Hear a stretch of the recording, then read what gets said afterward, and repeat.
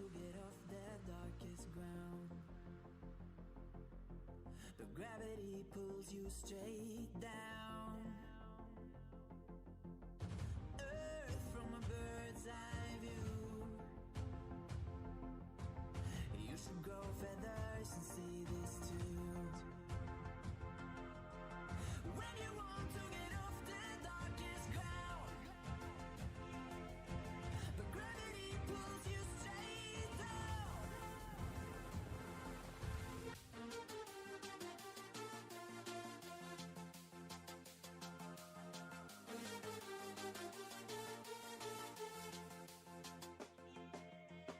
When you want to get off the darkest ground,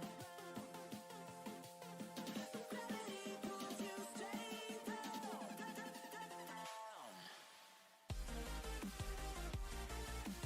Clear sky.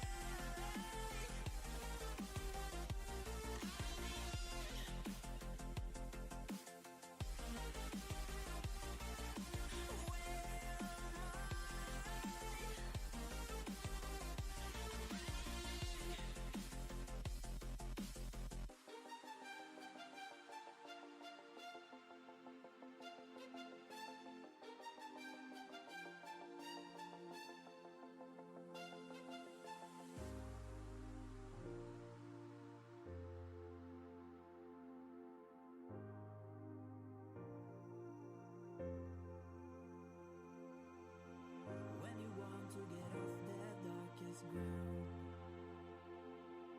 the gravity pulls you straight down. Earth from a bird's eye view. You should grow feathers and see this too. When you want to get off the darkest ground, the gravity pulls you straight down.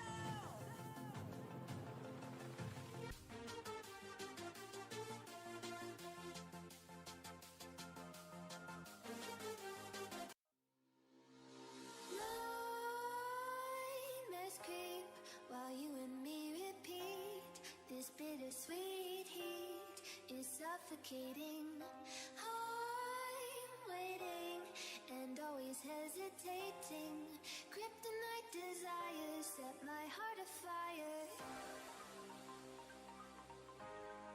Heart on fire. Set my heart afire.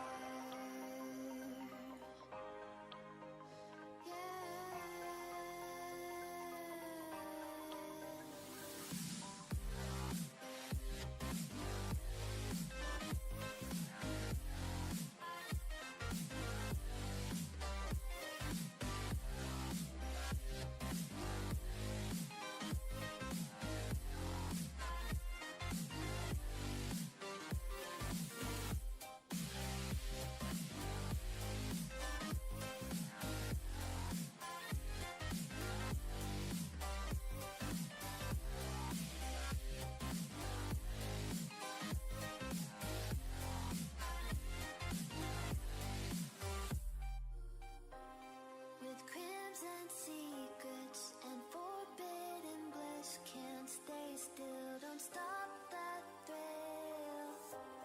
My bones crave your skin, temptation within, mistakes ignite the silence. Nightmares creep while you and me repeat. This bittersweet heat is suffocating. I'm waiting and always hesitating. Kryptonite desires set my heart afire. Good evening, ladies and gentlemen. The long-awaited time has finally arrived. The Singapore Comic-Con at Asia Esports Festival Dota 2 Community Tournament has finally begun. I'm Hades, and with me my co-caster, Masaki. What's up, dude?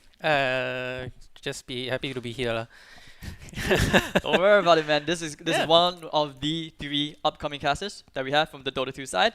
And of course, we have our first game, It's gonna be a lot of familiar names for those of you. I see you guys in Twitch chat already at Esports Entertainment Asia on the Twitch channel.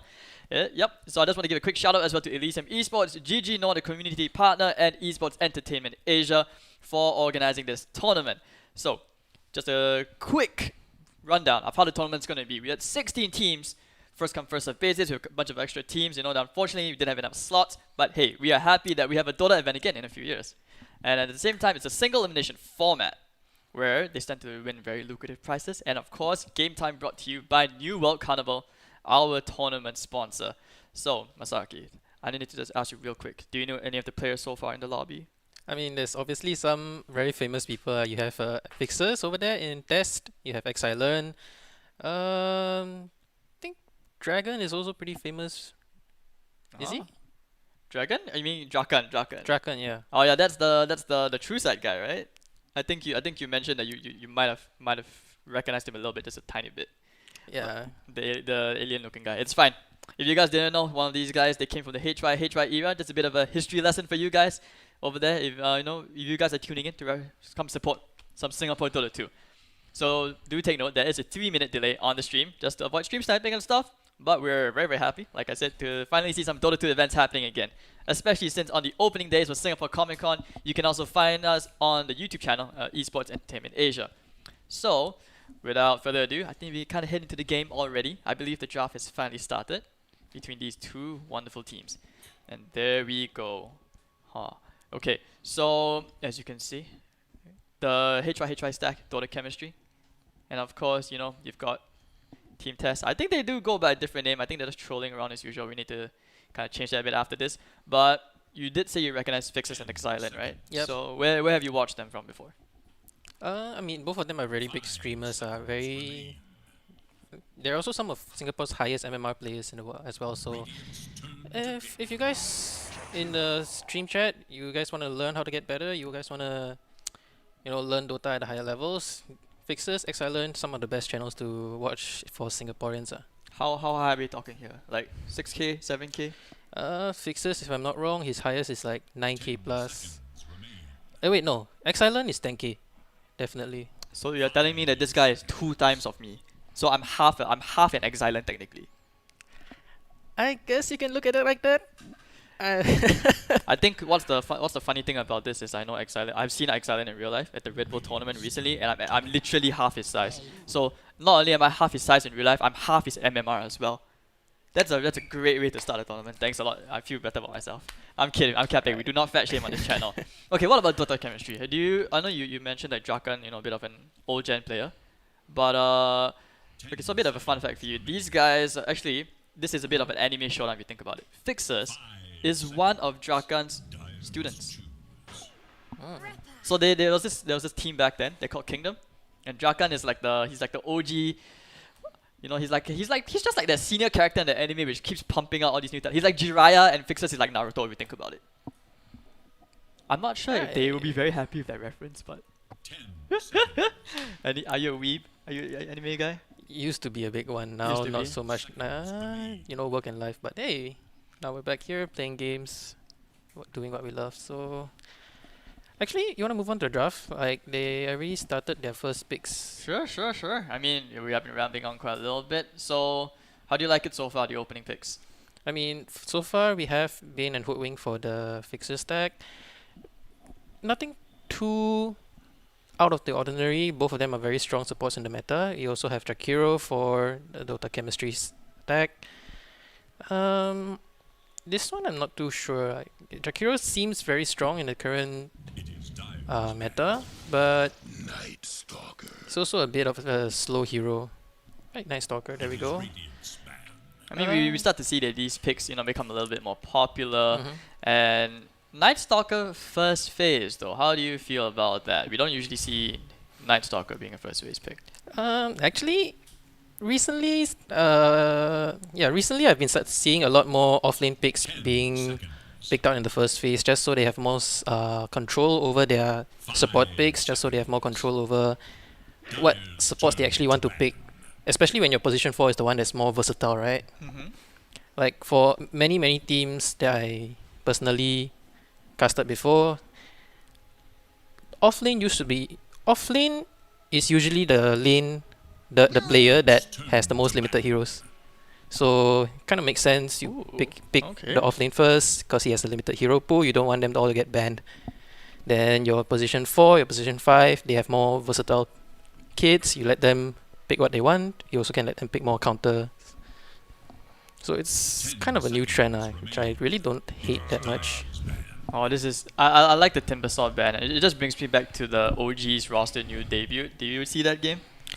No, actually. A lot of memes about it apparently. So like the new 16-year-old prodigy who plays Oh, Timbersaw and he bought Manta style out of nowhere, and everyone. I remember on Twitter, the Western community, the EU audience going like, "This kid just destroyed Team Secret," and yeah, now I can see why they banned it. yeah, I did not watch that game, but I did see the backlash on Twitter about it. Oh right, the That's one pretty between funny. Puppy, right? Oh, that's how you win TI, guys. OG have found the winning formula. Get flamed by Puppy, just like Thompson did, and then you win TI. It's that simple. So you just gotta get to an MMR high enough to play against Puppy. It's a long way to go, but It's alright, man. It's alright, man. I mean, who has time to play rank? I mean, thankfully, thanks to COVID, we did see the resurgence of the the Dota 2 scene in Singapore. A lot more players climbing the leaderboard. I believe in a part of the 16 teams, there are a lot more of these Dota players from Singapore that actually have been climbing the leaderboard. Some notably, like I think there's this offlane spammer, J-Dog or something, yeah. the Brewmaster spammer and all that. But yeah, so just moving on. Before we move on back into the draft, the Draken Stack also, he actually, even though he's an OG member, he also had a reputation. So he was kind of known as that one of those captains that he liked to draft all these very non-meta heroes. So before, Spirit Breaker was like a popular hero, which is kind of nice now if you think about it. It's a nice hero now in the meta, but he used to be the only guy that would pick Spirit Breaker. That is extremely interesting. Right. Okay. Oh my god! I feel like the teacher who's boring the student at this point. Definitely not bored here. So, learning new things every day. Oh, just as we mentioned it. Hey, what a big surprise. So wait, Although- Spirit Breaker offlane? Probably, yeah. I think Spirit Breaker actually wants to be an offlane nowadays because you really kind of want farm on him.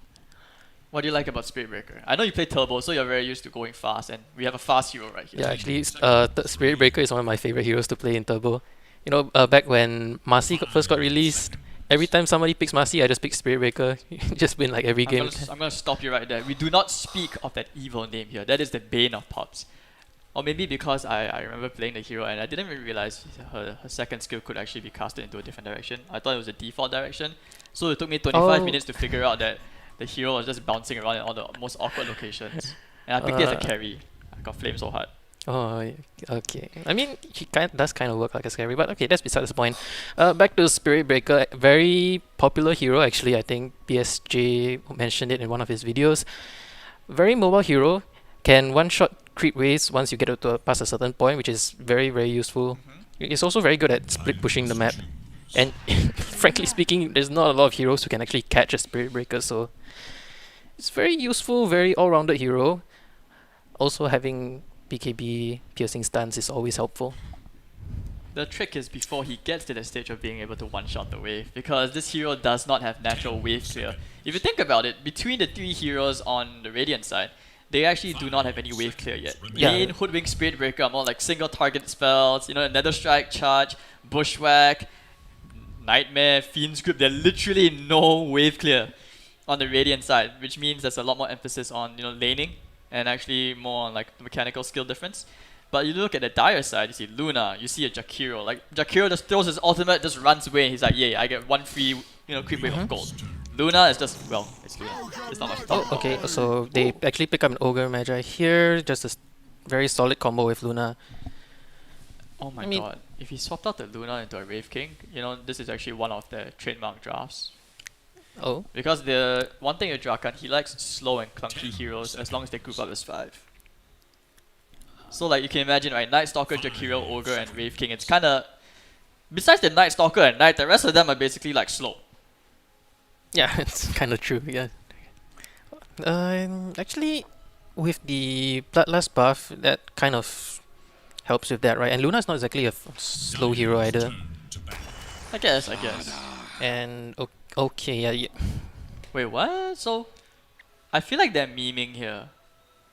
Wait, what? Could it be a Spirit Breaker mid? I've seen that before. I Oh my- don't know how strong that is. Wait, really? I would love to see that. The only time I've ever seen that is when we hard played Spirit Breaker mid. I've never ever seen it in a competitive TPC game. Yeah. Other than that. Never in a DPC game have I seen it. But Spirit Breaker definitely- carry, dude. Spirit Breaker carry. may also possible. Spirit Breaker is very versatile, but if you pick Spirit Breaker as a carry, you kind of need a scaling mid. Magnus. You don't forget, Exilen is literally the Singapore's son of Magnus. This guy hit that high rank. You know, I think he's like rank 12, rank 13 now, and he hit that rank, you know, playing Magnus. That is a fair point, indeed. And actually, okay, Wind Ranger being banned out is, I think, Exilen spamming Wind Ranger pretty recently. Oh yes, you're very right about that. Have you been stalking his games? I've been watching his stream. So Oh, like I said, so you are an Exilen fanboy. no. It's okay. I will not expose you. You already did, so. Okay! Exilen fanboys, where are the Fixers Yeah. fanboys who get angry at this? Or is Betty in chat? I can't see Twitch chat, but if Betty is in chat, the Betty fanboys are in chat. Let's give some hands up, some ayayas for Fixers, because after all, we do need them. I like how the Fixers and the Exilen fanboys were usually once in a while butt hits. It's kind of cute. It's like- Okay, that I did not know, but yeah. Wait, really? yeah, during the Red Bull tournament, I remember they were talking about kind that. of makes a little sense. bit. Yeah. I mean, Red Bull tournament stuff. Okay, wait, hold on. So just also a quick bit of info for you guys watching. Apparently, it was really nice of New World Carnival to also provide, the free game time for all the participants of the Singapore Comic-Con Online Dota 2 tournament. So a huge shout out to them. You can definitely check them out, at the nice fresh outlet at Somerset. It's huge. It's literally half the second floor, which I never knew that was possible because that's pretty insane. Imagine if you had a LAN cafe which was like half an entire floor of a mall. I mean, do you remember the old challenges at Funan? Oh yeah. Wait, That was it that big? The challenges at Funan, the old one took the entire floor. Why does it feel like you know more about Funan than the old Funan? This was the old Funan, right? Yeah, the old Funan. Wow, how come I don't remember that? Am I a pirated Singaporean? I guess I'll be the tour. I'll be the tourist and you be the tour guide. Anything I else? used to go out there all the time just because, when I was young, they have games there. Ah, yes. Okay. Wait, what? Oh, Your poseo? Forgot to take medicine? Sir? that is bossy. That is very, very farm intensive if you think about it. It's like Sniper, Luna, 2 farm intensive heroes, which means there's a lot of stress on Night Stalker, and you don't exactly have a position for that initiates, you know what I mean? Like it's a lot of pressure on the Night Stalker to literally run in. So it will be a Spirit Breaker carry. Oh my god, yes! The Yeah. memes! But on the other hand, you also have Sniper's Aghanims now, which lets him have a lot of control. So if Sniper goes for the control build, actually, if I think about it, Dota chemistry has a lot of lockdown there. Oh wait, it's not a Spirit Breaker. It's not a Spirit Breaker carry. It's a Hoodwink carry. Wait, Because what? WB is a carry player. He's Oh. like a 7 to 8k carry players, and I know that Dan is a support player with Ayaga. He's always been a Bane player. Bane, ET, Jakiro, Oracle, especially known for his Oracle and Kodo at the high Mama pubs. So Hoodwink carry, which makes sense because I mentioned earlier on that Hoodwink cannot really clear ways for himself. Yeah, but once he gets a Maelstrom, he just... Yeah, and the levels as well. The Yeah. farm priority. I think that makes sense, but how the Charlie Chocolate Factory does Hoodwink actually lane against Night Stalker and... Wait, what? Night Stalker, probably Night Stalker No. Jakiro, right? Wait. I think it's a Jakiro mid. It's Wait. a Sniper and Ogre support. Wait, what? That Why they're swapping the roles all over? I know Braver, who is Fragnity, he usually plays the carry role. I know Drakan's usually playing the support. He's definitely not playing mid. Unless by some chance these guys are messing around and they're doing like a... Okay, if you have to think at the top of your head, which team in the DPC, in the pro scene, does the most funkiest stuff with drafts? I mean, definitely used to be OG. Used You to still be remember? You still remember the game we crit when AM carry? Miracle when Oh, Lion spot. yes. Or what about like the time where Wings Gaming, for example, they play all the weird stuff. Yeah. That too. But oh my god, alright, ladies and gentlemen, there we go. The first game of the Singapore Comic-Con Online and Asia Esports Festival will finally And- begin. Okay, here we go. Oh no. The spectator bug. What is this? Okay, I think I know what's going on. Okay, we're just gonna quickly take the time to sort this out. The fog between both teams. We do apologize for this. Not sure what's happening here. Spectator. Yeah, for some reason the fog of both teams not really working out. But there we go. There we go. Now it works. Yeah, just a bit of a bug from early on. But Ayaga immediately running in. You know, just tossing out that wall to block out the camp. So who is actually going mid? Yeah. Oh, it is Drakan mid. Wait, what? Fragmenty off lane. Also, they are sticking to their roles. Okay, it's nothing funky. It's just, well, that. Oh, they just changed their roles around. But hey, on the other hand, Who at are you least one favoring? team is going funky. Okay, so who are you favoring currently from the drafts? Actually, it's very hard to say. Judging from the lanes, I think.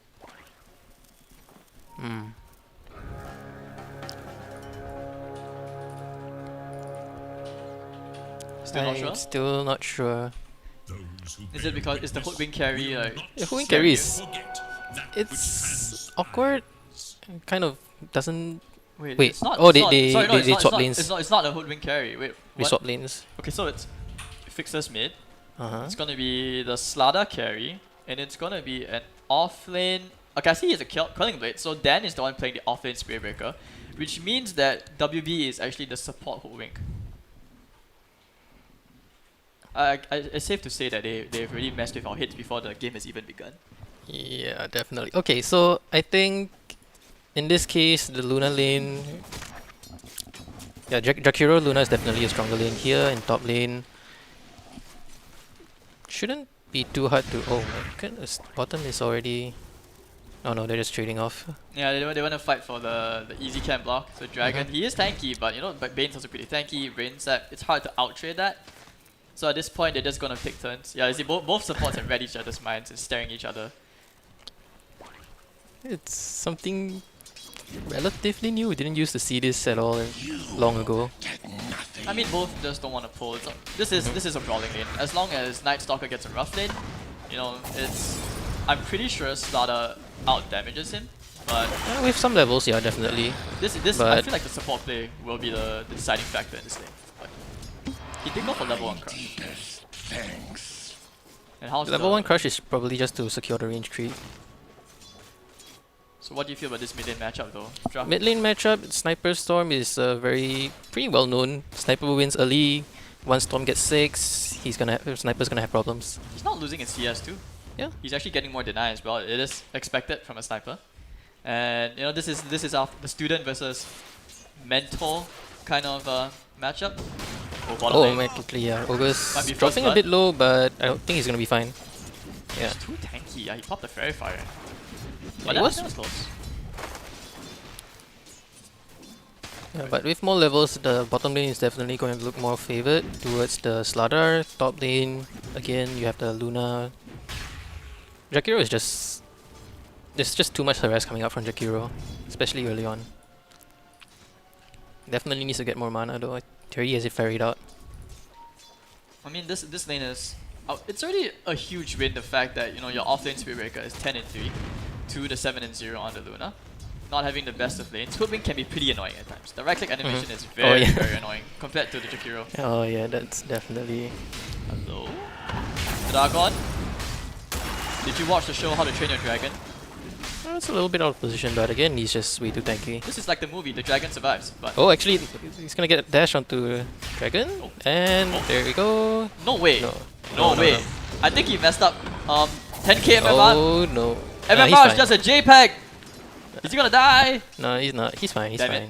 fine. We're Yeah, this close. with Bane here in the action, I don't think either one of them wants to die. So both teams just gonna play it safe. Meanwhile, Hoodwink actually getting a bash. 17%. There's no bash coming out. 17%? There's no bash coming out. A lot of close shaves happening already in the laning phase, and you know no one's dying. But hello, middle of lanes. Fixers also falling a bit low to Drakan Sniper. Yeah, but yeah, it's a very normal thing. You're really not that scared of Sniper. He just has to survive, right? The key Mhm. part is to survive. Survive, get to level 6 attack. Oh my. Our Exilant carry, sir. He's gonna try and turn around. Dragon has no mana for I this. feel Oh, like there he we go. There's messes the up mango. here, right? Oh! Yeah, MMR is just a JPEG number. It doesn't matter that he's like at least 3000 MMR higher than off-lane Night Stalker. If you're playing Slada carry, this is why don't play Slada carry, guys. Note to self, don't play Slada carry. Like what Jarkan's doing. He doesn't even want to get the root, he just wants to deny it. Yeah. Fixes does have his bottle already, right? So it's more valuable to make sure Fixers doesn't get the bottle charges. And Sniper is not exactly a hero that requires a bottle. Mm-hmm. So in that sense, denying the water rune is not the biggest loss. Now it's about to see whether the shrapnel usage will actually win him the lane even further. But strangely enough, despite that tiny show of dominance, we see that the Fixers is actually climbed ahead in the CS and will continue to do so from the jungle. Have you seen this soaring though before? Oh yeah, it's actually...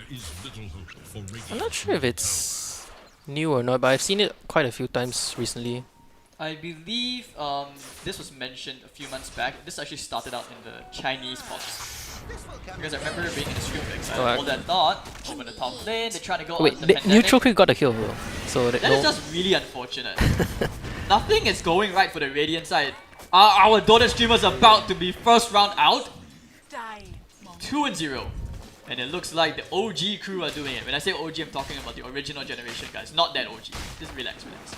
We would like to see, a Singapore OG, but it's not too late. No tell if you're watching the stream. Exilent is looking for team. Fixers 2, I believe. just a casual. Casual. But I do believe they are still relatively even. Oh, actually, here's a charge going on to Luna. Luna's pretty low on mana, but is there a bushwhack coming out? There we go. Oh, that actually connected.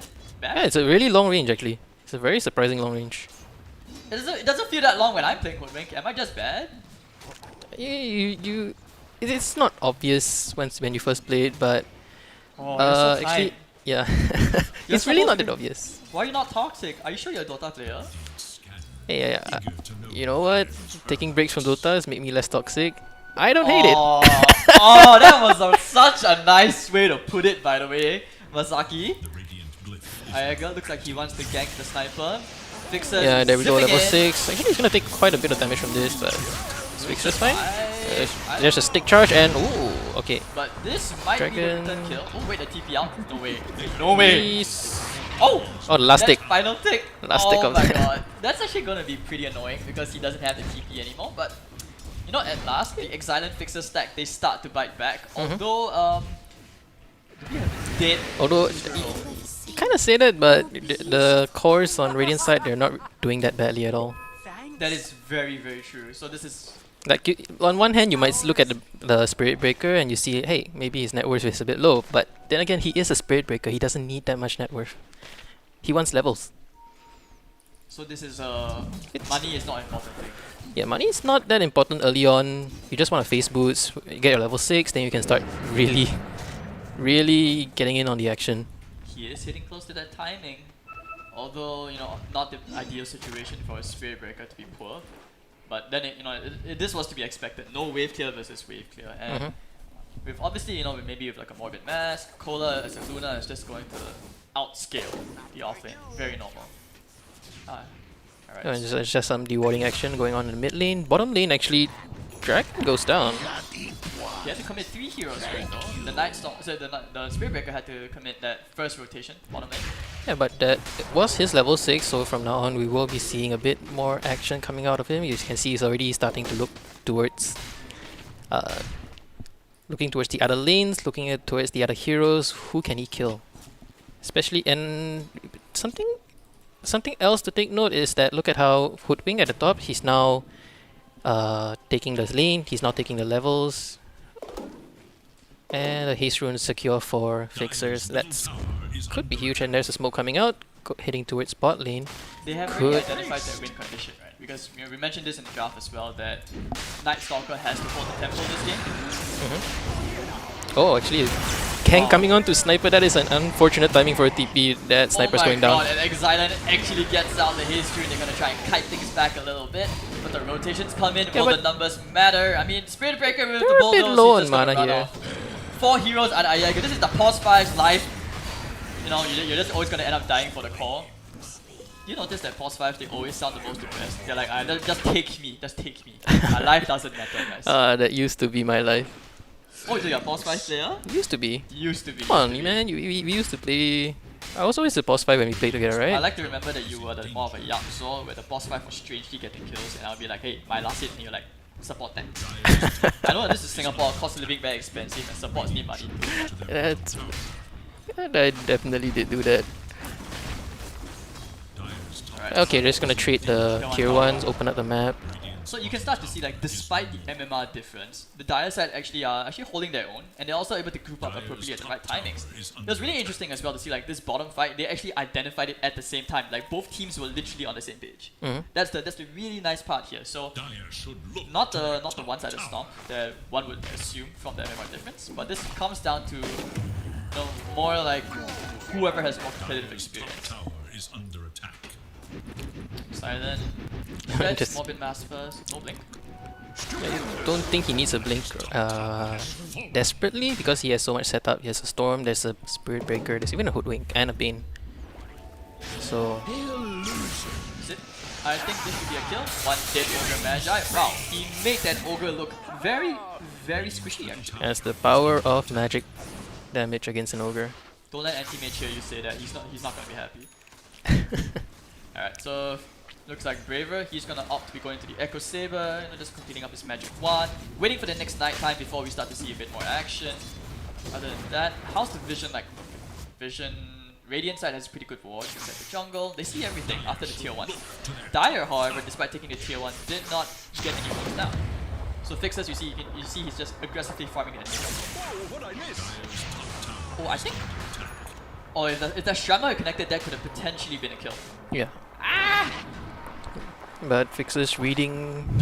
I think there wasn't even a camp there, so there's no reason for Fixes to actually head to the camp. So But Sniper didn't know that. Oh, I think Iagger gonna hold him in spot, just mess with him a little bit. He has the Fiend script, we haven't seen that yet. Actually, one thing about Bane, which is really good against the current. oh, there is just as you said that. Okay, I'm so there's the sorry, hoodwink. I jinxed him. Is there a counter kill maybe? Oh, he has Possibly, no mana. there's He has no mana. Oh, the gonna be hate! a One double goes kill. down, double for the Luna, and that should be a tier 1 tower. Jakiro, Ogre Magi, this is gonna be an overpowered Luna, you do realize that. Definitely. This Luna is gonna be huge eventually. Actually, he's already starting to look huge. Yep, 11 minutes in, the Tread to the Morphin Mask, and of course the casual Mango from the shovel. Oh, but Hoodwink is actually gonna chase them away, or there's no way, right? I think he's just stalling the wave. He did go for 4 points. But Yeah. pretty nice spell. The stun can be pretty annoying at times. Stun is annoying. It actually does a lot of damage as well. Like, I always underestimate how annoying the Hoodwink can be, even when playing it. Like, you'll just start to see the hero's HP like disappear. Yeah, it always surprises me how much damage a Hoodwink can actually pump out every single time I play, even though I pretty much see it in every single week. How's our beloved Space Cow? Oh, actually, he went for the.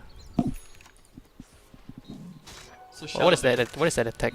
Is he going with Shadow Blade first or Echo Saber? Because usually you want to go for some kind of mana regen, which is the Echo Saber. He didn't have the best lane, so Shadowblade is the more optimal thing because he needs to be more proactive on the map as it is.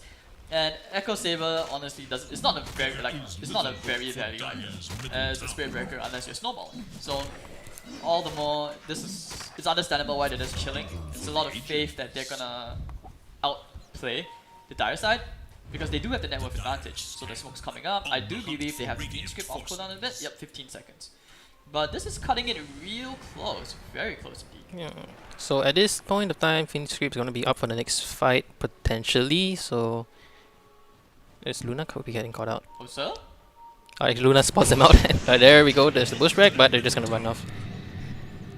And Batman's just gonna pop his nighttime. They are looking for the chase, but immediately the movement towards the right, and they're cutting it real close, real close. You can tell that Radiant wants to play around the ancient stacks. It's just a double stack, so lots of space. Mr. Exilent just wants to get his key items up, which would be the Echo Saber. He's very close to it. Actually, However, there's a double stop also. yeah, Dire is just like cool. Sorry. Even trying to give the kill to the Luna. I'm sorry, Bane. Are you really sorry though? I always feel for the support players, man. You say that, but your face is like grinning away. You're like, you're very sadistic. I see that side of you happening right here. Why? Don't pretend. Unleash your inner darkness. Nah, you gotta stay positive at times, you know. Especially in this scenario, you're the bad cop, I'm the good cop. Come on. What? Life. Alright, so they're trying to blow Another- a bit. Sniper down. That's a pretty big kill. They dropped the Macropire as well. Storm Spirit can't really get anywhere. Actually manages to zip out with the Soul Ring. Nice TP out, and that's gonna be a huge pain in the ass because they committed so much. But hopefully the dire side is finally able to take you know, some momentum into this game because the net worth advantage is still favoring the Radiant. Yeah, especially which team do you think scales better into the late game? Like on one hand you have the Luna, but you also have a Bara on the other hand. I mean, it's Luna Sniper, right? Like these two heroes are very good at late game. Yeah, but so is Spirit Breaker. And Spirit Breaker late game is some of the most annoying things I've ever seen.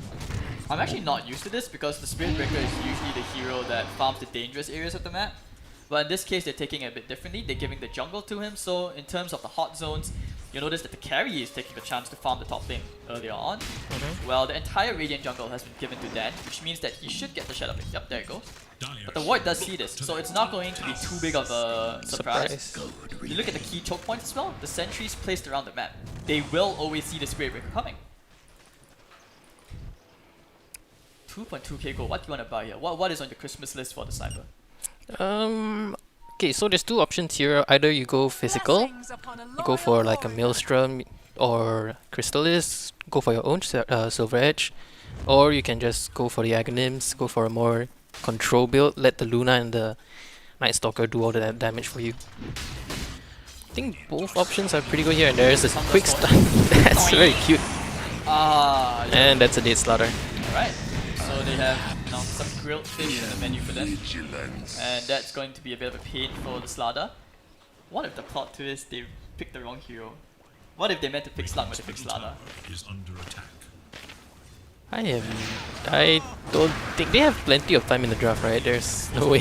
I mean, some people, you know, they type in SLA and then you're like, you want to click the first few, you just press enter. And sometimes like you just end up getting a Slada instead. SLA, it's very close because Slada comes before Slug. SLA. Actually, a charge coming on to the Night Stalker. It's actually going to Whoa. connect. But it's not going to do anything. They put the sentry down. It does block the camp as well. Oh, there we go. Zip in. Looks like they want to definitely get the kill here. And Night Stalker. Oh my goodness. In the shrapnel, the silence. Fixus goes down. Pandemic. Well, there's one Pandemic that's going to be taken out. And of course, Drakan with the double kill. The Sniper has 3 damage everywhere. The Eclipse is not going to matter because he's already dead. It's a 2-for-2 trade. Drakan's going to hold his ground. Exilin also going down here. The Ogre Magi is doing so much work. Oh, Drakan that's is a triple. big bash. And then he did go unlucky bash, but will it be his final bash? They need a way to cancel the TP. They will with the stun from the Ogre Magi. It's going to be a full team wipe for the Cost of Fury. So Night Stalker and Ogre Magi getting the farm. Is this what we call support tax again? Pretty much. I mean, Night Stalker is kind of a position 3 here, so not really. Is in danger. I mean, it's still okay, right? A scary Night Stalker will be very, very annoying for the Storm Spirit until he gets a BKB, of course. Yeah. Oh, he did pop the read. Oh, he didn't have the read here. That was on the Night Stalker. But 14-9, strangely close game here. And I'm very excited for who takes Roshan, you think about it. Because, yes, they have the Slada, but the right clickers for physical damage all belong to the dire side. And it's actually not that hard for Dire to take Roshan either because of all the attack slow coming from Dire's middle tower. Jakiro. Okay, okay. So I have to ask you now, who do you think has better team fight between the two? It's like, because for me, I feel it's very even. Currently, as it stands, Dire team has the better team fight, especially during nighttime. Like you have the vision control, you have a lot more stuns. Once the Spirit Breaker is the key team fight. Okay, there's a fight. Yeah, and okay, that's one kill. Pretty good because he did get the killing spree. They put another sentry down in case the Spirit Breaker runs away. Bushwhack's gonna miss. Ice Path is also gonna miss. And Iager, he is toddling in as that Bane, but looks like they won't be able to catch anybody. Pretty sure they're pretty content with the Night Stalker pick right there. Slow down his timing a little bit, especially because it's nighttime. Yeah, and I was saying just now, the Spirit Breaker is going to be the key factor when it comes to Radiant's team fight here. So once Spirit Breaker gets his items up, once he gets his Aghanims, once he gets his BKB timing, he's going to be a monster in team fights. Is he not a monster yet? No. So what is he now? Is he like the the baby Like animal? he's kind of like a small baby shark. You kind of still have to watch out for him, but you're not that scared of him yet. Oh no! Don't start that evil. I know what you were planning to finish it off there. I could see it in your eyes. How do you feel about the Hook Wing pick now? Is it as impactful as you thought it would be? It's still hard to tell. Like every time I put Hoodwing down, The triangle, they were contesting the stacks. Looks like that's 2 down on the side of the Radiant. Fixers will get 1 swipe kill, like a drive-through, and it pays off. But Drakan, he's actually going for the catch build. I like this Aghanim Scepter. This is very, very good against Storm. It's good stats, and not to mention, with that mini stun from the Assassinate, the quick cast time. it's not even a mini stun anymore. It's like a 1.5 second stun or something. But that would be enough, right? Especially for like Yeah. the Ogre who has a long range stun, the Ogre Magi, as long as you are in the area of the Aether Lens especially. Also, you have the very, very sure Night Stalker is going to pick up a blink eventually. So there's also that coming up. Lots of control. So as you can see, Storm Spirit has a lot of pressure to pick up that BKB timing. Otherwise, he's just going to keep dying to the Night Stalker. It's like a one-way trip. Okay, we need our Space Cow to YOLO in and, well, be the meat shield for the Radiant. We have yet to see a 5-on-5 team fight yet. It feels like so far it's been one team taking initiative and the other being caught off guard, because clearly both teams are playing to different timing strengths. And advantage currently still lies a bit to the Dire side. We haven't yet to take the top T1 from the Radiant, and that's where you can see, this is where you can feel like the Radiant are still pretty content. At least they still have jungle control. there we go. Luna! Oh, this could actually Nice be talk. the death of the Storm Spirit, but hey, that silence is not doing too much. They do get the kill and the EXP before he goes down. Then, this is the one-way trip we talked about, and this is where the BKBs are so much needed. The immediate TP outs from the Hoodwink. It feels bad. 2 calls for 1 call. That's also a very fast reaction, but they're all around the area. It's just unfortunate. It's pretty interesting as well how like Radiant are just refusing to farm their own jungle. I mean, they're just assuming at this point that the Radiant side has wards in their jungle. It's not safe. It's better to farm around each other. And that's where the hierarchy of farm comes into play. Who gets what resources? Because they only summon the resources on the map. Yeah, so right now it's gonna be very annoying, but hey, Bane is already starting to ward up or starting to get control of the Dire jungle. So it's just freeing up some space for the Slaughter to farm. Is that Slaughter's BKB? Yes, his BKB is about to be flying in. He has the Ogre Axe on the way and the Courier. And Luna does not have a BKB yet, actually opting to go for the Lance, Mask of Madness, and the Yasha. Yeah, there's some stats and I believe they want to Is catch that the Hoodwink? Hoodwink. oh, the stun misses and Hoodwink's actually gonna get out. That's slow though. That's the slow from the Acorn shot. Actually saving his life there. It's just unfortunate about that timing on the ice path. Just a little bit sooner would have been real nice. Get a bit caught up. But in the long Oh, actually run, Starter's this taking Roshan right now. Yeah, and this is what we meant by Radiant having, a really good Roche lineup. And Storm Spirit, with the Aghanim, it doesn't matter if he dies or not to the Night Stalker. He doesn't have his Dark Ascension yet, 30 more seconds. Could be a tiny, opening of opportunity for the Radiant side. Oh, I wonder if Radiant. No, it doesn't matter now, but Vixer was blocking off the mid wave for a while. I wonder if Dire noticed that. I mean, for now, Radiant will have to play on the back foot because they know that with the Aegis on the Storm Spirit, you definitely want to not get picked off right now. There's nothing scarier for them, I feel, than a fat Storm Spirit at this point.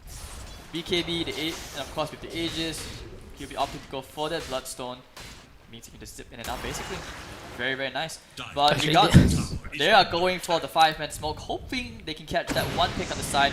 They pop the Dark Ascension, running all the way into the north. But we're okay with the Assassinate. Maybe they can catch Iago first. Quick ultimate. Yep, the pause 5 will go down. Storm Spirit wants to go back in. Jumps onto the Sniper. But Draken, he doesn't know that he's being stalked, or does he? Yep, he's gonna get bashed all the way down, and looks like it will be a big win for now, as the Aegis is still up. Dragon also about to go down here. Nothing that the Night Stalker can do. Luna without the BKB just has to run away helplessly. Has to go back and farm right now. So that was the much needed team fight that we get to see that pushes the momentum to the Radiant. Yeah, and hey, now that Spirit Breaker actually survived one single team fight, his net was finally up to par with the Dire cores, which definitely helps him. It's really cool how the Slaughter carry is actually out farming the Luna. Is the BKB enough though? Do you think it's enough? It has to be.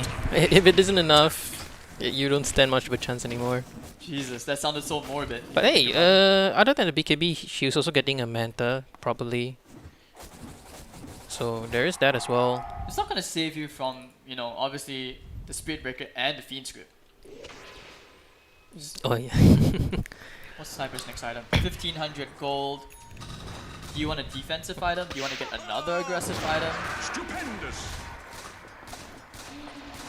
There's another charge coming on the Sniper. I think Dire is ready for this one, but are they ready enough? There's another 2 BKBs. The BKBs and the Bulldoze. It doesn't actually matter. They're like, alright, cool. We have more heroes on the map. Exiled cleans up the dragon, and now he's going for the next dragon. And this should be another kill, which means that Fixer's getting more and more gold towards that Bloodstone. So 18 to 20. The amount of kills does not reflect the actual story of what's happening in this game. And I do believe with the Fiend Script, they did catch the Luna. Oh my god, Happy Cola will not be too happy anymore. And a Nightmare on they even got to sleep onto the Night Stalker. That's 4 heroes down. It's going to be the team wipe, and they're going to give this kill away to the Spirit Breaker. Means more gold. Woohoo! 20 to 20. Well, scores tied. Net worth, not so much. Definitely speaking volumes of... I mean, Radiant definitely just chose the better fights here, right? For sure, for sure. I like how they were just dodging fights for a while until they, actually got some right items up, some items up. And like I mentioned, Exiled, he had a lot of free farm. Even the Spirit Breaker had a lot of free farm. And Dire weren't, there wasn't much they could do about it, especially with the 4-minute downtime on the Night Stalker every time Dark Ascension's down. And Fixers, he's gonna, oh my god, all the runes are in his favor, yeah? Arcane rune and 2 regen runes now? Then again, you have the luck on the runes that spawn, but you also have full map control, so you get the rune every single time anyway. So what's the comeback play here for Dire side? I mean, they have to find some way to catch out anyone, but like you want either one of the cores from the Radiant side, but all of them have BKBs now. It's gonna be incredibly difficult. Oh, the zip in, he wants to fade something out. He has the ADC, pops the BKB. Here comes the Spirit Breaker. Here's my friend. Is it enough? Yes, it is. Fixers looks like he may have just cost the Spirit Breaker's life, who actually TP's out! Oh my god, this guy has nerves of steel. And the Aegis has yet to be expended again. Oh, hold that thought. Just as I say that, Fixers, he wants to burn the Aegis now. I think he's okay to die. Braver, the Hoodwink ultimate misses, just barely shaving his wings.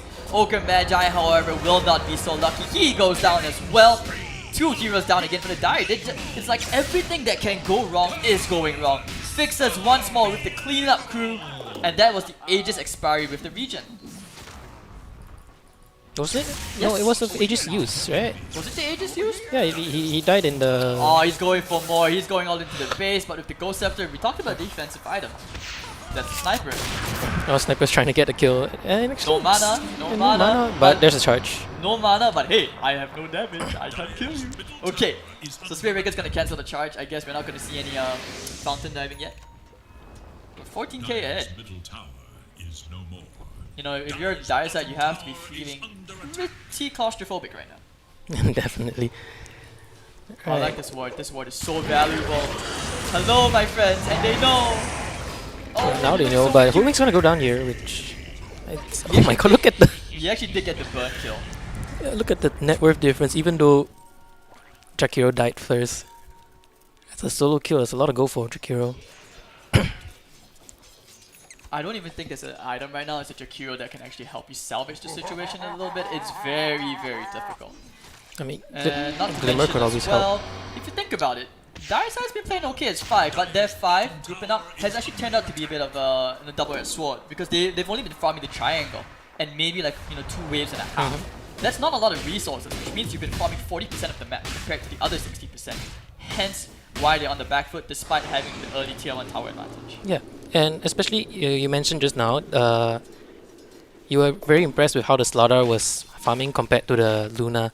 And actually, what you just said, it was a big reason. Like Slardar was farming the whole entire top half of the map. Luna was taking as 5s, trying to, be in fights. And Luna just didn't really farm as much as normally she would. Charge again for vision. Now they should know there's a ward up there. Pop the BKB. They want to go Was it straight a for little it. too late And the though? Fiend's Grip actually catching onto the beloved sniper. The buyback immediately comes out. They want to keep on fighting. Luna, what do you do, Luna? There's nothing you can do. 4 heroes down, make it a team wipe because the Night Stalker did buyback. Is this the beginning of the end? I actually think they can call GG right now. Ouch. Ouch. No, you gotta believe, bro. You gotta believe. The Comic-Con dream. No, the double bushback was very... Chef's kiss moment right there. Yeah. Woof, woof. Nothing but some good quality Dota right here. And they will take the tier 2, potentially force out a buyback. Very unlikely, but they will get some good chip damage out. One advantage for the Dire is that, they have better wave clear. Radiant doesn't have good tower hitters, especially for high ground. There's actually one more advantage here is that I think Luna Eclipse is down at the moment. Is it? Yeah, it's down, it's down. Yeah. So they have, 4 more ultimates. Luna is up now. They just get the tier 3 tower, they will survive. Braver was thinking of going back in. Doesn't have the BKB yet though, but the counter smoke, they want to go back in right now. And hello, that's a dieback on the Night Stalker. Slaughter very, very low. His BKB is still caught on 2 seconds, but the Assassinate will clean him off. So it's going to be a nice 1-for-1 trade. And I do believe they did catch somebody. The Spirit Breaker once again at the TP out. This guy has been getting away for every single thing. Oh my god, that has to be so frustrating. I mean, that's the strength of Spirit Breaker right there. He's so tanky with a BKB, you can't kill him. And he knows that. He's taking a very good advantage of it. Just BKBs, TPs out immediately. There's nothing they can do. There's no Abyssal, there's no BKB piercing stun. And I'm pretty sure once he gets the plate mail, he is going to be unkillable. Armor is going to be so big. The charge, the zip, and ooh, that was so smooth. That's another chef kiss moment right there. So 31 to 22. If you move away the 1, it's a very, very nice Dota number. But we do not speak of that yet, because Xiao 8 currently being investigated, but not related to this tournament. And Hoodwink, so I believe he should be heading up to his next item. Actually opting for an Eye of Skadi. Is this an luxury item? I think that's probably just him saying, hey, we won this already, just give it to us. But why Skadi though? Let's take a moment to actually seriously consider this. Just a quick moment. Is this actually a good item though? I'm not used to seeing it on Hoodwink, so I would probably err towards no, but when you're this far ahead, you can pretty much build whatever you want, right? So you're saying if I got a rapier on a Hoodwink, it would be okay? At this point of time, I think yeah. Like, it doesn't matter if Luna gets a rapier anyway, because she's so squishy, you have a Bara. Sure, admin, can we please call the Hoodwink? I believe we are requesting a rapier pick just for content. And okay, looks like the Bane goes down. They did pop everything, and that's not the biggest loss for the Radiant, considering they are going back in. Here comes the charge, and of course they won't even need to pop the BKBs just yet. Buyback up from Jaeger, they want to turn this around. They should be able to. Looking for a Fiend Script, it is up. Can they catch anybody? That's another one down. Exiling, there's cleaning up shop the Fiend Script. I told you the BKB just does not matter. And that's going to be 3 down, 4 down. Can they make it 5? Drakan, your hopes and dreams crushed with the Slaughter Crush. And there we go. 36 to 23. 3 buybacks on the Dire side available. But this should be a maybe 1 later backs at best. At best, this is just Deacon Street Throw now. Why so negative? No, I thought you were good, Carl. Sir? No, I'm not. I don't mean Dire can call GG. I mean Radiant, they can just Throne right now. I mean, technically they don't have to call it GG, it's not over till it's over, right? Yeah. Famous last words in C. And alright, that's gonna be 2 lanes of Max. Why not just go Moonshard? He's already got the Hyperstone queued up. Spirit Breaker, actually going for a different item. He's actually going for Kaya Sanj. Wow. That's new. That's a not really new. It's more of a 7.30 thing. Storm just goes Sanj and Yasha for almost every game now. You mean Kaya-san? Akaya Sanjia. You had me worried for a moment there. Alright, this Night Stalker, there was a lot of pressure on him. 8. Oh, the Storm Spirit, they actually get the kill. Oh, that quadruple. They are looking for something. They do get the stun onto Ayaga, but Ayaga, he knew that his life was meant to be a distraction. And a successful distraction he will be. So the top lane of Rex completely butt exposed. And Radiant just walks away with, I would say, pretty big losses. No buybacks on these two. This is a very big opening. They want to try and catch the Hoodwink. The Assassinate will catch him in place. There goes the Lucent Beam. However, Radiant will walk away with the Aegis Snipe. So that's going to be a pretty even trade for now. 3 for an Aegis. And 2 lanes of Rax. Is it really even though? I mean, they are 26k gold. I'm trying to be optimistic. I'm supposed to be bad cop. Why are you taking my job? Oh, alright, so now They do get a double damage though. Yeah, that's pretty big on Luna. Luna is still not yet up to that scary stage of farm yet like we would like, yeah? Because if you think about it, after the BKB, not much real item progression. After BKB, she just wants to be as tanky, so she can go for maybe Butterfly, Satanic, or Skadi. I mean, I have seen Lunas where they actually forsake the Dragonlance. You just build straight into the Yasha, and then you basically start going to, like, say, the Daedalus. You know, that's where your shot comes into play, and it can be really scary. So the Dragonlance MOM is like a more Traditional. Yeah, it's a traditional way. It's the traditional textbook way. But at this point, it's starting to not matter what items you go for, just because of the amount of farm that he's been allocated. Oh, actually, a nice. Catch somebody, but you know, this Great Breaker, like you said, very tanky, also very annoying. The bulldoze just make sure you don't get stunned. Skadoosh, BKB, looks like he's actually manning up. And he charges away. Oh, the crush! Is there miscomp? He charged away to safety, but Exciting leads up the Jakiro. It's not gonna matter there. BKB, this Slaughter knows no fear. Happy Cola, the Fiend script catches him in place. This should be it. This should be the end. There's no way home.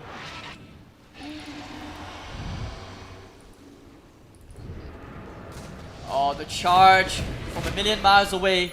Yeah, look at the From damage on East that. Coast to Jurong, and it looks like Night Stalker will also be going down here. No, gets away, but his BKB had to be popped defensively. Oh, is there gonna be another Goodbye quadruple? back. Stan, Oh, just- Stan will die here, but the bash onto it. Ooh, the Vortex! The RP!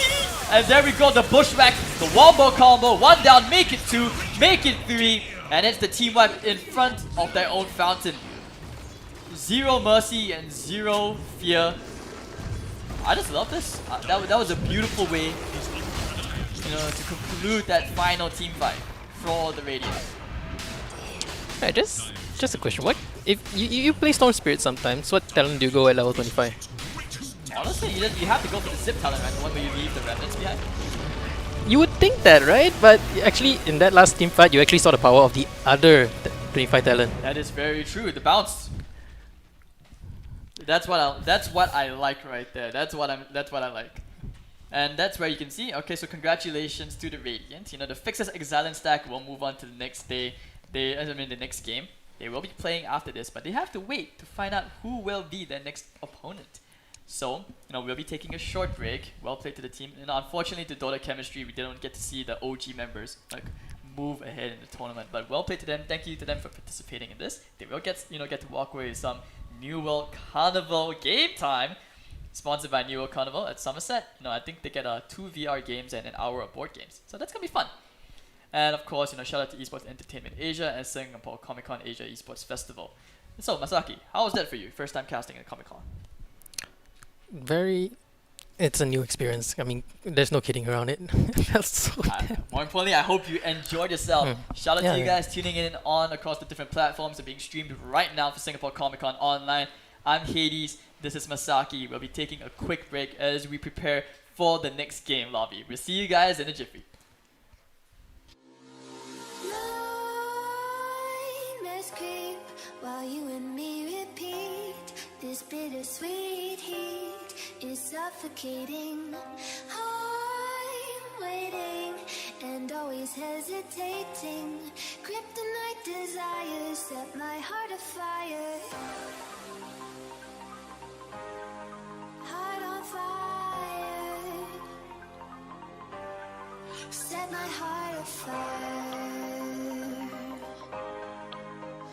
Yeah.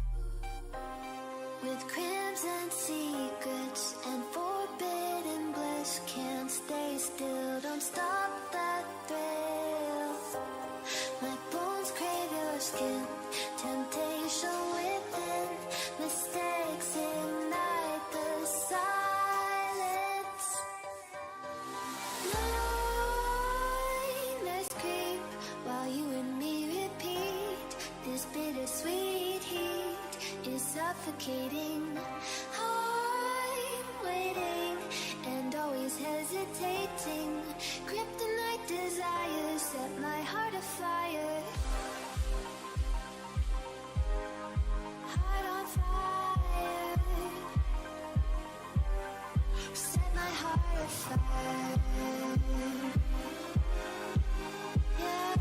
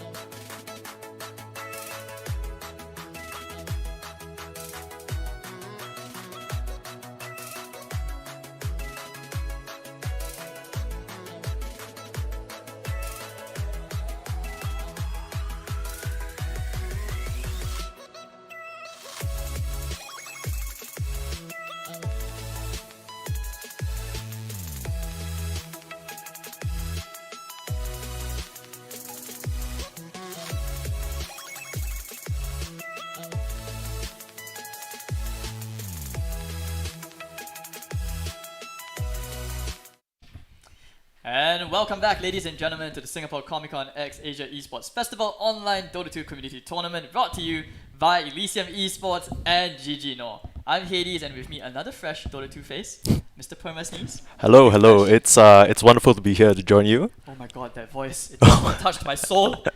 Okay, yeah, I don't think it's that serious, but hopefully we get the Dota that touches our soul. I think we're already in the lobby and all the players are ready, right? Yeah, we have Okami versus Peppy Frog. Are you a Peppy fanboy?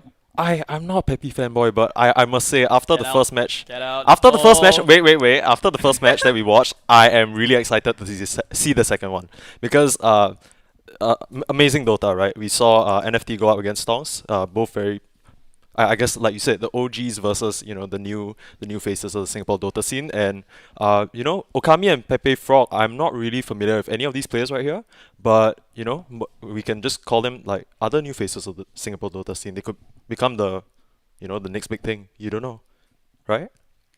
Is that too much to?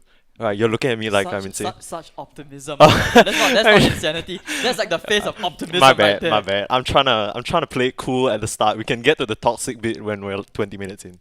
I'll be right there Love with that you. attitude. Alright, so this is Perma Sneeze, guys. If you guys didn't know who he is, you can check him out on his socials as well. And don't forget to follow Masaki also if you enjoyed his cast earlier on. And before we head into the draft, a huge shout out to our tournament sponsor, New World Carnival, who has agreed to also sponsor game time for all the participants of this Dota 2 community tournament, so they get VR time and of course some board game time, I believe. Yeah. So we're heading to the next game. I remember you said you don't really recognize the players, but you don't recognize Kway Teow. I thought you're Singaporean. Yes, no. No, I eat kway teow only. I never see them play Dota before. So you eat Kway Teow, but you don't look at the Kway Teow. You eat blindfolded. No, I eat the kway teow, but then it goes through my stomach, ma. Then the next time I see, I rather not look really. You know what I mean? But That's a good Dota wise, right? Still not very clear on their skills, but we have to see, because we have to see which side is getting cooked, lah. 5 seconds. Just based off the team alone, like I guess I love EXP coupon, Christmas mochi. So a lot of food themed names straight off the bat on Okami. Isn't mochi like a Japanese? Yeah, grill? mochi is like a dessert, right? Oh, it's a dessert, not Yeah. a Japanese grill. I'm sorry, I thought it was like a furry. I do not discriminate against furries, I just say. Fur- Okay, but Wait, arcade, isn't it? Wait, no, that's the other game. The other game. Oh my gosh. You need like the Peppy Frog Wii. Hey, you just scared me a little bit. Did I come to the right place? Not really, yeah. Okay. You're now one of my prisoners. Excellent. Yes. Masaki's over in the corner scratching his head. Yeah, he's just like looking at you like, thank God I dodged that. Yeah, Thank God that's over. questionable decisions were made, just like playing with Hades. Not so much showing our producer showing us You don't the. have to show me a picture of a mochi. You I know know what mochi. is. You know what? Yeah, you sounded so confused. I was a bit confused there. To ban.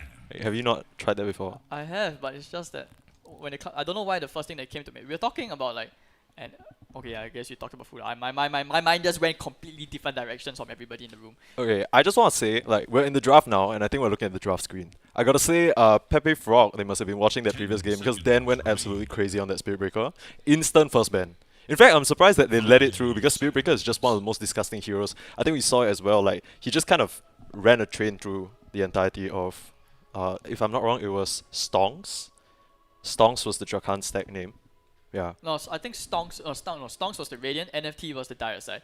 So Right. NFT, Mixing it, very similar names. a bit of irony also. Yeah. Despite NFT being new, but the players are more OG, like more old. Like I don't want to say old, even though we're all kind of around the same age. Hey, Weaver first pick. All like- part of the script, all part of the script. Yeah. The tournament script. Totally nice. basket the script, and not to mention as well, Weaver, flex pick, and nothing scarier than finding a Weaver in your Kway Teow. Yeah, just one of the peskiest heroes of the patch right now, just because of how much he can do. I mean, most of the time we see it on either position 4 or position 5 now, just because of how annoying the bugs are to deal with. Early on, most of the time, if you play Weaver maybe a few patches ago, you wouldn't think of it this way. But with the Swarm right now, it's so annoying in lane because do you hit the big bug or the small bug? Either one, it's just painful, right? And I actually realized, even though Grimstroke is banned, if you guys have played against Weaver and Grimstroke at the same time, just saying the Phantom's Embrace and the bug at the same time hitting you, you can't decide which one to hit first. Just letting you know, I've tried before. It was very annoying. The thing is, even if you decide, can you click on the right one? No, you can't. Yeah, like or layer over each other, take turns to Exactly. like dance a bit. It's like okay, Ooh, Shakira. yeah, Shakira, Uh, Shakira. Somebody's hips doesn't lie. And I just want to quickly mention that Dire Peppy Frog has decided to ban out offlaners. Spirit Breaker and Mars, which kind of leaves your usual like Tidehunter and of 10 course Centaur, seconds remain. of course Timbersaw in the pool, but that is still open to, you know, 5 I would say a bit of more remain. time to decide where they want this to go. Yeah. Technically, Shaker can be a bit of a flex pick as well. Yeah. So still very open drafts. We see a Jakiro once again. I think early on we saw who was playing it? Was it Pandemic? I believe it was Pandemic. I mean, that's the only pandemic that was gone from this world. I mean, Yeah, so far we've got another unfortunately. one going on, but Yeah. but that one was smite out very fast. Yeah, but I mean, this is Jakiro. We see how strong it is in the lane, right? Maybe something that can face up against his potential Weaver position 4 is what they're looking for. Ooh, they do get the Tide. Yeah, this is one of the popular picks. This is one of the. It's just too good right now. Teamfight is the team of Dota at the moment in the metas. So actually, before we continue the draft, okay, this is of utmost importance, guys. I'm really sorry we have to bring this up right now. This is an emergency, but Right. so sneeze. How the hell are we gonna pronounce these guys' names? I see a question mark, the sentences of asterisk and a slash. So I wasn't planning on doing that. I was just gonna say their team name. I mean the hero names, because as soon as I saw the team captain, I'm like, all right, I'm not gonna put myself through that. So you were gonna throw me under the bus just like I that. was not gonna throw it on the bus. You see, right now we're still talking about the draft, right? So I was gonna like, in that weird phase before everyone picks their heroes because they want to be edgy, right? Then we have some time. We'd be like, hey, huddle together faster, that kind of thing. Don't worry, I'm on your side. Solidarity, my friend. Many tragedies. Oh, this guy is ready for politics. The way he talks. Actually, Politics? The one thing you and Masaki have in common, you guys are so nice. I'm nice. This is like- Don't worry. I'm about to get. You guys are too nice. I'm not used to I'm this. not about to say nice. Don't worry. Once we get into the games and stuff starts happening, you can't really mess up the draft in the first two picks, because if they do, then I think like we can just close our eyes and take a nap. Like. I mean, I would. That's not true. You can mess up the first phase very No, easily. yeah, that's what I'm saying. If they do manage to mess up, we can just call it ready. There's just. I think they've already messed up. There's Oh, no, oh, there's no, why? there's no techies. There's no Marcy. Oh, they've messed up in what way though? Like, in Techies is trying too to good. win the Techies game. Magnus. That's how Magnus. That's how they won TI. And Marcy, is a new hero. It's apparently broken. That would be fun to see. I'm pretty Wait, sure. is Marcy available? I don't know whether Marcy is I available. think it is in Captain's Captain's. Mode Is at the it? moment. Is Okay, it? I'm not too sure, because I feel like if it was, right, people would be banning the hell out of Yes, it. thank you, fellow casters, for clarifying on the sideline for me about this. And actually, OD ban is pretty interesting, but it does open up a lot of heroes. One of the pesky things about OD is always, of course, the imprisonment. Just can kind of nullify a lot of things, like maybe a LC or something like that. I do think you mentioned earlier on that this Earthshaker might be a position 3, but still, once again, I think it's leaning more towards the off lane, because we haven't really seen it on position 4 so much. You just struggle so much to get that Blink Dagger, and then just for one echo. actually for Okami, I do believe these guys, these guys have been a pub stack for a while, playing in, a bunch of tournaments. I do kind of remember Mochi a little bit, if that's the Mochi I'm thinking about, who's supposed to be called Muchi, not Mochi. Ah, okay. And so you see, you ban OD. What mid heroes are afraid of OD? I think not really Ember? what mid heroes are afraid of OD. It's more of what OD can do in the game, right? So the main thing that I'm looking at is I'm going to be expecting Okami to pick a jumping mid. So someone like a Spirit. Exactly. Someone like a right. Puck, right? And those heroes generally, like once in a while, you tend to be a bit worried about OD. Like, Absolutely. Like Ember, Earth Spirit mid. We've seen that a bit in the NA. Ah, PPC yes, recently. yes. So and as you know, Earth Spirit also was, I believe it was considered by Team Liquid. I- Nine played it yeah, against Alliance. nine. I think that's Tundra. Nine. Oh, if yeah, I'm Tundra not- played against Alliance. Yeah, and he completely decimated them. So Exactly. yeah, It's like even if you lose lane kind of hero, you will still out rotate, even against Shadow Fiend. absolutely. So I like it here. Earth Spirit Tidehunter is already pretty scary team fight. You have Tempo, you have basically 2 meat shields. Yeah. I think one thing to point out is this Weaver Tidehunter, if it is the position 4 and position 3, I can't speak, we're looking at minus armor. 10 seconds. Absolutely disgusting. Between the bugs and the gush, this Jakiro's gonna melt. So when you say that, I think back to the Slada carry, and I also think back to TA carry. Actually, Oh. TA is very flexible here. Yeah. Not Tidehunter too TA, that's how a Liquid lost a TI, my friend. Hey! Second place at TI is still something. Second place is nothing. Second place at TI still means you get how much was it? $1 million each? I actually have no idea. I actually have no idea what the price pools are, because now it's absolutely insane, right? Good enough. So at the same time, clearly these guys, they understand what they're doing a Yeah. little bit. I just want to say they're eating into the reserve time quite a bit. Like after the first phase, maybe their openings they had it discussed, but just kind of maybe not too sure where they should bring the draft from here. I mean, like you mentioned, Tidehunter really good team fight and the Weaver pesky, but there isn't really a clear direction in terms of the draft. I don't know whether they want to over-index into the physical damage as well, 10 seconds but remain. it's a Bane ban and a Life Stealer ban, which is quite Interesting. 5 seconds They, remaining. I mean, they ban Medusa and they ban Lifestealer, so they might be worried about a bit of a lack of damage, even though they have a lot of minus armor. Not a lot of damage. I mean, coming out. I do have to point out that actually, Dyer's you turn know, to I in every tournament there's going to be its own tournament meta. Yeah. And on top of that, I believe the next one would be around BKB piercing spells. Yeah. Beastmaster has kind of fallen off, but Bane, you know, we saw how useful that was. Even once you're on the back end, you know, you're forced to go into a BKB, but then, you know, one Fiend script can turn the whole thing, and that's just a wasted 3,000 over gold item. Yeah, and we see the Timbersaw. I think this is what you were talking about just now. Maybe some Amar fans on this Pepe Frog team saw him completely destroy. Are you an Secret Arma Elite. fan? Yeah, I'm a Amar. How can you not be an Amar fan? Do you see that man's post-game interview? I'm He just- said, "Puppy trash talk my friend, so I just beat him down." Oh, that's a guy who that's like a fairy That, tale moment. that right is there, so man. chat. Like you stand up for your friends and you just beat like the veteran. And of this the guy division. is like probably half of Puppy's age if you think about it. He doesn't look like it though. If you've seen it, have you seen his picture? Yes, I have. He looks like- okay, I felt that I thought I was being pretty ignorant by asking like, is this guy actually 16 years old? Because you know he has the facial hair and everything. Yeah, no, but everybody is like. Yeah, because apparently in the Middle East that is very common. So that Yeah. was something that some of my Middle Eastern followers on Twitter were pointing out to me, and I was like, Mm. oh, that's actually pretty cool. Yeah. But at the same time, oh hold on, the Nyx Assassin came out. Does that mean we want something to deal with maybe a 10 bad? We know bad right is still in the seconds pool with Intel heroes. I think Nyx it's Assassin's more so great. the fact that if you take a look at Pepe Frog, they have 3 heroes that have one thing in common: AoE uncontrollable damage. When you throw out a fissure, sometimes you might want to set up Echo Slam with it, right? But if you run into a pesky bug who just spike carapace, then suddenly your whole chain is off. Same thing for Exactly. Jakiro. You can kind of just proc the stun whenever you want on him by walking into Macropire, walking into Dual Breath.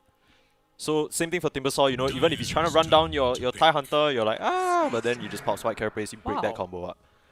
How are they doing this? Ooh, I think it's like a Nyx Weaver like support combo, right? But the lanes are so weak from Okami actually. But I like this though because the negative armor and Weaver, we are starting to see more position 5 Weaver, where they actually just max the bugs out. They Yeah. they don't even get points in like into the passive, Yeah. the Geminate, right? And then it is actually a lot of armor reduction if you think about it. Yeah, for And sure. that amplifies Spectre once you isolate someone away from the wave. And I think this is more like about how you play the waves at level 1 to 2. yeah. That can decide where it goes. Because against a Timber, he's not unkillable until you get like say 2 points of reactive armor. I feel like they do have enough damage with the dagger and of course with the bugs. I think this is probably a read, right? Because we were thinking about this Earthshaker like, oh, it could be flex between 3 and 4. With this Timber Pick, it's more than likely a Earthshaker 4. This we're looking at their both supports and the offlaner. So as we see, and it's gonna be a slut. Really nice pick here. Lane's very well up against the Tide Hunter. There's not a lot of disable on the side to catch this slippery boy, and can always beat into the Spectre. The whole thing with Spectre is that she outlasts you and kind of just with her 2 passives, she kind of Yeah. just like slowly breaks you down. So this is basically it's a battle. I like this draft. This is like confidence on both teams. They're like, we don't care. We want to play to our That's true. timings. We Yeah. don't care about your timing. Yeah. Remaining. I will say though that for now I still favor Pepe Frog just because I feel like their heroes match up a lot more. If you take a look at Okami's game plan, their last pick is really gonna have to do a lot because think about it, you Ravage and then you Haunt, but where's the damage right now? How do you actually kill this Slug and Timber once you get a few items? Okay, yeah, sure, you pick off the Jakiro, maybe you cancel Earthshaker's Blink, then what? This Timber and Slug are just gonna run rampant, right? So that's something that I feel like is missing right now from Okami's draft. Their last pick, they only have 11 seconds to pick it, it's gonna be a bit scary. I'm pretty sure they want to pick a nuke hero for Mm. Okami.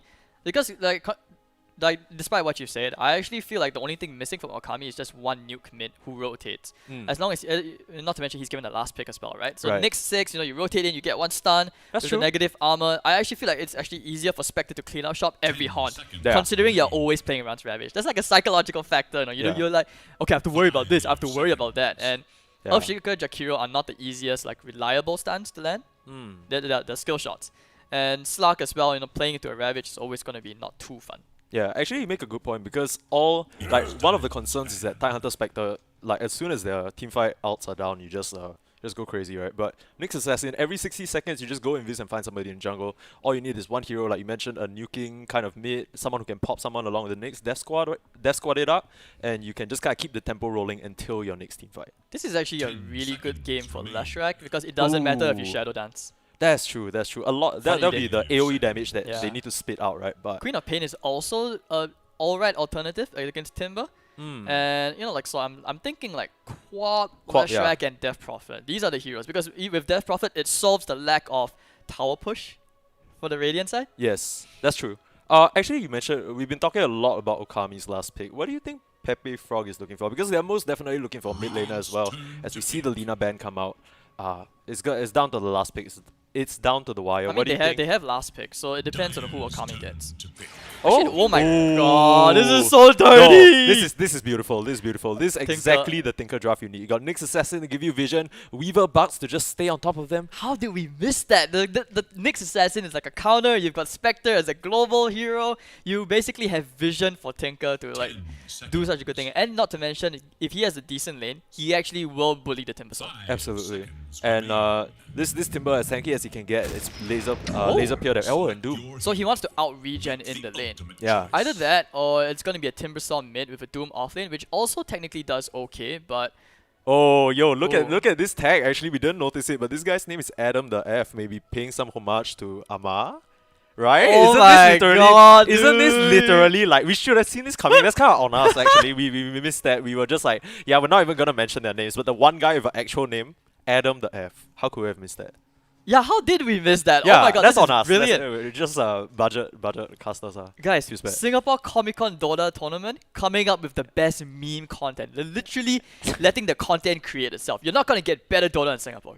Yeah. So okay, now that we're most probably gonna see the Doom mid, right? How does the Doom mid against Tinker matchup go?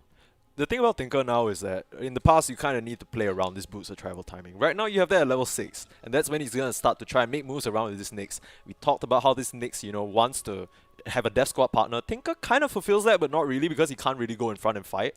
I think this Doom is a really good pick because it just kind of eliminates either the Tinker or the Spectre from the fight, and it's going to be really scary for, I think, Pepe Frog.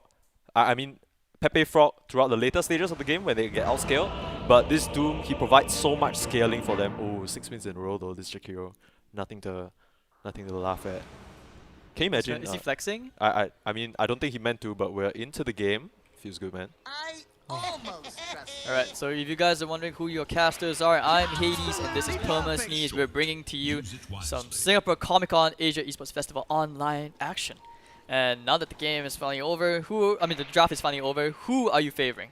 I gotta say, I really like the side of Pepe Frog because I feel like they can really push the tempo. They have a lot of strong early fighting heroes, and this Spectre and this Tide Hunter, they're not really gonna be wanting to do much. A lot of pressure on this Tinker to win his lane and make things happen, but you know, Pepe Frog, they had the last pick, like you said, they picked the Doom, so they're confident. They're gonna try and push the tempo and outscale, if I'm not wrong, and just run them down. You know, one thing about Dota 2, especially in this particular game, you have all the necessary team fight. Yeah. There's a lot of team fight emphasis from both sides, which means that both teams, they ain't gonna sit back and farm creeps. They wanna brawl, and that's what I like. Especially with the Timber pick. This can go either ways. You know, some players, they feel like Slug is a direct counter to Timbersaw. But you know, players like, you know, Timber specialists like say Ice SIS for example, he's mentioned that he doesn't care. It's like playing against an Ursa. You max the Timber chain, and you keep kiting the Slug, and because he can't catch you. And it's not like they have a reliable stun, you know. Like the Jakiro, you don't really want to get Ice Path too much because level 1 Ice Path is 1 second. It's not going to help you catch a very tanky hero like Timber. Okay, we see a brawl at the rune and the gush comes out. I like how, the triple stun, the Shikuchi forward, but there goes the Fisher and he does go for the level 1 Timber chain and... Wait, are my eyes deceiving me? Who's playing Tide Hunter? That looked like a Ravage to me. You see that? 3-man stun? The heck? this guy already coming straight out the gate with the killer impale. Actually turbo mode Dota right yeah, here. actually insane. So I guess Masaki's been secretly playing on the other team. Yo, wait, I don't see Masaki in the room, bro. Did he? Maybe he did. Maybe he's in the next room with the laptop. I mean, that's one of the laptops I'm missing. Okay. So back to the top lane, like, you know, Slug, he did to commit a South very early on. He actually did go for the level 1 stick. I mean, you kind of have to pretty against costly. a Tide Hunter, right? It's very costly. Like, even though you're going against a, you know, against a Tide Hunter, he did go for Gush first. It's just that this Jakiro, he doesn't have the Salve anymore. There's 2 tangos, both went for very early sticks. It's such a painful cost to use up so early before the creeps have even, you know, hit the lane. Actually, we talked a lot about the kind of strength of the Weaver Tide Hunter, right?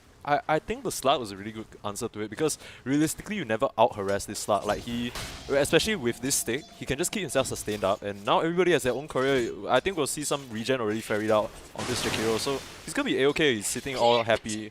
I think this will be a pretty free lane for him. Not really gonna be any threat to him whatsoever. So this is the lane which you mentioned with the, was going to basically set the tempo of the game. And despite Tinker having a lot of damage, he's not Ooh. exactly the most elusive hero. Yeah. So this is how you play the new Tinker, right? You kind of like, I won't be surprised if we see Max Rocket over here because the mana cost on them so low now. I think they recently got reduced as well. So what you do is you just keep spamming it out. Just make use of your high ground ward. You have that vision on the opponent. You just keep spamming out and keep them low. But the thing is, maybe that's why they picked the Doom, right? Because he has the Scorch Earth mana health regen. So you can kind of just stay and sustain up in the lane. Oh, Jakiro. Oh, this man. One thing they also forgot is that Geminate attack, right? Yeah. Reduces armor, by the way. It's not reduces armor, it gives you extra damage. Yeah. It used to reduce armor, but now attack damage is plus 10. That's a lot into the Gush. That's amplified. So Yeah. no armor. And Gush is what? Minus 3 armor? This I'm guy pretty is sure- negative armor. Doesn't this Weaver have like a Blightstone as well? Yes. Ooh, yeah, that's not cute. Actually, I was gonna say like this lane is still okay for the Slug, but the main one who's gonna suffer is this Jakiro, right? Because they can't really touch the Slug, but you know if that twin-headed dragon just kind of gets a bit out of position, then it's curtains for him. That's just depression in a nutshell right Yeah. here in Dota. That's The pos pot- 5. That's pos 5 lifestyle, man. You know what it is. You step 1 foot out the door and then you just get smacked. Ouch. Yep. Yeah, we see the rockets. Are you speaking from personal experience? Yeah, absolutely. I'm a pos 5 player and I've seen this time and time again. Oh, I'm just oh. like, I just like close my eyes and be like, my carry's farming. It's okay, baby. I love it. We have so many pos 5 casters here today. This is amazing. Now we're just ready to check if our last mystery caster is also a pos 5 player. Well, only one way for you guys in Twitch chat to find out, or YouTube, that's to, chill a bit. And then we'll see our next mysterious caster in action. But for now, so far still 1-0, but the net worth does lean towards the dire side. Peppy Frog seem to be pretty comfortable, I would say, in the timings. Yeah, it's why, I mean, once again, it's this Timbersaw, right? He has basically a free lane against his Spectre. Spectre Nyx is such a painfully bad lane. You actually don't do anything in the lane. Like, yeah, okay, you throw out your stun, you throw out your dagger, then what? I think this really frees up the Earthshaker to do whatever he wants, and for now he's just gonna stay here, but... It's a support Spectre, by the way. It's the new meta. He's 5-0 in the CS Ah, chart. yeah. The Sage Mask, that's why he's going Yes, for. exactly. Good So call, this good should be this should be a medallion, right? Yeah, I think we'll see the next E-Blade coming out within the next like 45 minutes, I believe. So that's the position Exactly. I mean, it was really unfortunate. They messed up the wave, and because both the camps are blocked, no way for them to reset the waves. Shaker did a very good job at pulling the wave to the tier 1 tower, which meant that it meant that he was basically farming in this area. Yeah. Not ideal at all for a carry. Ooh, nice little rune, or at least, I mean, I guess now with water runes, right, everyone just trades. It's like snooze fest. We talked about how the mid is really going to set the tempo of the match, but it's really not going to have anything much happening for the first like maybe 6 to 8 minutes, because Very these true. two guys, they just want to keep their outs. I won't be surprised if we see a rotate once Tinker gets that keen convergence, or once Doom gets, Exactly. Doom. And this Ooh, is nice a little really block. rough lane. I'm pretty this sure guy's suffering. Spectre is depressing. Watching this Spectre is making me sad.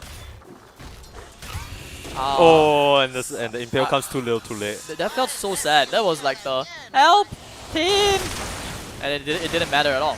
Yeah, he's like, I bet it's just oh, and Tinker actually gets solo killed there by the Doom. You lied to me, Sneeze. You lied to me. No, he's level 6. Thankfully, he's not lying. You told me. I He's like, he said- didn't use the Doom. No, He didn't I use the say he Doom. rotate and use the Doom. I never say he use it on Tinker. It's technically correct. Technically correct. But I don't think that's supposed to happen, but really nicely played from the Doom here. Just kind of catches the Tinker by surprise. Probably you really can't underestimate the amount of damage Scorch Earth can do.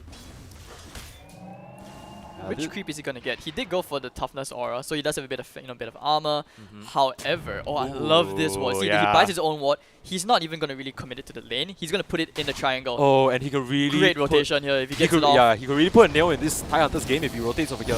Kuetel's trying to help him out, but I don't know whether anything's gonna happen from this. He's gonna die under the tower. Wait, this is a lot of minus armor. Doom, you're taking a bit much, my friend. Dead. Oh, Oh, that's actually a pretty big kill, and Tidehunter might actually survive. I think he will survive. He's too tanky. Yo, where was Jakiro in that? Like, I mean, he was pulling maybe a bit of miscommunication going on because we were saying, oh, this is a beautiful rotate, and then the slot's like, I can't actually tank this tower. He's not so beautiful anymore. Yeah, if you it's think just about crumbles, just crumbles. it. Alright, so pretty nice. 1 kill per minute average. And I do anticipate we should be seeing a bit more. I mean, after all, before Tinker gets the Blink Dagger, he's always going to be vulnerable in the lane. So he's like, in a sense, he's like a glass cannon. Oh, dude, look at this. 6 minutes and the Timbersaw's already level 6 on the off lane. He didn't even have full solo EXP, but this is so scary, right? Because we see that catapult in the lane. One of the weaknesses of this Dire lineup, Pepe Frog, they don't have a lot of tower pushers. But with this catapult, he can just tank it and then there's nothing much. Oh, a little Sneaky career boy. kill. And apparently Slug counters Timbersaw Kappa. Smile. I honestly think that Monkey King would have been better. I don't really. I mean, they're obviously playing for the long game, right? With their Spectre pick, with the global, the Hauntin, and the pick as we see it go here. Oh, Kway Teow, and they will get Kway Teow on the menu. And on top of that, they're gonna get some nice, spicy No? fish as well. No? Oh, no Stingray today. Just the Kway Teow only. Wait, is No liao, no liao. Is Slug a Stingray? No. The Thai Hunter. That one the dessert. Haven't come yet. This is the Stingray. Yeah. This is the Stingray. Wait, what? No. That's a really No, big you know the polluted- Stingray like got the lines on. Okay lah, we What just kind of call stingray have we you just been call eating? the wrong one evidently. But, Clearly the wrong one. And Oh, yeah. again? Okay, there was the Shaker rotate this time, and I think they're considering going for one Fisher kill. Kabang! Ooh. That's gonna contribute to the National Earth Shaker Dagger Society. Yep. So start feeding more kills to our Shaker so that he can get himself one step closer to his dagger. He just stomps that bug back into the ground, and I mean this entire time, look at Adam just having a blast right now. Zero like PvE actually. Can Spectre even stay in this game? Absolutely That's the not. question. No, absolutely not. Level 4, not even level 5, dude. Support Spectre, I told you guys. Why don't trust me, bro? He This needs is the to support like. Spectre. This is the type of game where you play position 1, right? And you're just like, nobody's saying anything on voice chat. You're just sighing. Like your position 1, you just hear him sighing non-stop. And then he's just like, guys, I gotta take Toma. Like that. That's the only thing that's said for 10 minutes. I mean, the other alternative as well is to do the. I would like to call this the Quid, which Oh. is break your items and walk down mid. Yeah, I'm down to end. GG. Oh, guys. oh, And the okay. Doom. Yo, they hate this Vector right here. And yeah, I mean, this is basically curtains for him. He accepts it, just spaces away for the ice path. That is actually so depressing. Yeah. Oh, but they actually might get the Slug. No, Okay, never mind. He still has the has- one charges. If he doesn't respect the tinker damage. Sir? Ooh. Wow. Very, very scary, yeah? He has to know he's being seen here, right? Because he's passive. Oh, but pops the ulti. Nice And he'll be Shadow A-okay. Dance, the counter stun. Where's the follow-up? I think it should be enough. The Carapace actually will stun him for a tiny bit. He wants to kill the Slug, doesn't have the ultimate. This Kway Teow is very annoying, but oh, the rocket did connect to somebody else. And Adam just cleans Oh, up. where did Adam come from? Just out of nowhere. He was from behind the tower. How did he even get there? I guess he must have rotated all the way up, but this is a complete brawl in the top lane, but the only person who actually falls is this next assassin. I mean, apart from the Spectre, but we don't count, right? No, It's a where support did he come Spectre. from? We last saw him Yeah, behind the right. tower, right? I swear he was just farming there. Where did he TP? Like, where did he go? Adam just making magic happen right now. Mysteries of the universe that we won't really be able to answer. Correct. A golden thread. Singapore unsolved, this one. This is like the what was that ghost storybook? Don't have all the Singapore ghost stories. It's Singapore ghost stories. Is I'm pretty sure it's Singapore. Actually, goes Singapore there. ghost stories. Yeah, this is where it's all. But the ghost month is already over, guys. It's Christmas month coming up, so I guess it's Yeah. the ghost of Christmas past. Yeah, I'm just struggling to see how, with this early lead that Pepe Frog have, I don't know how Okami can actually come back into the game. Their supports are really weak. They could get a pick off onto Adam. He has yeah, no but, mana. yeah, but just Timothy, and he still has He has stake 12 though. one charges, 13. 12. and- Ice Path, stalls them in place. Yup, there comes the turnaround. He has the soaring up as well. The haunt already committed, but this is not a haunt. This is just a Hello Kitty kiss. And pointing out as well, here comes the flank. They are smoked up. Is there a Oh. Doom? 40 seconds. Oh, they actually... Oh, he didn't What get the is- Troll Summoner. Oh, the Thunderstorm Dude. into Echo. That's huge onto 3 ABC. No. Get the Tinker! Oh, shit. Get the Nyx! That's 3 down. Make it 4. It should be 4. Yep, grilled fish on the menu again. Adam the F with the double kill. This guy is doing an Ama cosplay. And they're gonna get the Ancients Oh, as dude. well. What the heck? Tinker's timing. There is no timing. It's a disaster. Dude, you imagine, right? Your friends say, "Hey, I gonna play in Asia Esports Festival. Come watch my game." Then after that, you see their opponents farming. You see their opponents farming your ancient stack, right? With a Jakiro Macrofire. You just close the stream, just call it. Schedule the message to your friend in like 5 minutes. Say, "Hey, sorry, you guys lost." Is Good this luck next that one. thing where like, hey bro, watch me, yeah, gonna Yeah, hey, I gotta thumb them. You got And a then nice the- global strat coming out. You just wait. get ready to learn, and then it turns out there's nothing to learn, it's technically just, there is still learning, it's just like how to not. Yeah, just what not to do, basically. No, but to be fair, I did mention that the Dire side are experienced players. They played in multiple local tournaments For as well, sure. some of these players. So you can start to see the experience come into play. Yeah. Like, pubs are not a very good representation of how you should be playing in a 5v5 competitive setting. Yeah. Hence why players are always mentioning that competitive Dota and pub ranked Dota, it's going to be very different. Yeah, it's really a different animal altogether. I did want to point out in the draft, but I didn't think it was that important. These guys, one thing to show solidarity. Same guild tag. Everybody on the side of Pepe Frog, same guild tag. Okay, you see Okami? They got two different ones. No solidarity. So you're telling me Yeah. because they have Yeah, they're not in the same guild. They never not the park same- together. They never earn the guild points. They're how to find unity. You see, No way right you now they're just being they're just being broken down. You know, strangely, people used to tell me that reference, but with anime pictures, like, you know, when they Oh play 1TI. no. And now you're telling me this is with the guild name? The Kuroko, anything to build team chemistry, right? I mean, obviously, Pepe Frog, they don't need that because they're just, you know, the synergy is right there. We can see it. And this guy, he's, you know, if this guy is inspired to be Ama the F, Manta? yeah, he's doing a very good job at cosplaying this role, by the way. Top net worth. And I have to mention as well, I actually really love the Doom pick against the Tinker because as long as he doesn't die, Devour is going to help him out-farm and outscale the Tinker, and he can Yeah. always chase. He's going to get the necessary items. Look at that. It's just running him down with the Doom. He has no Like, cares whatsoever. Zero cares in the world. That the ward behind the tower as well. He sees everything. And Adam the F cleaning up the bug. Dude, I think like their moves are so clean and crisp. Like we don't even see these like we don't even really see it on the map. But now a Slut Doom is pushing your mid tower at minute 12. Like what do you even do? This Tinker's level 8 right now. He doesn't, you know, the thing about this new Tinker, he wants to use his level 6 power spike, go to the lanes and use his spells. But we saw that at top lane, didn't really manage to get the kill on the start, ended up turning it on them as well. And then from there, Tinker, look at his net worth, bro. It's 3.6. What? He's half the net worth of the Doom. And you know, but there's a tiny bit of hope. This tunnel is not completely dark yet. There is still a little bit of light. So he's very close to the dagger. He just needs to AFK a bit. I would have actually sold the branches just to get the dagger. He has it now. I And he think, has to play to the timing. yeah. We were talking about earlier on in the draft, right? You mentioned this Nyx assassin. He can kind of make things happen, but you look on the side of Pepe Frog. Who does this Nyx actually vendetta kill? You're not gonna find this Jakiro or Earthshaker alone, right? They've been playing very nicely with their cause. And if Slug is fast, you can actually get the the dark back into the shadow dance as off. soon as you see the pesky bug come out, you just But this is one of those timings where it has to be very, very crisp.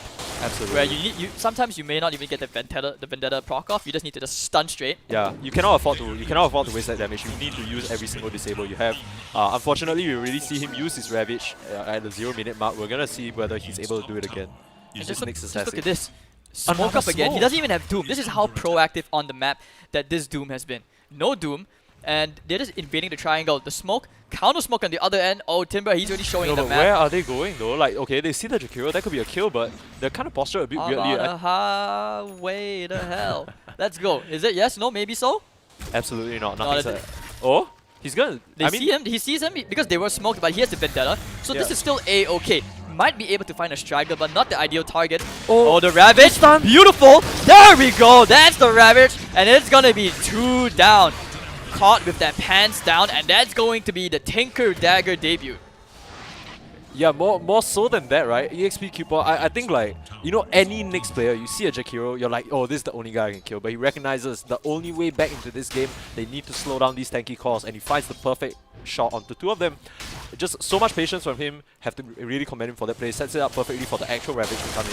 And from there, you know, now, I mean, 10k gold up, but like you said, the light at the end of the tunnel, you know, the car's going faster and faster, you know. This Spectre, he has a bit more time to recover now. If you can take a look at his items real quick, what does he have actually? He's opting to go for the Aghanim Scepter. That's pretty interesting. So Okay. this is like that isolation, I'll catch you build. You know, this is the support killer build. And once again, you know, they do get another kill. The Doom is up as well. Yeah, he has a Blink Dagger now. Yes. Oh, this is gonna be this big. is kinda So scary. I think if he gets a BKB, he's unkillable, right? Like he just wins, he just steamrolls the Tinker. He has to be, he has to be. I think for now, right, Pepe Frog, they have a really, really nice timing and they really need to push the issue. They gotta play together and they can't afford to get caught with their pants down. Especially now that the Ravage is down, they kinda need to put the foot on the gas. And we see that nice little recognition from Mochi there, just TPs out in the trees. Can't find him, but they most likely are gonna try and convert this into objective. So I also wanted to very quickly point out that if you think about it, right? Oh wait, hold on. Yeah. Okay, so I was going to talk about the Slug. Early on, he didn't die in that engagement, which means that he hasn't had the chance to debut off the Shadow Blade. But now that he has it, it's very good if he gets the Silver's Edge into Thailander. Thailander is not going to be as tanky. Oh, Neither will we be. see a Horn come out. Oh my but God. Adam actually is the one to turn it on this Tinker. This is not going to do anything. Yeah, once again, like you say, the Hello Kitty tickle on the backside, Adam does not care at all, just turns it around on the Crystal's Mochi. This and is very depressing to watch. You Yeah. commit an ultimate for it, and that's a 3-minute ultimate, and you at best do basically negative damage. In fact, you're probably helping him heal. Yeah, and that we talked about how important these teamfight ultimates are for Radiant, right? Like, just using the Horn like that just gives them another opening to just run all over you. And this Spectre is just I found it struggles. worrying that the supports actually didn't keep in immediately to try and help the Tinker. Yeah, but I think at that point they're like, you're dead lah. It's Adam, eh. Adam on his Timber Saw, cannot anyhow. So we're gonna see a Manta style Timber this game. Hopefully. He's actually going for the Kaya Sanj. Very, very normal build. Status resist very good. I actually would have preferred the Lotus a little bit just in case, but at this Yeah. point they're really not doing anything. That's true, that's true. I actually wouldn't have minded like even a Greaves just for some sustain, so that you constantly keep your team refreshed. Yeah, that's true. Alright. But they're going for more of an individualistic build, which is, you know, Amar Homage just built for himself, carry the team on his back. 16k, is it 13k net worth at 16 minutes in, now 17 minutes, and these It's guys not are just rolling in the cash, right? These guys are Yeah. like the pimpin'. Like, the Doom itself already, like you said, gives so much scaling with the Devour Gold and the Midas, right? It's the most common build, that's why they pick him, because they like the scaling. But how do you just out-farm him on Timber Saw? He's sitting at the top, 10k now. The heck? Like 3 cores on the side of Dire just at the top of the net worth. I mean, Radiant made the mistake of picking Spectre into, well, the Timbersaw, and this was after they drafted Nyx Assassin and Weaver, Yeah. which have absolutely nothing on Timbersaw. Yeah, I actually wanted to say like, oh, you know, even though this tight Weaver lane is strong, right, you might even consider putting the Weaver bot because you want someone who can alleviate that pressure on the Spectre. We saw this Spectre is just having the most depressing game I've seen on If anything, it amplified the pressure. Yeah, it amplified the pressure because so many times we see the Spectre being run down and he's like, Nyx, please help me. He's like, Oh, oh, look, it's a trap. He doesn't realize the sentry is there. Oh. Where's the Fisher? Holds him in place. The dual breath. It's a trap. oh, And spike now carapace. they're looking for more. Oh, nice Time little lapse out, but the Yule Scepter into play. It probably Yeah. doesn't matter. Arcane though, they see him on the corner, ABC with the Oh, that's a very enchanted- quick dagger. Hello. Oh! Oh, nice usage of the Tumbler's Toy. The What? Fisher to corner him off. He's not going anywhere. But so far, he's just gonna run away, you know, trying to waddle those giant legs to safety. He's trying to bait them away as long as he can. Yeah, this is just space, right? But at this Is point, it really spaced on? Meanwhile, Slark casually killing off the Spectre. Big solo kill. And the Dire are just, you know, just increasing their lead beyond salvation for the Radiant. Dude, Pepe Frog are just dancing on them right now. Like, do you see that Earthshaker? Like, it looked a bit like a fumble, right? Because he Tumbler Stoyed into the trees. Then he just executes this amazing fissure to block off the time. Exactly. Really good play there that we didn't expect. We thought that he kind of messed up a little bit in the positioning. Yeah, I was like, what is he doing? But big brain play. Realizing that they didn't have enough damage, or probably not enough lockdown to keep him there long enough. And they don't want to be behind the tier 2s in an unfavorable part of the terrain. So really well played.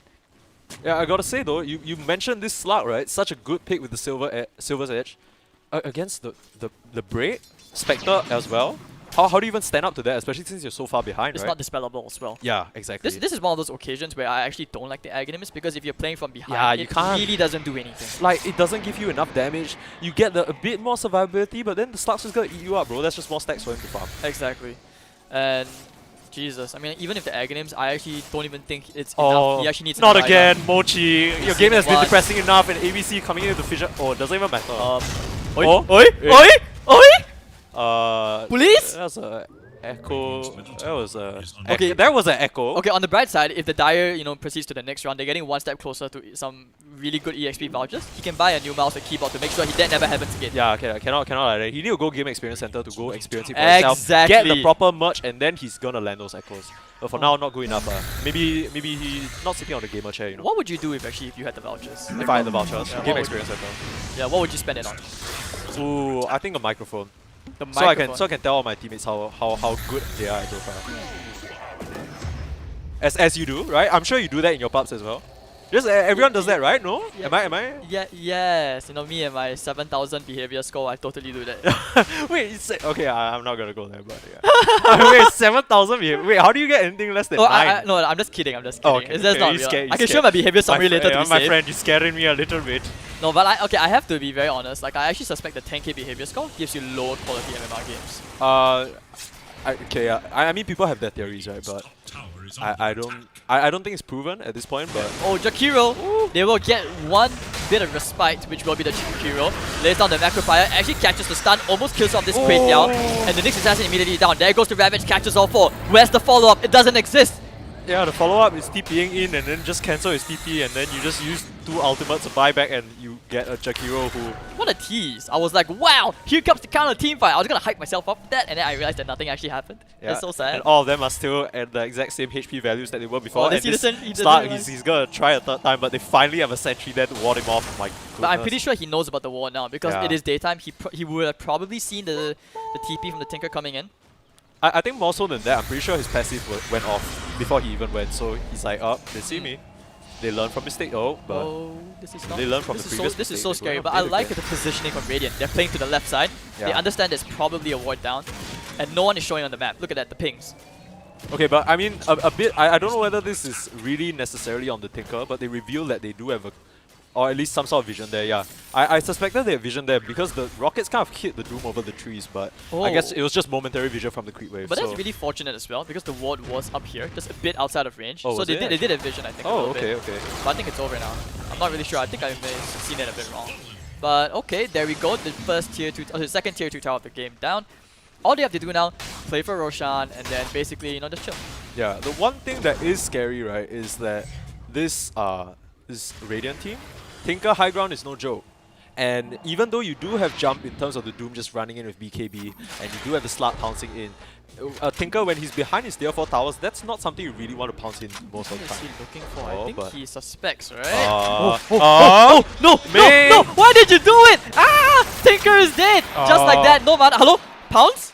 all the rearming in the world isn't gonna save you from that, lah. Arms gone, legs gone, just like whole body gone. 40 seconds on the sidelines and I like how this just like, nice. yeah. That's like that meme, you know. Yo, their kills and their net worth have surpassed the time in game. So this is not a good sign. As you see a goal onto mid. They want to get this target, but yeah. This is so cute. A Thailander walking up and it's just like, shit, TP's back and realizes that they can't do anything. They're not even going to go for Roshan. But the Jakiro will actually help them chip the tower down step at a time. They already brought it down to a pretty decent chunk of HP. So, and that's without bringing the entire team. Yeah, they don't really have a lot of good ways to push the tower other than this Jakiro. But if the Jakiro goes too far forward, once again, he can kind of be punished. That's the one hero you don't want on the front lines. But they kind of, like you said, they really need to play for Roche here because if not, they can't really breach this high ground. Well, I think they can reach high ground if they just camp a lane long enough. But I think this is more about if they have the Aegis, we can see the fountain dive. That's what I like to think yes, of it that way. right. That's what you're playing for, right? Yes, Right, exactly. very, very nice. Very Every nice. game ends in the fountain, and I just want to. Oh, my what? god! Dude, this Tinker, these calls are just suffering right now, and like, yeah, man, just gonna die. You go bot, you found by the slut, you go top, you cannot doom, and then they get roached. Yep, and not to mention, courtesy. I believe all three cores are racing with each other to see who can Yeah. triple the net worth of the Tinker. Yeah, they're having a little bit of a friendly competition. Yeah, all three cores are double the net worth of the Tinker. So Yeah, this is it's a race at this point. Whoever win, take all the EXP game experience vouchers or one shot.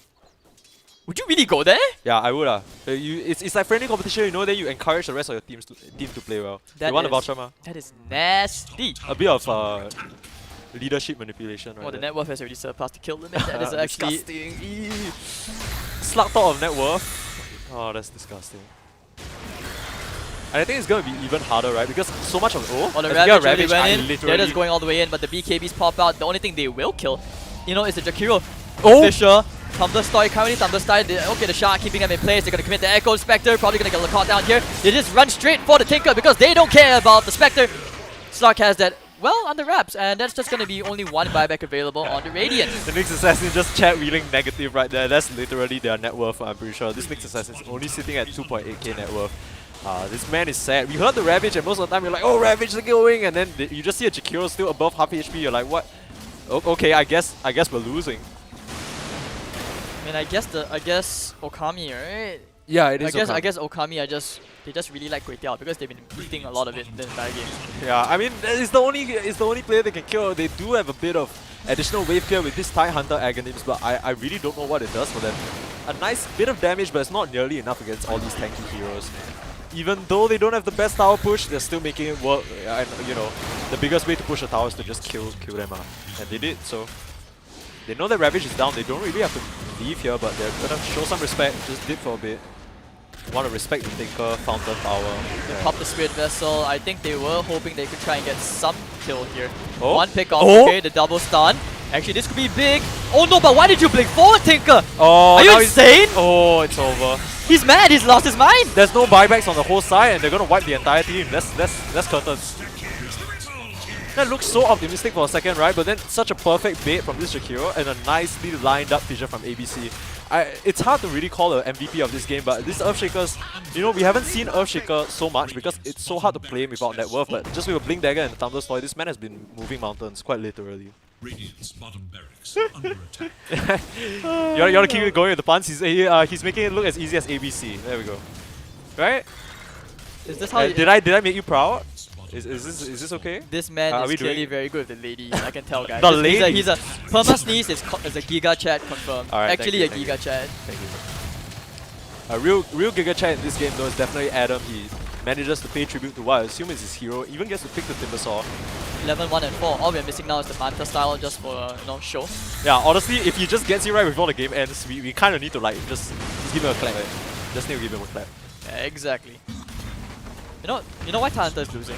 He doesn't realize now that it's illegal to like spin. So you see all this spin that he's doing, guys, COVID stuff, man. Please, not hygienic. Spectre goes down inside his own base, and that's just karma, guys. That's just karma. The Carapace will keep the Jakiro in place, but he's like, hey, it doesn't matter. It really doesn't matter.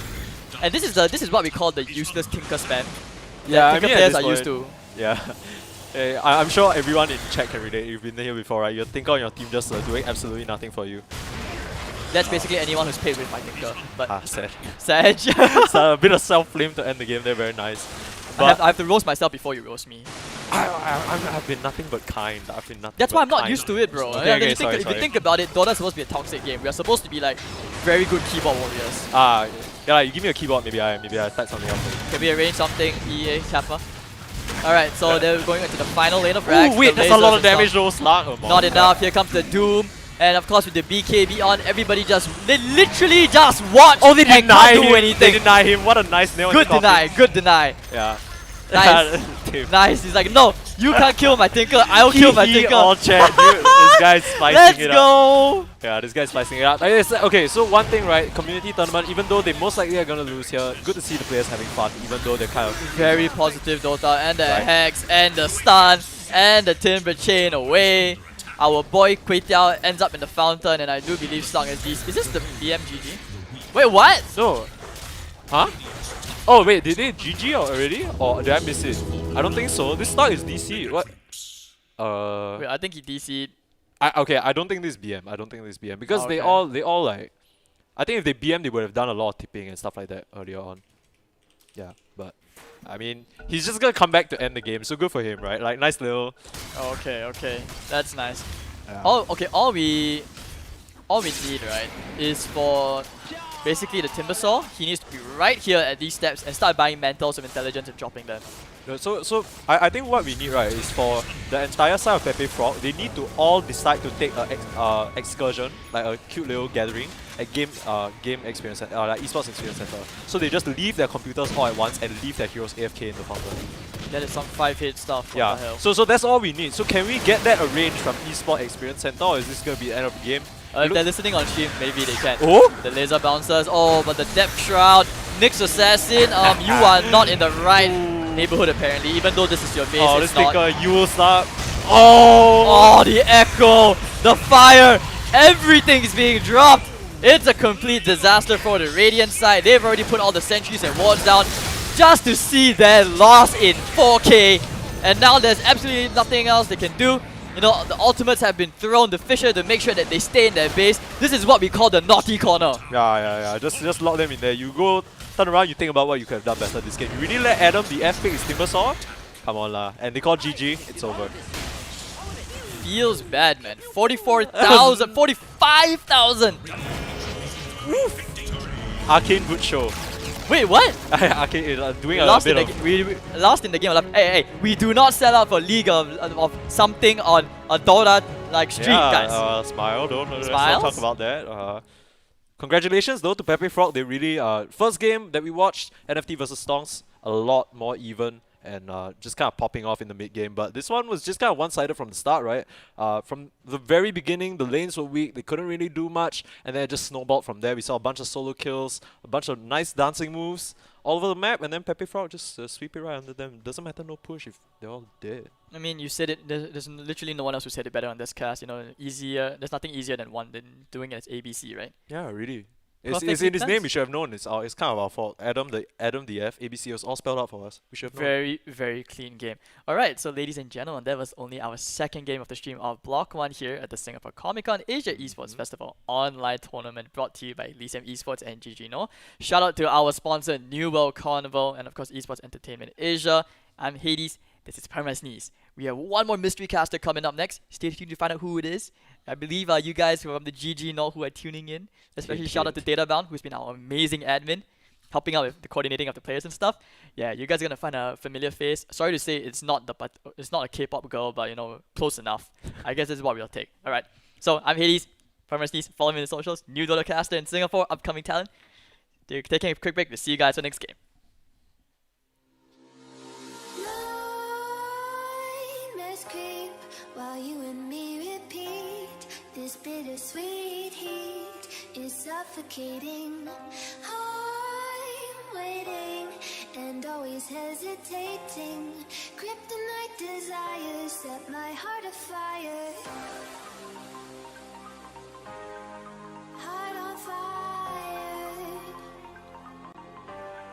Set my heart afire.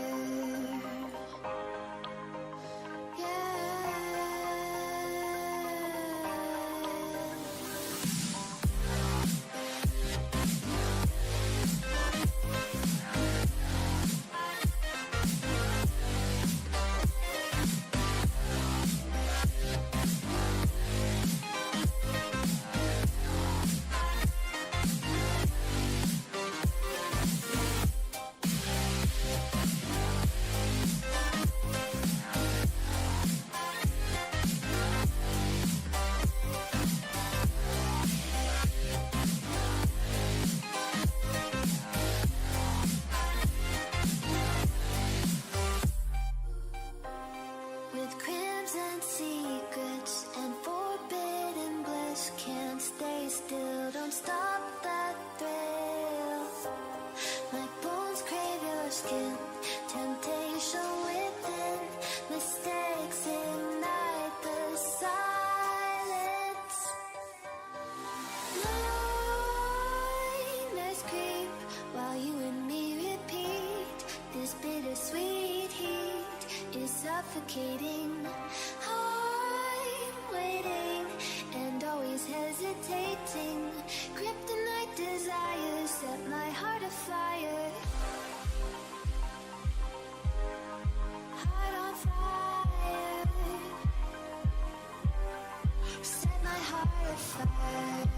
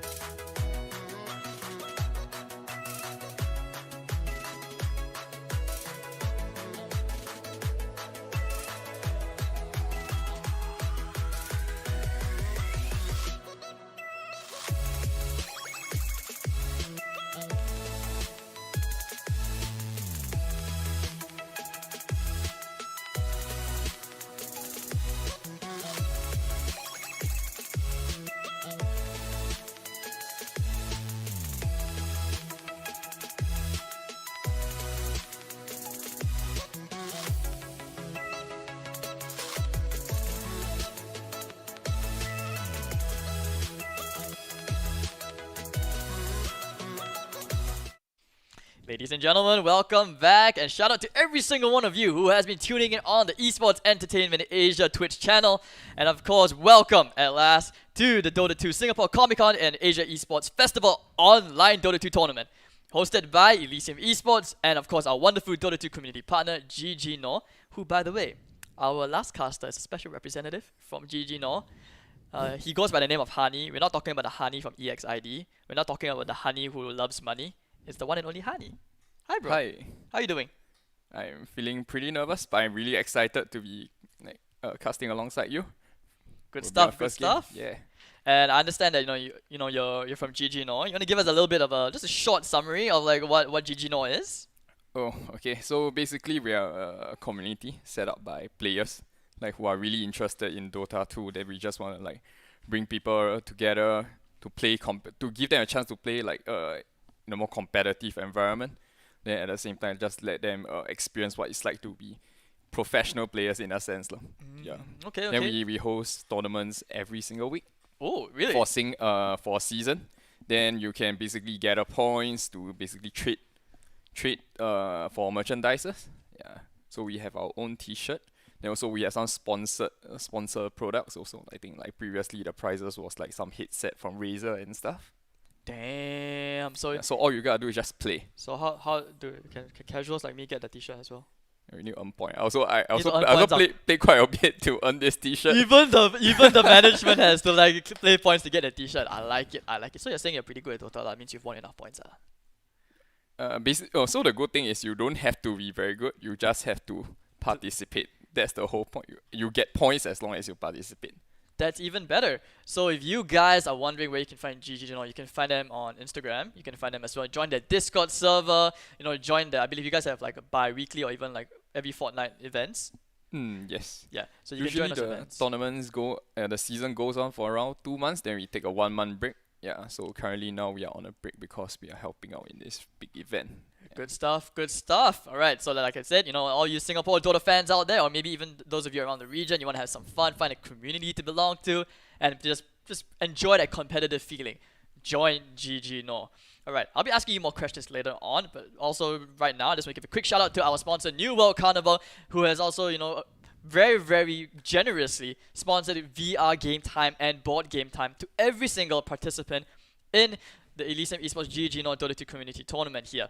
So okay, enough of us chattering, enough of seeing our faces. Let's get into the next game. It will be Team Send Help versus the graduated washed up players.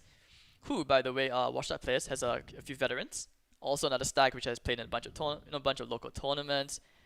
What do you feel so far about the draft? Whoa. I'm looking at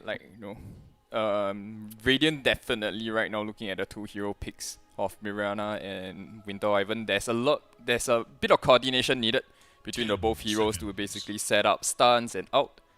And looking at Dire, it's kind of a very speedy, very mobile lineup, looking to just hit you and get away with it. Yeah. So, okay, before we also continue the draft, I just want to quickly confirm, are you a Boss 5 player as well? No, I don't like to play Pos 5. I'm more of a Pos 4 player. Oh. Sneaky person. Okay, so we've got a Yapzor wannabe here, and the other 2 casters early on are Pulse 5s. So those guys are the puppies. Yeah. Wait, no, that sounded a bit wrong. Wait, no. Oh, okay, but you guys get what I mean. Puppies are Pulse 5 player, but yeah, okay. So a little bit of a nice distribution right there. 2 Pulse 4s, 2 Pulse 5s. Hey guys, maybe we should be playing the tournament. Maybe, perhaps. I understand you are also playing this tournament, by the way. Yeah, I'm playing this with my friends. Yeah, we are one of the 2 teams that are representing GG NORE, the Really? community. Nice. Hopefully we can make them proud. Alright, so what's your team name? Oh, damn. Okay, yeah, our team name is Bada Bing. Oh, something. Yeah. I know you said I know you're a bit embarrassed that I mentioned this. I'm just gonna call you out on it though. Yeah. So are you guys a bunch of fanboys of Bada Bing? Okay, perhaps it was me initially. I guess. During COVID, we were just there was not a lot of things to do, so we started watching a lot of Twitch streamers just basically to see all the Singapore streamers. Yeah, then afterwards, then it kind of became so we took part in our first GG NORE competition, and then we just decided, so what are we gonna put on our team name? Then since I was the team captain, they were just, then you just go and put your favorite Twitch streamer. Yeah, so yeah. Can someone please clip this and maybe Bada Bing can also give a nice hello to our wonderful GG NORE, and this guy over here, Hani, who is a fan of Bada Bing. Any Bada Bing boys in or girls, in the Twitch chat, send this to her.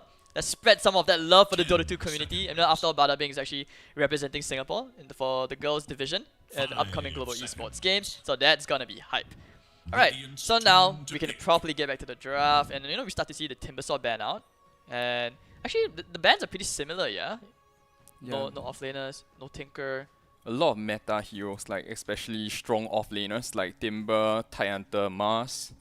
Yeah, then also pretty strong supports in the Snapfire and Grimshock. I mean, Timbersaw does poop all over majority of the melee carries at the moment, so it does make sense. And he's really difficult to kill. Like, hey? Bristleback. Now we don't really see this in the DPC games, unless like maybe in the NA region they use it as a carry. But so far, both teams, besides Wyvern, there's not like the most amazing creep clear. So what do you think? If you're washed up players, what do you want to start with here? Your offlane, mid, or your carry? I'm still thinking that like this Spirit Breaker can be a flex pick. It can either be a pos 4 or a 3.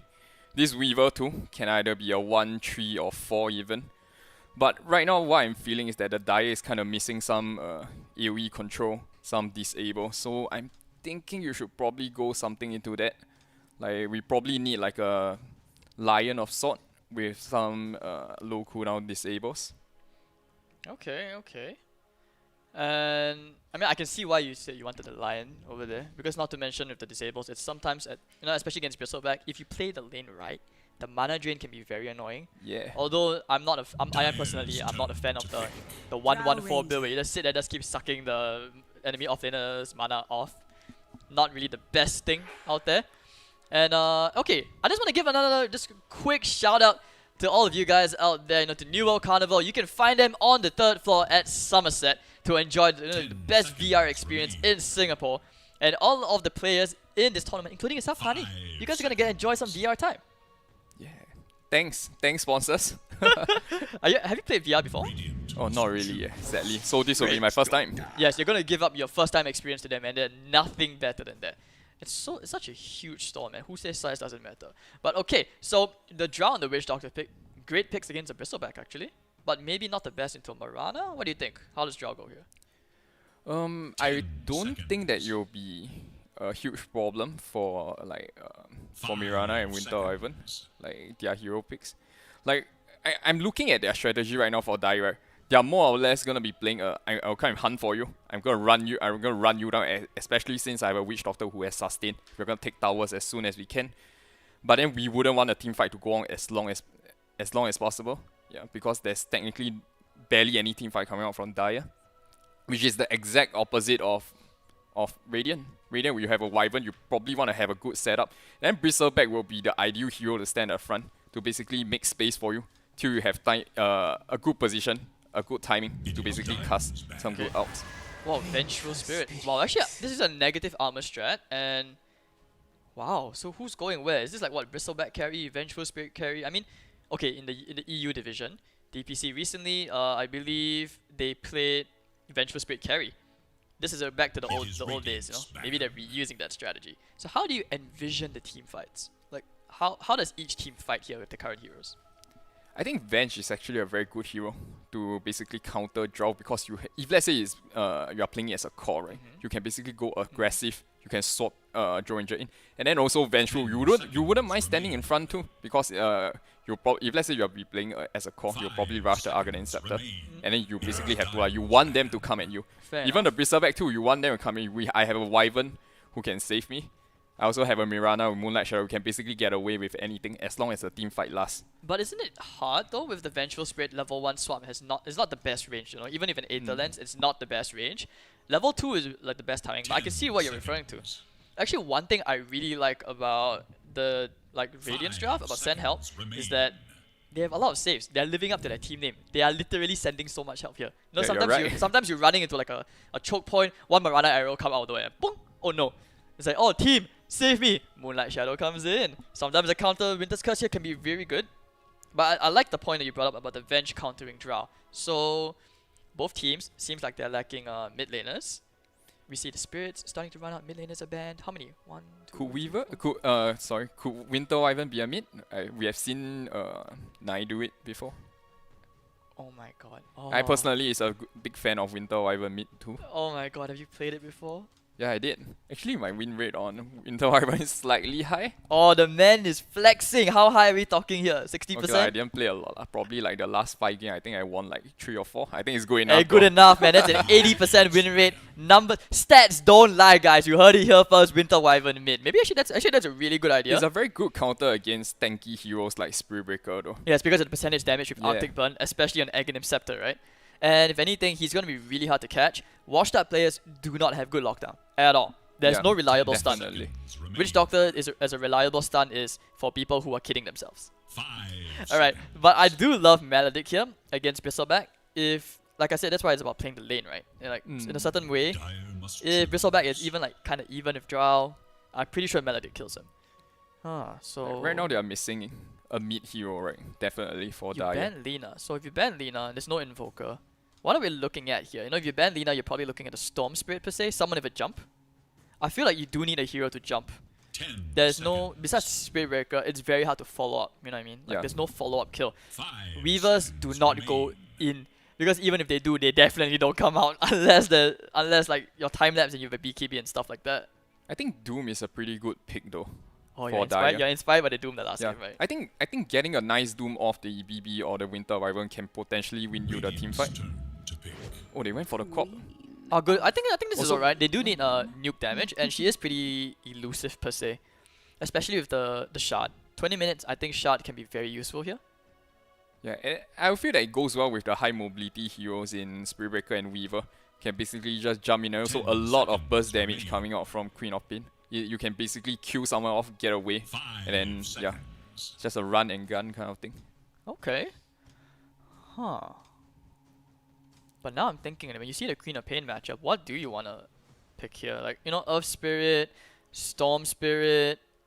I Wait, think- is Kunkka in the pool? No, Yeah, I Kunkka's in the pool. Yeah, Kunkka is doing the pool. I was thinking Kunkka too. Like basically counters Queen of Pain with the X, and then also quite a bit of team fight that goes well with the Wyvern, since you're gonna be having Wyvern or Venge to help you set out the fights. Kunkka comes out as a pretty decent hero, synergizes well with the team. I don't think you want to go Wind Ranger. I mean, after all, Send Help, they have like 1 hour to play around with this. And actually, I just want to also quickly point out that Drow Ranger is becoming an increasingly popular pick in the current meta. We see a lot more players picking it, you know, after all, with the procs and the shard, it's exceptionally good against Bristleback. She's a natural Silver's Edge carrier as well. Alright, so besides Kunkka, are there other options? What goes well with Venge and Wyvern? Earth Spirit? I mean, you can basically play the Venge mid too, right? I wouldn't count him out.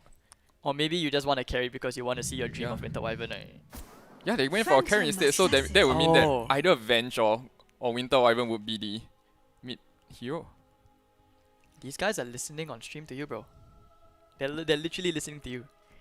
Alright, so our idol. Actually, I like the Winter Wyvern pick because, you know, like what they've always mentioned even across the TI, having flex picks are just so useful because you can never expect which hero is going where. But Winter Wyvern mid makes a lot of sense, I would say. Yeah, there's Huh. so much versatility over on Radiant. It's hard for you to basically think like who you actually want to counter.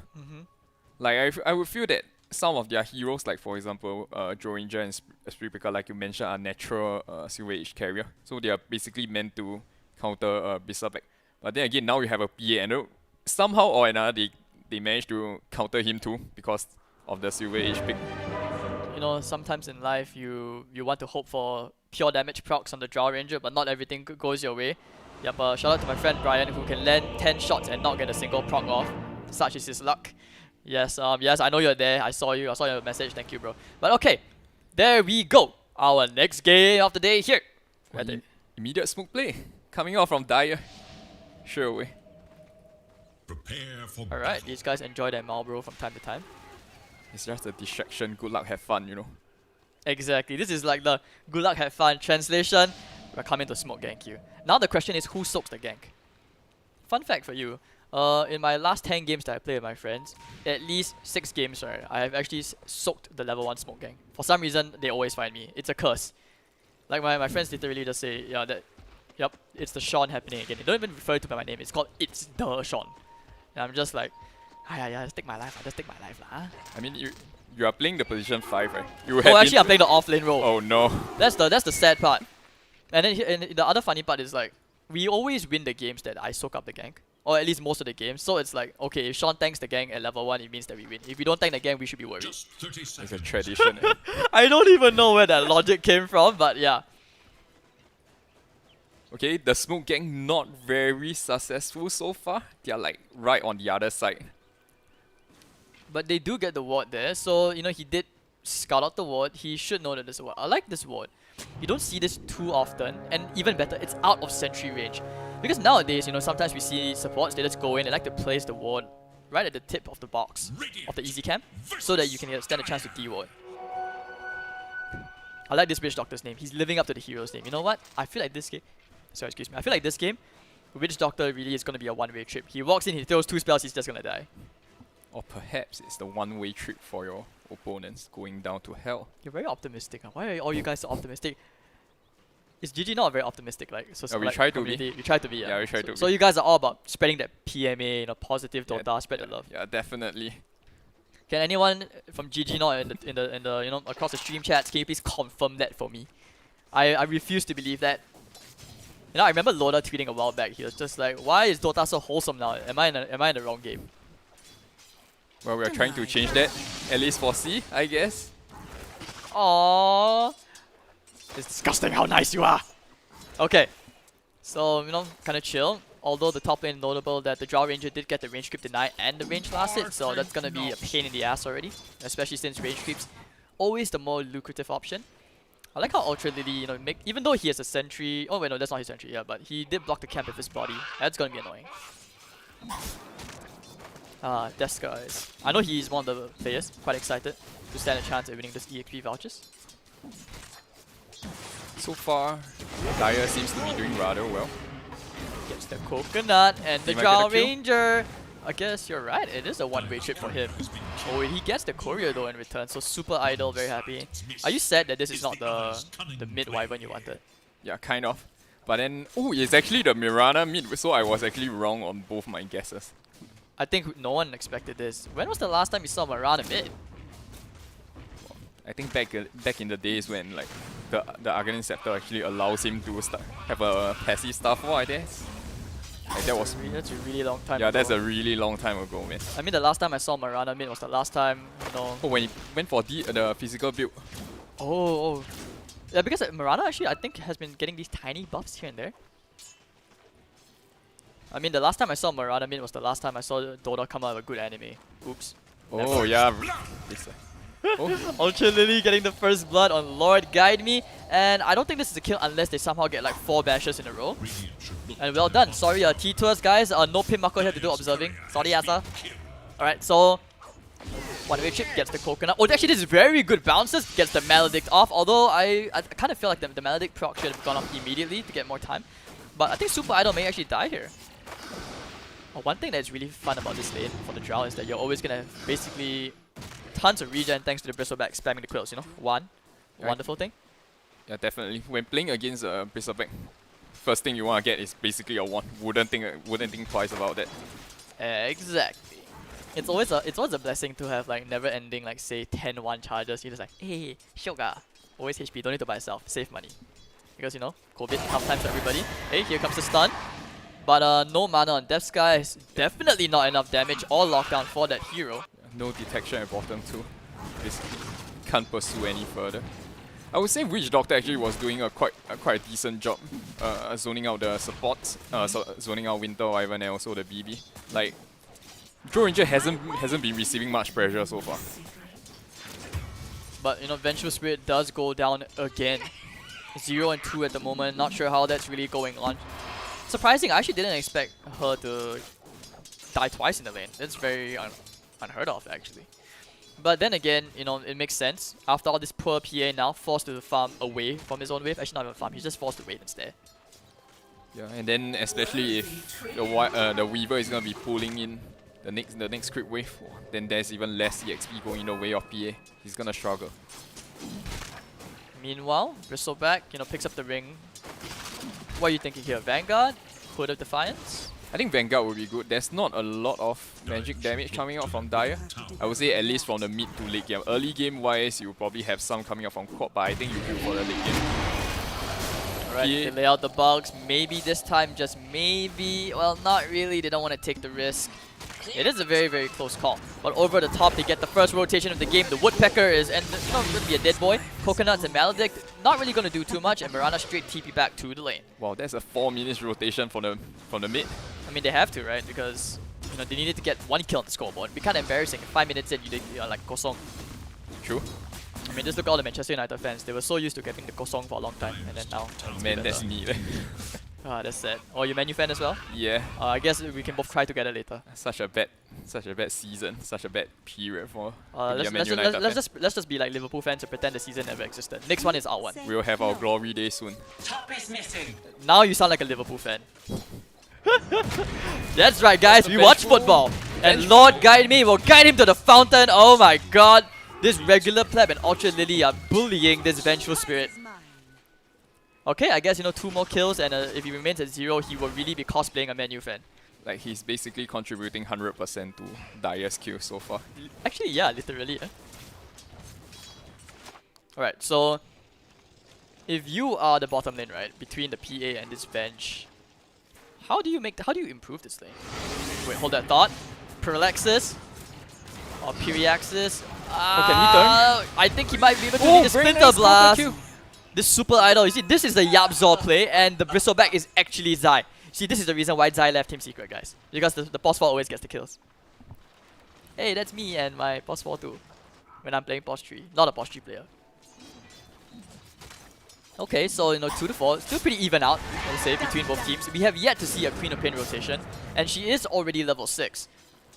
Yeah, I guess they're waiting to hit their timing. I believe like at the 10 minutes mark, that's where they'll hit their strike. Especially when Spirit Breaker and Weaver gets around level 6 and gets their ult. They can basically start rotating through the whole net.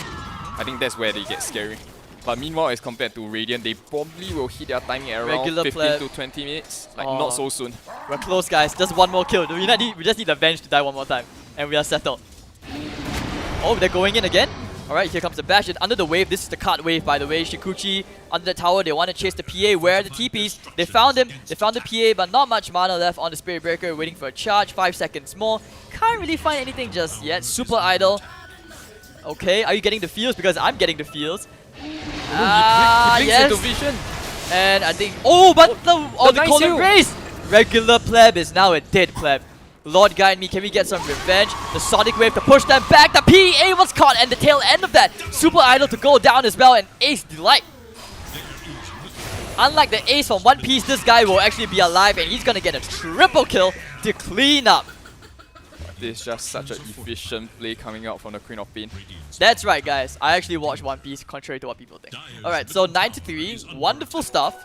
And is this going all according to plan? I know you did mention that Radiant had a slightly easier draft to play into, in that sense, because the counter initiation and all that, but I mean the stats seem to be proving a little bit otherwise. Oh, okay, Denice is on tower. That's a consolation prize. I'm definitely expecting Dire to be playing the more aggressive approach in this game due to like their lineup as compared to the Radiant. But I'm looking at Radiant just trying to hold off for the next 10 to 15 minutes before they actually hit their timing. It's just a matter of time, I guess, but at the same time trying not to let the lead become too big. And actually a really big thing as well to note that was the first Sonic Wave of the game. Yeah. So on top of getting the triple kill, you get the carry, the tower and all that. The map is now open and he's actually going for the Orchid. You think this is okay instead of the Kaya Sanch? I think the Orchid is good. Like, generally, a lot of mid heroes want to get the Orchid first item because you can go so aggressively, you can get solo kills, pick off. And then I think it counters a lot of the defensive hero that's coming out in the Radiant's lineup. Especially for Wyvern, right? Yeah, look at this, man. They are just pushing the advantage. And they're just going for the second tier one. And the mid tier one. Such an important tier 1. I like how the Radiant have just decided, you know, we're not going to defend it. They want to like sort of like get a bit more map control back. Yeah, so they that have to even trade, out. I They have guess. to. is under attack. Oh, but you know, they do see the word of the PA. It looks like Witch Doctor's kind of just chilling and leeching that EXP. They're, after taking the tower, you know, if I'm Devs guys, yeah, you won out of there. But he's going for the wave instead. Do they want to take the risk of diving the tier 2? Where are the other 4? Do they want to smoke? It's actually a bit worrying when you don't see anybody else on the map if you think about it. Yeah. I think generally you just... I think Radiant is doing pretty well, like in the last 2 minutes, in a sense where they are sticking as a 4, trying to give as much space to the PA while they can. Like you just want to show, right? You want to play around the BB right now. Okay, they pop a smoke. They're gonna go make a play now. They might rotate in through the middle. Actually, the EXP distribution between the supports is also a little bit even. Wait, hold that thought. I heard a charge, but I'm not sure where he was charging to. Oh, they caught the PA? Wow, is this a kill? I mean, it has to be, right? Trying to crit for his life, and the Ultra Lily is having a great game.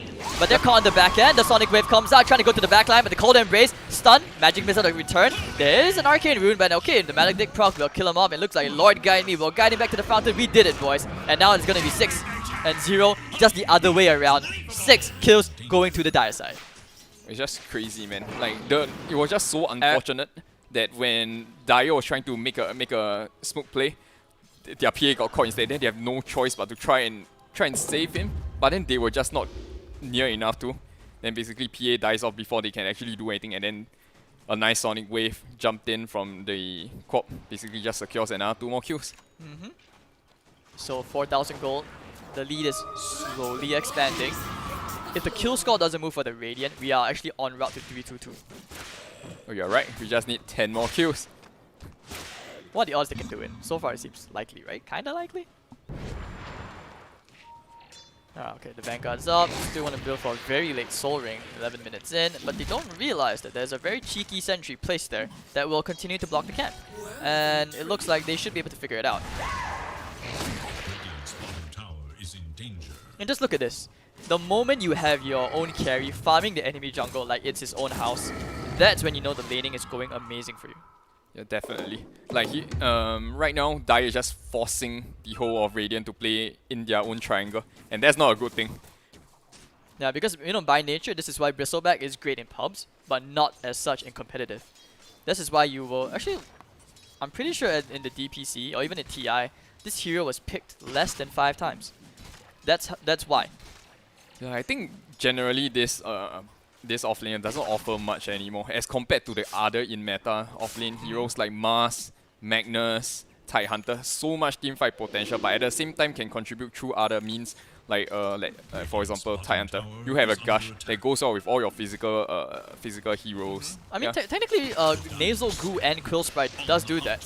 It's just that the hero, like, you know, it doesn't offer what you would. It's not a very versatile hero. Yeah, it doesn't synergize well in a And sense. Yeah. without items, you're not exactly much of a meat shield compared to other heroes, you know? Alright, so the TP down to the Wyvern. Looks like Wyvern's gonna be the... This is what we call the person who holds the lane, so the dead lane. Bottom lane's a dead lane for Radiant. No, he just showed himself. Winters. They have to know, but you know, with the Winter's Curse, not too bad. So they have to be very careful of the way they play this. Alright, there we go. Are we gonna see a Cold Embrace? Oh, perfect timing! Swoop, swoop, swoop. Easy clap. Is under attack. That was quite a ballsy play coming out from the Winter Wyvern trying to defend this lane all by himself. I think trying to retreat was bad, because if he didn't retreat, if he stayed in the trees, I'm pretty sure he would have been fine. But he felt scared, and with good reason. But this just means that Dire, you know, Woodpecker, he's gonna get a tier 2 tower. This opens up the outpost, which means lack of experience for the supports. Like, I think the best thing he could have done was to listen to HY and to stay in the trees. You see, all these years later, since the very first TI, and a Singaporean's advice is still applicable to now, guys. We were just ahead of the curve. Thank God esports is picking up in Singapore. Stay in the trees, guys. Stay in the trees. Yeah. Alright, so smoke play. 5-man smoke. Who will be the sacrificial lamb?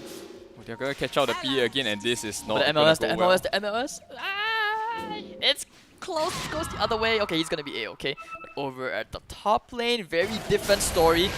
And I see a dead Woodpecker. on my screen. Deleted 3 heroes. The charge coming in to chase this guy, but Oh, the they TP, immediate they are all TP's TPing. out. The coconut to cancel because they all TP to the same place. This is why you never TP to the fountain like that straight away. But it's okay. We are sacrificing a pause 5 for a pause 1. I would say worth This it. is what we call the Comic-Con donation drive. He's 1-7-1 at the moment. It's perfectly fine. Help our beloved boys, Ace Delight, continue to grow further and further ahead. There is The Orchid, little hope for actually Dire's hasn't even middle upgraded the tower. boots. He will be going into the Kaya Sans right now, which means extra stats, status resistance, not to mention the spell amp. It's just an overall great item for Intel heroes. Yeah, it's just such a popular item on Intel cores. Like especially a lot of the mid laners like Storm, like Void Spirit, all of them generally will get this item just to amplify their skills, but at the same time, having the additional strength stats, making yourself tanky, you can last longer in a fight and just aggressively go in to initiate fights too. Just a quick translation for those of you guys who don't really understand Chinese. 都没有你的甜. And basically, this guy is like he misses his X. Well, or whatever. If anything, like his Marana, he's also going to miss all his arrows. So that's not the only thing he's missing right now. Anyways, a one-way trip. I guess you were spot on, Honey. You definitely were spot on. It's a one-way trip for the Radiant side. 15-4. And it's another death for Vengeful Spirit. Is this even a surprise at this point? Like I can understand Vengeful dying, but not in a sense where she's not saving anyone. Him dying with the Aghanim's makes sense as well, right? But, alright, see, Bristleback, very useful hero by the way, ladies and gentlemen. And now, they're just going to stare at each other like lost lovers like Romeo and Juliet. The Super Idol and Pyraxis will probably die here. Hit a nice Lord swap. Guide Me, yep, very nice swap. But the Bulldoze means he just runs this off. He doesn't actually care. He's going to go for the turn. The Weaver tanking the arrow and actually nice dagger to clean up. Gets one. Thinking about looking for 2. The Orchid comes in. Quap says, nah, we ain't done yet. Are you sure? You just messed up. And that's going to be 4 for 2 trade going the way of the Dire side. We almost saw a glimpse of hope coming out from Radiant. No, false hope. Sometimes you have to give Yeah. false hope to the enemy. This is a psychological battle, guys. Dota is about asserting dominance. This is how you do it. You gotta give them hope. You gotta give them the like, I think you come back. You know, there's like a comeback question mark. All chat. Radiant's middle tower Yeah, is looking at how Dire is playing, they are definitely not giving any hope to Radiant. They are so objective. Like once they win a team fight, they just go for the objective, get rid of the tier 2, and now they are controlling even more of the map. And just 16 minutes in, there's only only one more outer tower left for Radiant, and this is just only gonna suffocate the Radiant heroes. And it just goes back to the Bristleback pick, right? Like it may seem like a good pick in pubs, but it doesn't offer like lockdown. It doesn't offer team fight. And at this point, he's not really a meat shield. At this point, he's more like a meat buffet. And he doesn't offer like he's not like a Magnus, where like you said, it empowers the team, buffs the carry, and gives him flash run potential. If anything, he's fighting for space with the bare resources that his team has. Well, not anymore. Hello, Ultra Lily. The arrow does connect, so they do get 1 arrow. Okay, he's not missing anything else anymore. But the charge giving them a lot of sick vision. Look at this boy. The Space Count is coming in. Yeah, the Space Cow, man. This is the Lamborghini, Langa crash coming. Woohoo! All about the hype train. Ba-ba-ba-da-ba. And there we go. He's found his target. Go all the way in. There goes the tip. Woodpecker getting a nice kill into Lord Guide Me, who at this point is not about guiding. I don't need to guide him anymore to the fountain. He's already found express ticket. All year round trip. Like it was almost crazy. Like from the mini-map, I was just seeing Spirit Breaker just running in by himself, but then Quop was actually so far away, but with the Arcane Rune, right? Exactly. She was actually able to make up the distance. Things just don't get in your way. You're just unlucky sometimes. If you are the Radiant. Is this really anything to do with luck though? They have such good observer wards on the side lanes that they basically see everything. NTU students, Kappa? Just a joke, guys. That's a local joke. No need to get offended. Okay, so 21-7. It's such a pity we didn't get to see our 3-2-2, but Okay, how does the Radiant come back from this? I know we've been like kind of messing with the banter a little bit, but how do they actually come back? What's the comeback rate? Like, I think they're trying to make a play, right? I think that's the thing that you need to go for. You pretty much have to get a very nice Winter Wyvern out to basically try and catch as many heroes as you can to set up. Okay, but this BB, Oh no. you're just getting caught out by himself. Oh no, what a disaster. I mean, he does get the courier as a... He's like getting a 10 cents cashback after you buy a Louis Vuitton bag, you know. Radiant just so unlucky. The only few times that they tried to make a smoke play and then a core hero gets caught out. Did like you at the notice as start, well? the PA got caught out too, and then now it's the BB. Did you notice as well, the very moment they caught the bristleback, they didn't even bother to walk to the fight. They just went back to the jungle, and Venge just went to place a ward that doesn't see anything so far, because the entire Dire side, they're just taking Roshan, and the medallion, that goes, oh, Solar Crest, sorry, that goes down really fast. Okay, so 22-7 with a 10k net worth. Can they finally close out the game? High ground defense. Let's talk high ground defense. How's the high ground defense? I think it's pretty decent. Yeah, I think it's pretty decent. So basically, in order for Dire to actually take the high ground, they basically have to catch someone, and then that's where the value of Weaver and Spirit Breaker or even Quap comes in. So okay, just something's happening. Yeah. All Someone's right. dying again. Oh, is okay. Oh wait, no, not yet, not yet. Sorry, false alarm, guys. False side. Sonic Wave, and I do believe the Wyvern is just gonna burn down to the Orchid Tick. There goes the Witch Doctor dance. He's gonna be dancing away. Hands to the ash, airing his smelly armpits. That's what the Death Ward is actually, guys. It's actually Witch Doctor's smelly armpits. And okay, they're thinking about walking back in. Okay, they're holding. Hold. Wasted buyback. I think that's actually pretty big. Dire's middle tower But is under attack. they are very, very cautious because of the Winter's Curse. And you know, like mentioned early on during the drafting phase, level 1 swap, kinda sus. Okay, another smoke play. Will they be able to catch up? Is it really gonna matter no, though? Oh no. Like, okay, oh, very nicely oh, the done. double proc. Oh, actually did get them the kill. And PA, you know, still needs a lot more time to farm. Look at silence. that, the gust, the charge, and me Rana is me dead nah. Okay, here comes the flank, Lord guiding me. They might be able to get the Woodpecker here. That's the Aegis gonna be popped. Spirit Breaker and Witch Doctor trying to stick around. Oh, but the Shadow Blade away. No detection gaming. They blew pop the dust, but it's not gonna matter because now you can just see your death even clearer. Here comes the Queen of Pain. Right under the tier 3 tower, instant buyback from the Vengeful Spirit, looking for the swap. Wait, what? Okay, they get the Magic Missile stun, and the Stifling Dagger doesn't really do anything. And this is basically where the Woodpecker gets another kill. 3 down, and this is not even high ground yet. Yeah, this is not. This is like the slow death, you know, death by 1,000 cuts. Like, I think you basically use up all your resources. How are you even gonna sustain for the next fight? Like, there's no way you can defend high ground already. Like, the issue with Radiant is that they are trying so hard to set up with the Winter Wyvern, but Winter Wyvern had just literally 0 chance to get a nice setup. Alright. So There's just so much on his shoulders. now it's your turn to sound ominous. So is there any hope for the Radiant? Like, is there any hope at all? I'm trying Are fortified. to Okay, whatever be positive. Where's the GG not positive? Okay. Positivity, man. Oh sure, they can do it, man. They can do it. Oh, yeah, you sound like that. You know that overly optimistic friend now, even though the game is like completely destroyed, kind of thing.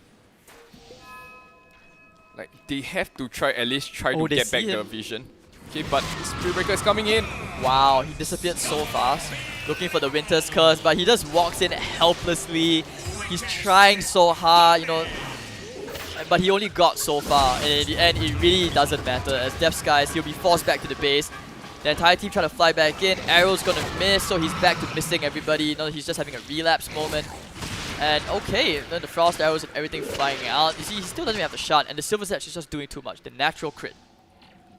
Like, what can you actually do right now to die if you are a Radiant, if you are playing as Radiant? Like, the Joe can basically just sit back and slowly hit down your towers, and you can't even do anything about it. I mean, Like, this is why I meant for before- you your lanes, right? Yeah, before the Vengeful Spirit even comes in for sword, like basically like what you said, the swap at this point of time is just so short. You can't basically catch the Joe Ranger out of position. What you can only do is to just delay for as long as you can by clearing out the waste, but then it's just not gonna stop the aggression coming out from Dire. I mean, the only thing he can catch right now is, you know, his teammates' tips towards him. That seems to be the only thing he's catching at this moment. Actually, I just want to point out, yeah, 1 kill, so 1 tip. I guess that's what they're tipping him for. feels bad, man. Still waiting for this Mirana to show its usefulness. I was hoping that we would have seen something nice and flashy here, because we did see a tiny moment of hope in the Radiant jungle earlier on, but so far, nothing else. I like basically all the big team fight has been going in favor. Oh, of the like, break! okay, The charge! oh, very nice save. A very Okay, beautiful finally. Winter's Curse. The arrow connects, and actually this is not too bad, but no, There's this no is a huge lack of damage. The charge back in, Lord Guide Me, and the Sonic Wave to clean up the carry. There is no buyback. 4 down. It's a disaster. Hide your kids. Hide your kids. This is Hellbound all over again. Just really unfortunate Oh, for even Radiant. that's really nice. They even get the bounty rune on the Witch Doctor from the shovel. Queen of Pain, getting a bit of follow charges up. Very nicely done, and actually very clean. I think it's just a reward for executing that fight so well. Alright. So 33 to 8. And with the top wave also pushing in, I do believe that the graduated washed up players are not as washed up as we thought they were. They're putting quite a fight and putting up Arrow. a very good show. Oh! Nice catch! I like how he's casually in range of the heal because he did go for the... was it the AoE heal? Oh no, it's always been that big. I don't remember the AoE being that big. Oh, the swap. Hello? They're trying to catch out the Surprise! Witch Doctor. But Oh, the he man died so dies. fast. Oh, the crit from Depths, guys. That's gonna contribute to the BKB fun. Now they want to catch the regular pleb.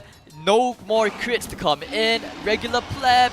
He's gonna charge away the safety, unless even if there's a crit. Oh, hey, he's helping the PA farm. He's helping the PA farm. That's a good thing. And he just runs away. I think their only way back into this game is to basically make enough space for PA to get another 2 to 3 item, but it's very highly unlikely that they can even afford to do that. Okay, so I would like to show a win probability thing, but I think maybe not right now. After all, they are 22,000 gold ahead, and the washed up players, they are very, very eager. I'm pretty sure if you're like Team Stonks, you're also watching, because I think these guys are their next opponents if they win. The break, the crits, the frost arrows, beep bop boop. Wyvern, you're in the wrong place. Now the box comes out, he's actually gonna dodge it. Actually no, one of them latches. The Queen of Pain's in a haste rune. It doesn't even matter because he's, well, yeah. There's not much to be said there. That's just sad. We're gathered here today to mourn the loss of a Wyvern who just wanted to save his teammate. He tried his best, but it's just not enough. Like PA just recognizing that as long as he doesn't get his BKB up, that there's no way they can fight. They're just praying that this last BKB pickup is gonna make a difference. 10 more seconds before the last hurrah. The final fight, guys. One range rack standing. Never mind, no more range rack standing. That was a final stand, which ended very shortly. Okay, the Moonlight Shadow. Can they actually do anything here? They're trying to find Look at the the Solar Crest buff. Okay, Tomless Toy. Oh, he tried, but he wasn't in range for the swap. Depths guys coming to the bag, popping the BKB. Sonic Wave connecting onto 3. Depths guys, he's gonna try to swipe around. The crits are not landing. The Death Wall are doing quite a fair bit of damage. Winter's Curse is still available. They go for the Wyvern instead, trying to shut him down, and I think he will die here. So now it's 2 for 1 trade. The Drow did buyback, now trying to walk back in, and of course here comes the Death Ward again. That was the shot into play. Murata doesn't really do anything. Here comes Pariaxis, trying to get whatever he can, but at this point, like I said, he's not a meat chew, he's a meat buffet. And all 5 are down, 42 to 10, and that is definitely the game. Definitely. Any final words for the Radiant team? It was just a shame that we couldn't get to see their full potential. It sounds like an actual obituary when you say it like that. Alright, GG.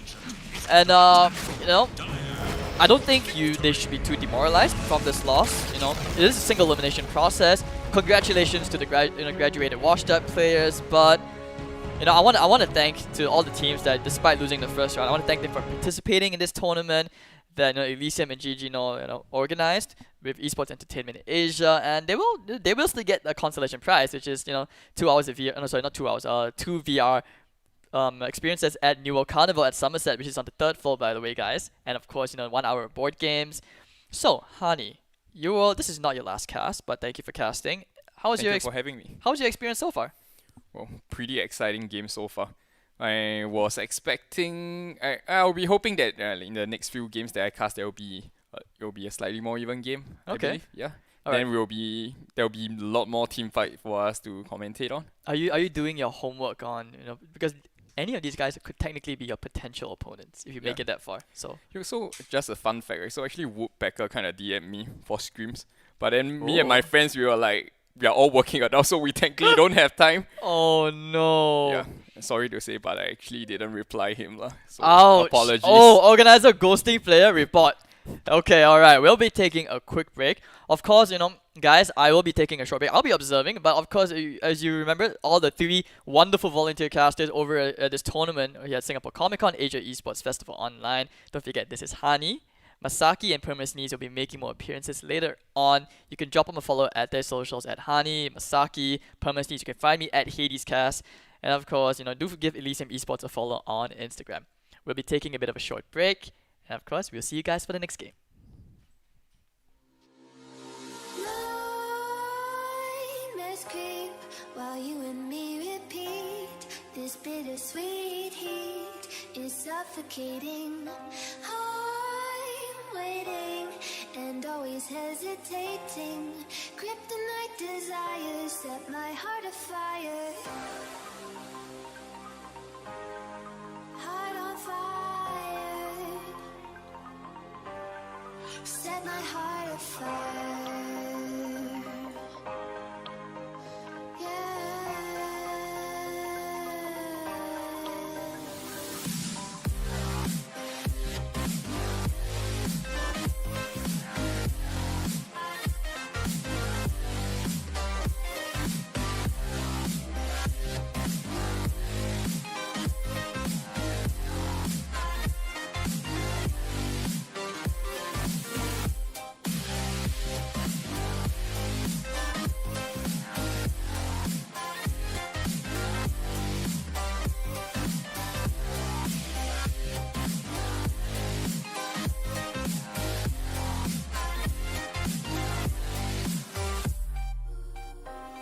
With crimson secrets and forbidden bliss, can't stay still, don't stop that thrill. My bones crave your skin, temptation within, mistakes ignite the silence. Nightmares creep while you and me repeat. This bittersweet heat is suffocating. I'm waiting and always hesitating. Kryptonite desires set my heart afire. Heart on fire. Set my heart afire.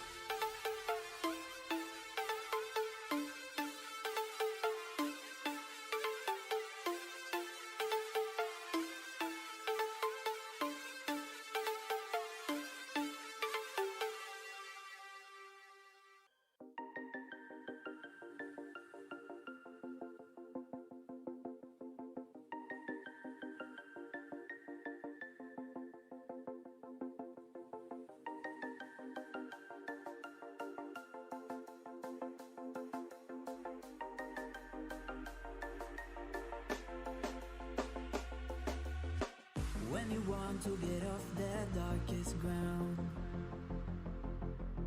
The gravity pulls you straight down. Earth from a bird's eye view. You should grow feathers and see this too. When you want to get off the darkest ground, the gravity pulls you straight down.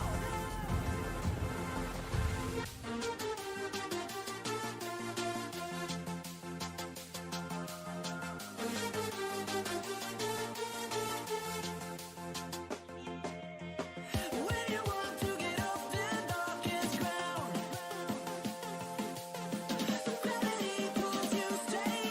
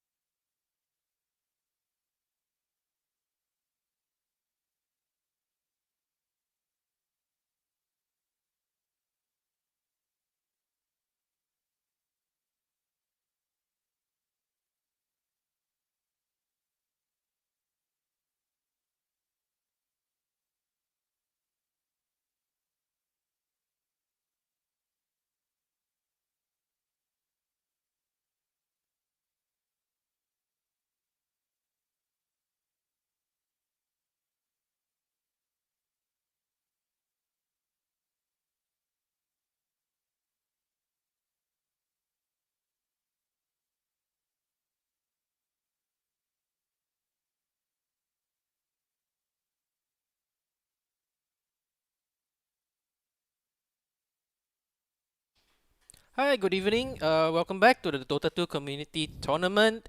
Alright, this is at the Singapore Comic Con and Asia Esports Festival Online. Alright. So my name is Masaki. You can call me Jasper also. I'm Hani. Yeah. So both of us are more. We casted together a few times at the GG NORE Community weekly, tournaments. the weekly tournaments. Alright, so now we're back here, casting for the first time. Yeah, we're basically covering for Hades because he's taking a break. Yeah, so Yeah. you'll get to see hopefully some fantastic casting from the two of us. Alright, so the tournament itself is hosted by Elysium Esports and GG NORE, right? Yeah, GG So in case Yeah. you guys are unsure like what GG is, we are actually a Dota 2 community set up by a couple of friends that we just want to encourage people to come and play together. Take part in the weekly tournaments, then collect points, make some friends, and just play good Dota. It's more accurately, we just play to have fun, right? Yeah, definitely. Alright, so huge thank you to our sponsors, New World Carnival. Alright, actually sponsoring all the participants, all the players for this tournament. 2 free sessions, I believe, 2 free sessions at a VR. I mean, Just basically a VR session, right? Yeah. Wow. so if any of the players want to just head down to their on-site, it's at level 3 of Somerset 313. It's very easy. There's a lot of trees, right? Yeah, Right. very accessible. I mean, might as well, right? So just go to town, can check them out. Yeah, okay, so finally we are partnered with Esports Entertainment Asia, and with that, I think that's wraps out about our introduction. Yeah, shall we get Uh, right into the game? I think I'm pretty excited to cast the game. Yeah, I mean, yeah.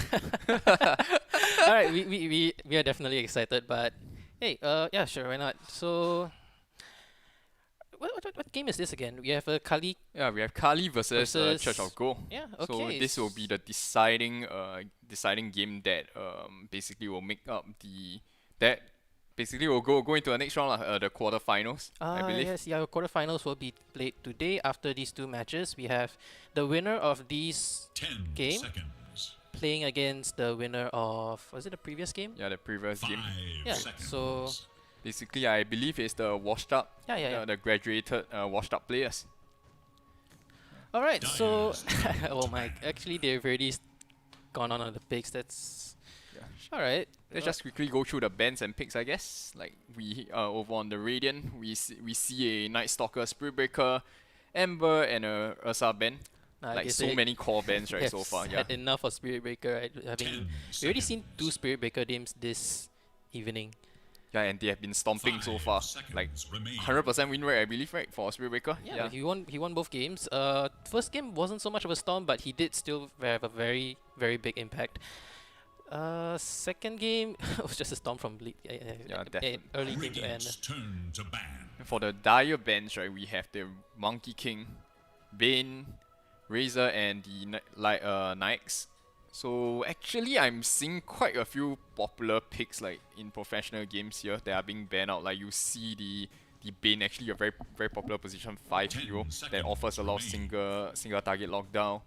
Then also the Monkey King. I think Monkey King was played a lot in seconds TI, right, as like the position 4 Yeah. monkey, just providing so much vision and then space too. Yeah, and you see, okay, so you have Tidehunter, you have Disruptor on Team Kali. Again, these are just huge team fights, and actually, Hades just now mentioned Mars as one of the meta offlaners. You can see Mars is being picked up by Church of Go. Yeah, actually, like I think I would believe definitely goes well with the Dark Willow. Like you imagine the Arena of Blood, then That was then also with very- the out coming in from the Dark Willow, we will just basically just send you running into the spears.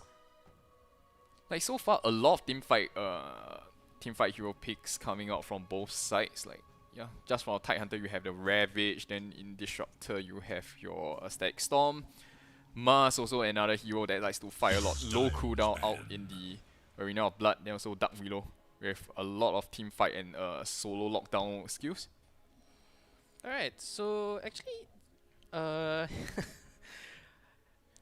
just take a look at the names for a second.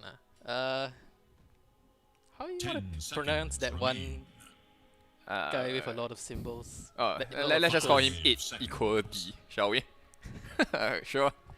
Right, I mean, we can't Sure, technically tell you sure. what it is, you have to guess it on your own lah. Yeah, and actually we have a, I think, is that a Toronto fan? Tondo? Okay. Toronto Tokyo fan.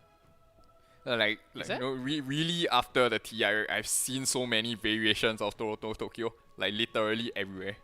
Yeah, and we also have an RTC fan in there, I think. ETZ. Yeah, this game is too easy for them. So basically, going back to the picks and bans, Medusa is being banned right now by the Radiant. So far, right, Radiant has been banning out a lot of carry heroes, and basically you are just seeing like pos 1, pos 3, and pos 2. Basically, all the core heroes being banned out. Then meanwhile, Dire is more or less doing the same thing. Also banning out they're the also taking TP, their yeah. own sweet time with the bans actually. Like I'm looking at the draft right. I think more or less they should be looking at their next position 4 pick. I would believe for Radiant, then also for the Dire they'll definitely be looking for their boss 5 pick lah. Okay, they went straight for the core. They know what they want. They went straight out for the PA. Guess are they not scared of it being countered? Like there's a lot of picks still in the pool, right? I think if you are confident, you are basically 10 not afraid seconds if any remaining. hero or any item comes in to counter you. So I think it's just a very 5 confident pick coming out from seconds Dire. Like, we know what we want, we are gonna go with this game plan. You are not gonna stop us kind of thing.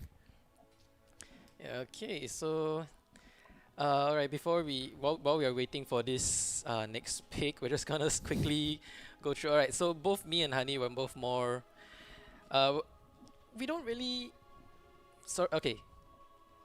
Apology in advance if we are not as entertaining, but we're gonna try our both- best, yeah. we're both pretty more analytical. Yeah, so So- if let's say we are gonna be talking more about game by play, how things should be done, then just please bear with us. Alright, so that's out of 你 the 这么 way. 看，你的队友不会生 My 气吧，哥 goodness. 哥？ Like- So Masaki, let me ask you. So are you actually what heroes are you actually like hoping that they will pick so far? Like, is there any heroes that you want either teams to pick up? I mean, there's always Invoker. It's always like Invoker is one of the heroes that I have a love-hate relationship with. I love watching him. He is such a flashy hero, but I absolutely 5 love seconds playing against remain. Invoker. Like you can bring me any hero in the game. Chances are, I will hit Invoker more. Playing against Invoker more, that is like. Oh, I But hate playing this- against techies though. Wow, Yeah, that I- hero is so horrible. Hopefully, will we see any Invoker or any techies in this game? I mean, Invoker is a natural pickup for the Kali team. There is a Void, there is Ravage. Yeah, definitely though. I will agree. Like you can go for early Aghanim Scepter and then the Catalysm will 10 just basically help to seconds follow remain. through with all team fights. You have so actually you think about it, right? For 5 Radiant they are so seconds. team fight orientated. Then they not only have a Tide Hunter to sell, they also have a Void. Then Disruptor also can do some setting up of team fights. Then you can basically follow up with a very nice Static Storm or the Mortimer Kisses. So actually Invoker will go really well though. Yeah, it's just a really team fight heavy team. What do you think about the Winter Wyvern pick? Like, last game it didn't go so well for the Winter Wyvern. Just get caught out, wasn't able to get his curse out. What do you think about it this game? Yeah, I think generally right, this Winter Wyvern is just mainly to counter the Faceless Void pick. Like, when you get Chronoed, and hopefully that he doesn't get Chronoed too, he's able to save someone with the basically the third skill. Then subsequently, right, then you also want to make a counter play with the Winter Wyvern or the Winter's Curse. Oh, see? I think they figured it out. Yeah, They figured out that it's Invoker was such definitely... Yeah, it's such a natural pick, right? You just you see Faceless Void, you see Ravage, you have to ban out the Invoker. yeah, Tinker is actually a good band too, Yeah, considering like you'll go for the very quick Aghanim's Rush, then you'll basically do so much damage with your Rocket and your Laser. So I think I believe that's a very good hero to ban out. Like, yeah. I think right now 10 Radiant is seconds definitely remain. trying to find a hero that can go well with their Wombo combo. I mean, there's still quite a lot of remain. AoE. You just need something in the mid lane that can nuke down heroes while in the chrono, right? Yeah. Dyer's turn So to pick. They went for a Viper instead. I think they respect that, you know. You really have so much setup. We probably just need a bit more DPS, and then Viper is a yeah, Viper's a natural counter towards PA as well as Mars, right? yeah, So definitely. And then you also basically your Nether Toxin can also be follow up like for 10 the seconds. Chronosphere or the Ravage too. And then it basically gets 5 more painful seconds remain. as people are being trapped like basically on the Nether Toxin. I think it goes well. Like Viper is a hero that you basically pick to win the lanes and to give you so much advantage. And then because they want to keep forcing fights, you want to basically lead, you want to force the enemy to go and to defend, to fight into you, and then that's where Radiant will get to play the strat they want, which is to just keep fighting. okay, like that's true and all, but honestly, I don't think Church of Gold. I don't think they're scared of taking a fight at all. Like you have. Yeah, they have the Mars, they have the Winter Wyvern. Like I think they are more than happy to take the fight. And then, but if you were to do a comparison, right, Mars and Winter Wyvern actually have lower cooldown ultimates as compared to Tyrant and Faceless Void. So Yes. if let's say they are able to make better use of the timings, right, they might actually be able to be more efficient in team fights. You know, avoid the bad team fights and then get the good team fights coming out for Dire. Yeah. So. So far, we have a lot of team fight. Actually, what hero do you think, like, what would you like to see here from Church of Gold? I think another hero that can help Mars to set up, I think would be good. I'm thinking Void Spirit is actually good. It's not being banned out yet. It was banned out like in the past few. Oh, they went with the Puck too. Another hero with a lot of strong initiation. Ultimate choice. And then basically another hero that goes well with Dark Willow because you basically just want to break the coil. All right. So we have the draft for Who you- both teams. Yeah. You were about to ask me the same question. Yeah, who are you favoring, right? So yeah, I mean, you have to go with the wombo combo, right? Sure. I think though I think like, you know, But supporting then again, wombo combo teams are definitely more I feel like- exciting. although I feel like Church of Gold, they also have a more mobile team. They also they might be able to perform a wombo combo too. Yeah, of their own, indeed. But I'm looking at the picks and it's like Mars is pretty fast. Puck is just Very fast too. Yeah. Puck is elusive as all hell. So and they have a lot of wave clear as well. So again, I always like if you guys watch BSJ, he always says this: lanes super important. Push your lanes, push them. So looking at the draft, I think Church of Gold has better lane clear, wave clear, especially early on. You have a Mars, you have a Puck. You're just gonna 这么 shove the 看 waves 着队友 in. 不会生气吧？ You're gonna 哥 slowly constrict Kali. Yeah, I think they are more than capable to fight as a 4-man to allow space for BA. Yeah. But as for Radiant, right, I think probably not so. I think they can do it too. But then just that, you know, because you pick a Faceless Void, you generally want your Faceless Void to get involved as early as possible, right? You wouldn't want to just let him do free farming, you know, just free farm go, then Goes afterwards both then... ways. Yeah, you want the Faceless Void to participate in fights while he has chrono up, but while he has chrono down, just let him farm. There's a lot of clips coming up. Yeah, What is or going tipping on the Toronto Tondo. Guess he's a bit low on his credits, so his teammates feel the need to tip him. That's... Oh, actually, have we talked about lanes yet? What do you think the lane? How do you think the laning will go? Like which lanes do you think are stronger?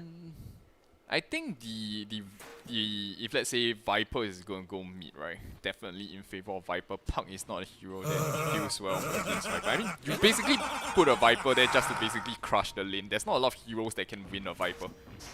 Really? Because I'm thinking the opposite. Like Puck is one of the 30 better seconds to heroes to battle. lane against Viper. Let the countdown begin. I mean, if you were to go in like cause I myself as a Puck player, okay, I'm not a very good mid player, but generally, if let's say I wanna sustain a lane, perhaps against an aggressive hero like Viper, I may be forced to add phase shift, but hopefully not, you know, kind of thing. And then Viper will just generally run at you, and then you try to zone you out as much more. It's generally not a very nice matchup to play against. You'll be pushed out of your comfort zone. So hopefully he's a better Puck player than me, I guess. Then Okay, so we have that. What about the other two lanes? You have PA, you have probably a PA Winter Wyvern lane, right? Yeah. I don't think this is a very strong matchup though, as compared to a You have a Snapfire and Tide. Yeah, yeah. Snapfire and Tide is just so hard to play against Wait. them. But Is this no? It's not Snapfire. Snapfire is going bottoms, which means they have a Disruptor Tide Hunter to deal with, which is I don't know. Is that worse or yeah, I think it might be because as a disruptor, what you want to do is like you buy many tangos. You just want to spam your nukes over and just try to be a pesky little disruptor against the enemy carry. And then he's basically doing what he's doing best. okay? Like just being a nuisance so far. Actually, bottom lane Willow is really taking a lot of damage, but yeah, whatever. Like- it's a Willow you have. Yeah, just looking at the lanes, how he's going. The last Was that a? That was a fast, very fast career snipe. looking at the last year and Dinash, actually surprisingly Park is doing rather well. Like I mean, just you have the high base damage, right? yeah. Like Puck has a high base damage. You have spells to help you last it. That's why I say like Puck is one of the better matchups against Viper. Although you still can't fight Viper head on, obviously. Like this, you're not gonna suffer in terms of last hit as much. I think like as a Puck player, you generally just want to make sure that you can get up to 6 as soon as you can. And even though you might lose the lane, but your effort, your contributions to the team comes when you hit 6 and you start to rotate and start to get more team kills, and that's where you start to snowball. Whereas as compared to Viper, right, Viper generally you want to outplay your opponents in the lane, just basically capitalize on your lead and just farm away. Yeah.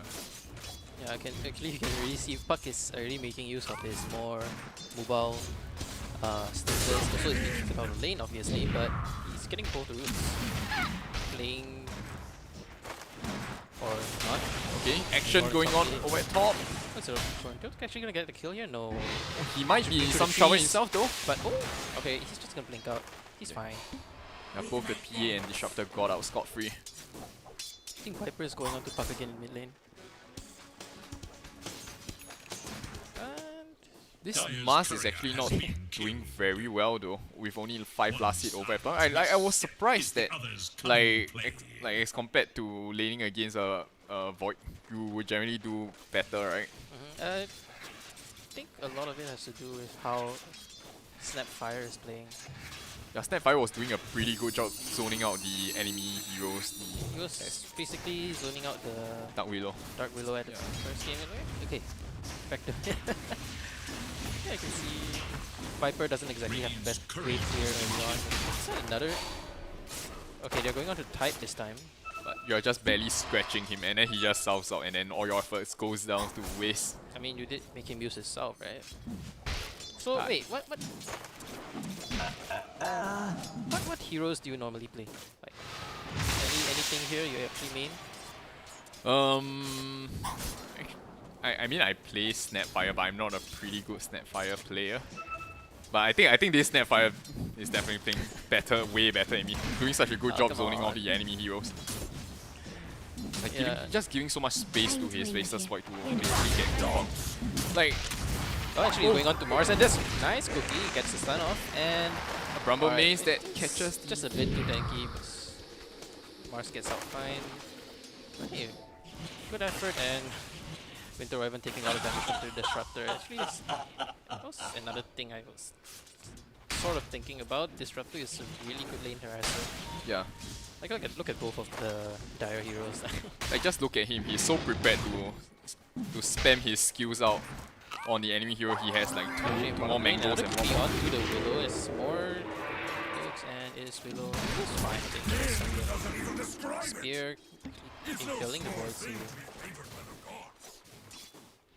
Look at Viper, man. Viper just doing so well with 15 last hit and 15 denies. Like basically 16 denies right now. Like he's just so Denying a ahead. lot, yeah. Just not giving any space, any farm to the Puck. Like Puck is just forced to go and see stack for himself and just farm there. Like basically the lane is won by Viper right now. Okay, over at top. I think nothing's going on right now. Yeah, PA They almost. tried, but yeah. you have a Disruptor, you have a Fight Hunter, neither of them are really fast. Actually, the ward that should tell Dire side, Radiant has a ward, but it's expiring already, so I'm speaking too fast. Yeah, just 5 minutes in this. Oh, hey, we finally have our first kill. Oh No, my. it's a neutral yeah, creep. it's a neutral creep. So Puck There. being pressured too much, just wanted to Like, don't know. hopefully it wasn't a misplay, man. perfect. You can still go back to mid, try and shove out with your Q as Puck. You shouldn't just retreat to the jungle entirely. But hey, I mean, Viper's keeping the lane where it Radiant's is. bottom tower is in danger. Like right now, I believe like for the dire draft right, you're actually looking at Puck rotating in at around 6 to 7 minutes, but at this rate I don't think he's gonna hit 6 at that point of time. I mean, And- he's still going to rotate as soon as he hits 6, right? Yeah, but definitely slow down by a couple of minutes there because of the dominance of Viper. So you think this first gank is going to be very important for Dire team to set their pace, right? Yeah, definitely. Like right now, I'm seeing Puck being in the same level as like the Faceless Boy and stuff, and then and he's basically playing in a solo lane, and it's not good. And I think the Snap wanted to cookie onto the Willow, but Void came at the last second. A nice last hit though. Hey, okay, so right now, okay, so Viper at this point, he just completely forced the Puck out the lane. And Puck is just... Wait, Yeah, 7 he got a minutes hit in. rune and he's hitting top. Okay, are we seeing something? No, it's No, not. It Viper's wasn't actually hitting. hitting top, he wants to get a kill. Yeah, They're already setting his eyes, leave some space for Puck to catch up, get his level 6 himself. yeah, Puck Does doesn't not have have the the TP though. yeah, doesn't have the TP. He won't be able to counter. Viper just There Goes is back back middle. to it. Radiant's middle tower. does have a haste rune though, so Puck might be a little bit scary, but he just phases out. He's fine. You know, Like- top chooses the Tidehunter chooses this moment to Fortified their structures go on the against PA. attack. Like this Tidehunter, I feel that it's just going way out of control, man. Like he's basically just free farming. Like in one of the previous game, well, the Timbersaw, the offlane Timbersaw was just having a heck of a game, just farming right through, like farming at the at a tier 1. Oh, finally we have our first kill. And we're all Over at bottom, they finally got a pick off on the Mars, and this Dark Willow might go down too. Oh, was about to make a counter kill on the Faceless Void, but Faceless Void just times walk away and gets out safe. This is level 6 as well, so if he wants to, he can actually just jump this Willow and kill him. Very nice kill onto the PA too. Like that's the problem. Like I think PA you generally can't do much against a comfortable Tidehunter. Like what can you actually do? You can only just throw out your dagger, try to get some farm, but then there's no way you can actually zone out a Tidehunter. I mean, that's where your supports they come into play, right? yeah. You have the Puck. They even use the Ravage though to get a kill onto the PA. Yeah, I mean, it's a foot first. Yeah, definitely worth it. Might as well, right? Since you are not gonna be fighting Top anyway. tower is under attack. Alright, so oh my god, his tide is only gonna get bigger and bigger. Look how he's Should look dragging to the their creeps top onto the small tower. camp. Just a little efficiency tip there. Yeah, and then the tier 1 is about to go down, and then that's where they start dominating the enemy's Top tower neutrals. is under attack. And then that's where they'll limit the even more farm for the PA. I'm actually more interested in what kind of movements this Puck is planning out. Yeah, it's, He does have his 6, already level 7 actually. yeah, perhaps he's just waiting on a good rune. But then it would seem like hasn't been able to get a very good rune. Okay, they're trying to make a move for bottom though. This Wyvern and this Puck are gonna go bottom. But then the Mars is not yet 6, so there's no outcoming out from Dire's him. top tower is under attack. Yeah, it Okay. was just a wasted attempt, and he has no choice but to go back to mid because the Disruptor is pressuring mid. I think the gang is pretty too obvious, right? You see a Punk that's at level 6, level 7 as of now, and then you don't see him in the lanes pushing out. You definitely know that he's going to make a play. Wait, did they pull them? Oh, okay, yeah, they pulled their own camp. My eyes was playing tricks on me. Yeah, so basically, like looking at Radiant, right, they have basically already won top. So Tidehunter is free to farm. They can't actually do anything on him as of now. Look at him, he has a hood at 9 minutes in, reaching 10. Like, if you're not gonna commit 3 to 4 heroes, right, throwing almost all your spells on him, you're not gonna get a kill. And look at how Dire is just concentrating all their efforts onto mid and bottom. So this Tidehunter is just having the time of his life. And it's not the best play that you can make right now. So if you are Dire, what do you think you should do? I don't think there's a lot that you can do, right? Actually, what I would probably do is try and get the PA TP bottom. Try and set up a fight bottom, right? Then you get the PA to TP bottom. Start farming bottom area. Yeah, basically you want to do the same as to what Radiant has done so far. Try to dominate the bottom neutral so that you can provide more space for PA to farm, right? Yeah, but you just need to set up any fight in the bottom lane where PA can jump in, help the fight, win the fight. That's very important. You have the spells to do it. Mars is level 6, although at this point, Void is a little bit tanky with his treads. Oh, the Viper is coming in. It's going to be a 4-on-4 though. There's a smooth play coming out by the Puck and the Winter Wyvern. Viper is just hiding in the trees. Although I think right now, Okay, a nice arena. Oh yeah, the Chrono Spell that catches all 4! What, this is the biggest play that you can make as a play. So will there be a follow-up type? Ravage, I don't think so because he actually used it at the top. The static view, the static oh, the song spike has is going down. that very nice counter initiation coming out from Radiant. Dark Willow is by himself trying to TP up. Oh, he dies before the glimpse even catches him. I was gonna say this is still a little bit early for a 4-man Chrono to have any impact, but they proved me wrong immediately. They get the Static Storm onto the Puck, getting another kill with the glimpse. That's maybe not the glimpse, but it was dead anyway, right? Yeah, this is just a glimpse of the wombo combo that we are getting to see in this game. Such a nice execution by this faceless boy. And now, instead of Tidehunter up in top lane pressuring the PA, now it's Viper. He's the one who TP'd up there. Just to make sure PA doesn't get any farm, right? Like right now, they are not even afraid though. Because like for Radiant, right, they use their ult so well that even though they have exhausted the Chronosphere, right now Ravage is up. We can still fight again. And we are not afraid to take that fight. So Dire is the one that actually is being pressured the entire time. Radiant's middle tower is Okay, so right now, so Void's Chrono obviously down, so you want him to farm. Puck on the other hand, his coil is already up. Yeah, he So are they going to look for another fight here? What do you think? He could try to push the lane, I guess. Okay, I was expecting him to like maybe make a big play with that double damage room, but I think he's still opting to save it for now. Like, I mean, this is the best bet. Like, the best bet right now is that you go and smoke up again and probably try to force a fight, right? Knowing that one big out is down. At least that's like eliminates half the chances of you actually losing the fight. Actually, a Bill coming up to Tidehunter right underneath the tier 1, and even then you still can't do anything. Just look at the difference between the two off lanes. One is at level 10 and one is at level 7. What can this Mars actually do? Like, he has no choice but to just slowly climb back and try to farm out his Blink Dagger. I heard something going on, yeah. So Static Storm going down onto the Willow, getting a solo kill. Mars is actually out of position now. Oh, he popped the Ravage. I don't... It's might not not. worth it, it's not worth it. You don't even need the Ravage. Yeah, It's just a Mars with no items. we'll just let you live for now. Kind of thing.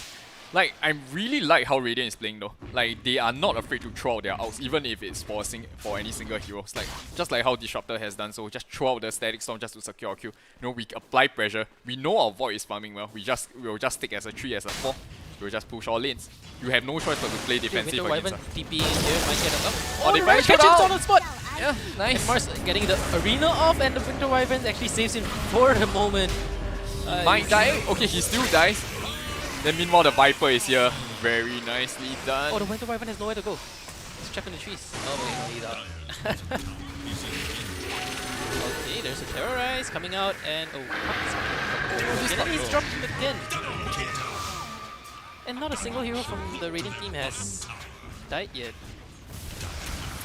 And it was so unfortunate, like, you know, he was trying to make a play with the Winter Wyvern by basically casting the Winter Curse onto the Snapfire. But then again, this Viper is like, he doesn't have any physical damage as of now. It's still way too early into the game. Even if you get a very nice outright, you basically don't do much. You are not able to get any kills unless there's follow-ups.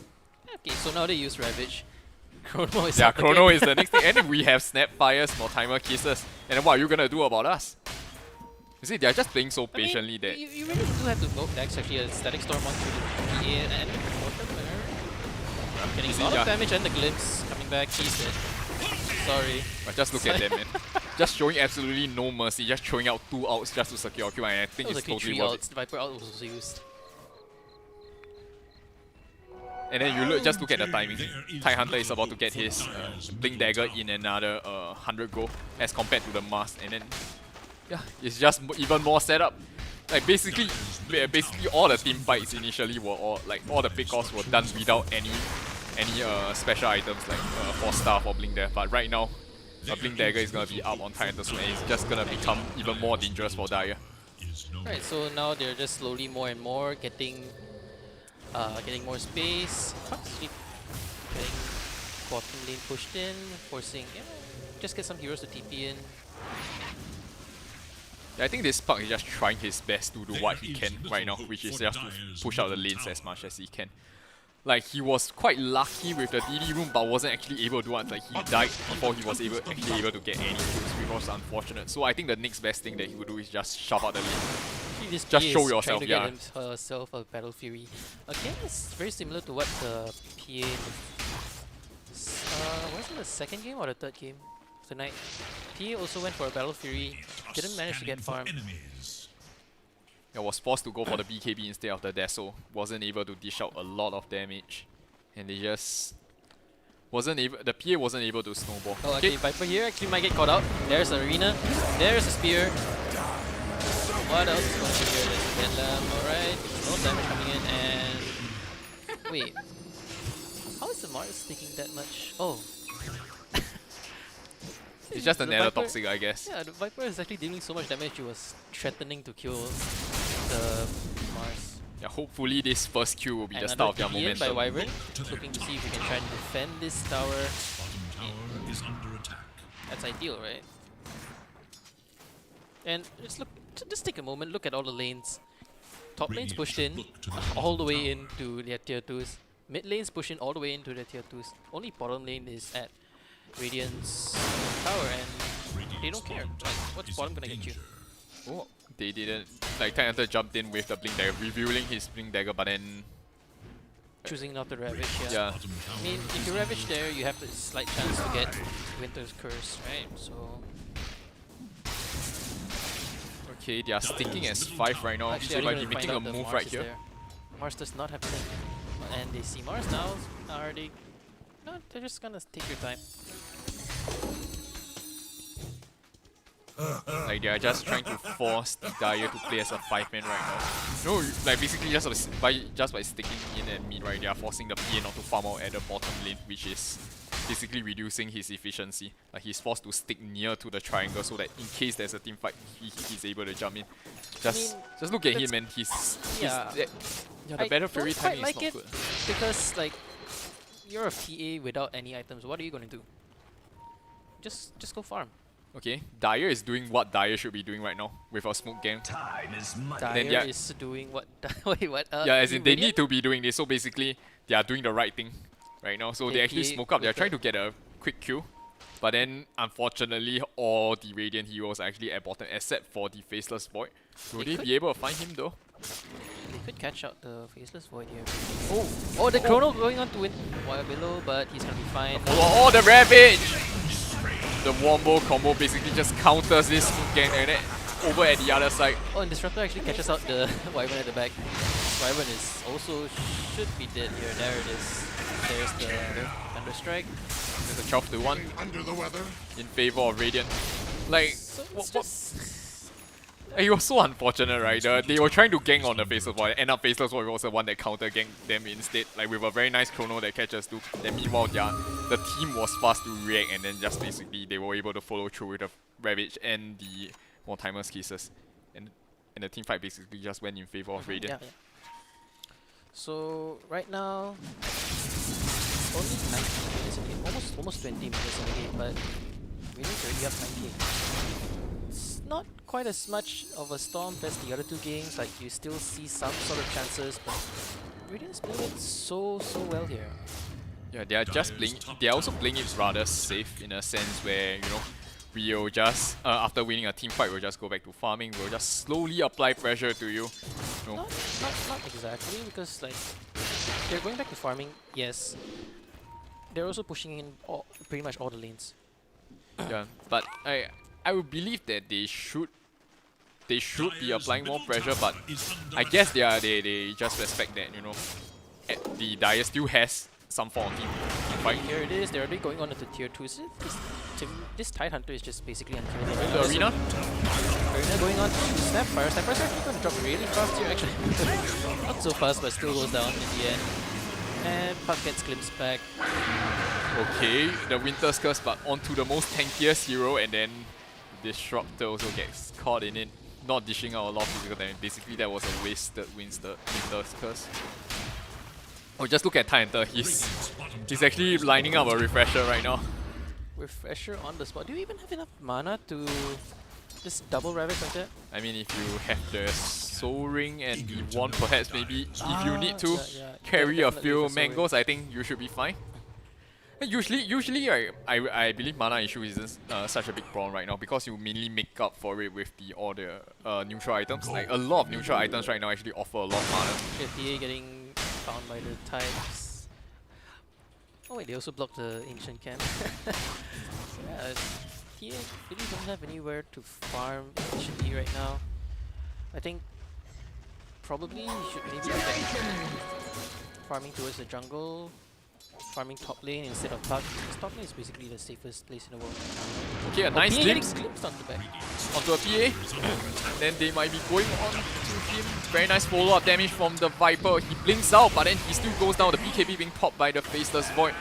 Dark Willow trying to get away, but then a very nice couple of bash comes out by the Faceless Void and secures another kill. 2-4-0.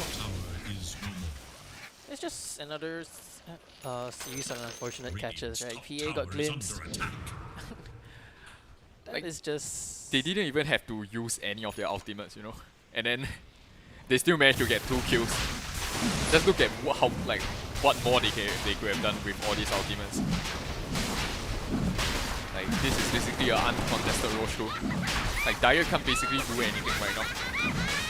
Like the offlaners, Mars is just trying to push out a bottom lane. This mid puck forced to go into a very defensive item in Eels. You couldn't even go for the Blink Dagger.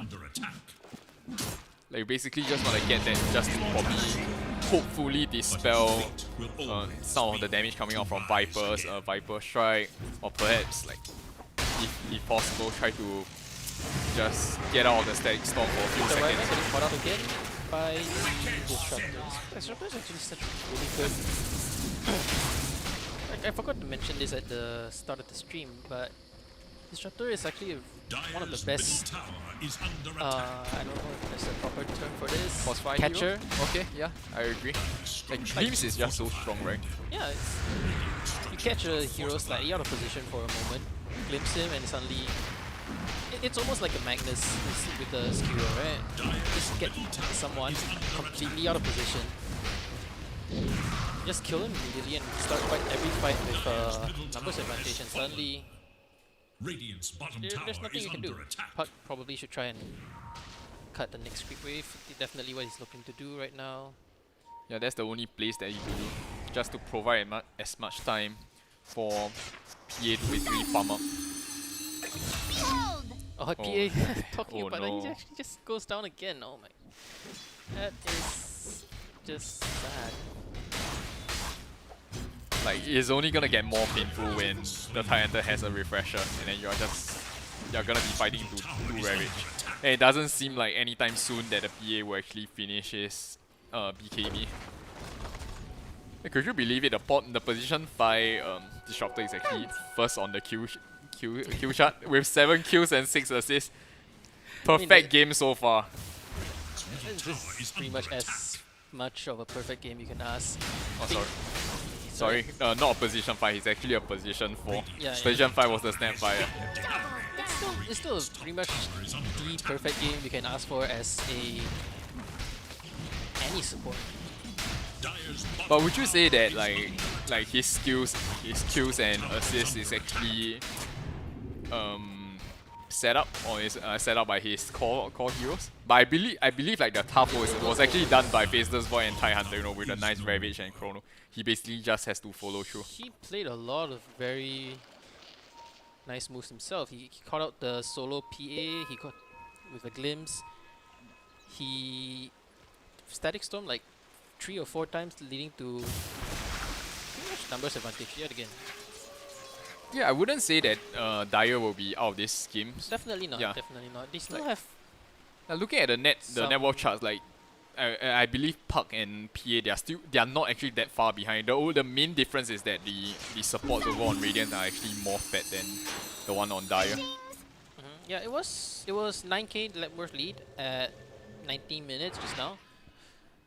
Now 5 minutes later it's still 9k, so there's some silver lining there. Red Dyer is still holding on. It's just unfortunate that PA is the one always getting caught out. Yeah. But at this PA, I think he's like going to a very he's ready to fight. Basically, he's lining up the BKB. Almost He wants to join the next fight already. He knows that my team has been suffocating enough. I want to try and make a difference right now. Although I think the supports are playing a bit too scared. I mean, two of them are still in their base. Come on. Man, they all is that fighter. Yeah, they're just a little too scared at this point of time. Because we are heading into like 30 minutes soon. Any kind of misplay will basically be one lane of Rex. And another kill. Look at Disruptor getting another kill onto the PA. Right before he was able to get his BKB.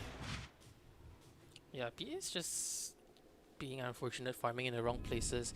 Spider Senses got him out of trouble on one gank. Other than Dire's that, top tower is under attack. Radiant keeps catching him. Like if I were PA, like I will basically try to at least use blur, get into the enemy jungle, and then just farm there all the way until I have a BKB and try not to show myself in lane. I think that's the only play we can do so far. Under attack. I mean, it's very easy Top to. tower To is say, yeah, I agree. Every time I cast, I say this exact same thing: push your lanes. When I play the game, Yeah, you don't know, completely right? Yeah. different story. It's like, come on. When you play, it's like as if you are like wearing helmet like in the army. You don't think, you just listen. Okay, so right now, Faceless War is just taking a free tier 3 tower alongside with Viper and Snapfire. As soon as his Aegis being, probably wants to use that pretty soon. Okay, expiring now, right now. Yeah, okay, but then the regen actually pops and he's back to full health. They're still sticking here. I think they are just trying to see if they can catch out anyone with like any sort of ultimates. At least this Puck is close to his Aghanim Scepter. Yeah, it's definitely going to work against all the Faceless Void BKB. Yeah, if let's say they are able to make the nice play of like catching like 2 or 3 heroes with that Aghanim's Dream Coin, then afterwards the follow up with the Dark Willow out, I think that could be the game changer in this game, in the next team fight. BKB completed on Mars. I think that could also be another game changer. Refresher is up, but then we shall see who is faster, I guess. Whether the BKBs are faster or the Ravage is faster.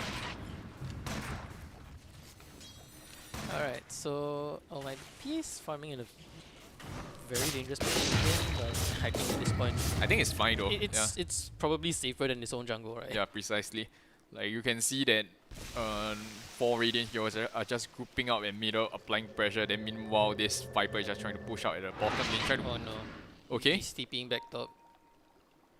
Okay, so he sees the Viper bottom, Yeah. gets scared. TP's up top, and are they gonna make a smoke play here? I think so. Wait, where is the Puck going? Probably going to push top. Smoke the 4 people. Yeah, this is how not scared they are. They're Yeah. playing as 4 inside their base. Meanwhile, the rest of the Radiant team is just farming out, trying to get all the neutral items. Like the Monkey King Bar already up on the faces, but it's just a general counter to PA. Like what can PA actually do right now? You're already queuing up a Satanic. Even after he gets a Satanic, it's gonna be even harder to kill the Faceless Void. Like, what are you gonna do? Play something. Bottom tower is You can under try to attack. counter like Ravage, Static Storm with your BKB, but you can't actually counter the Chronos. Your Faceless Void will still beat you up with that Monkey King Bar.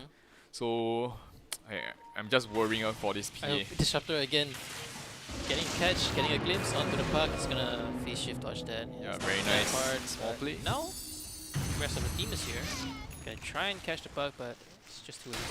Yeah, Is when's there the gonna be last another time? glimpse? When's the last time you see like it's the other way around? Disruptor trying to catch the Puck instead of the Puck trying to catch a support Disruptor just to hit him off.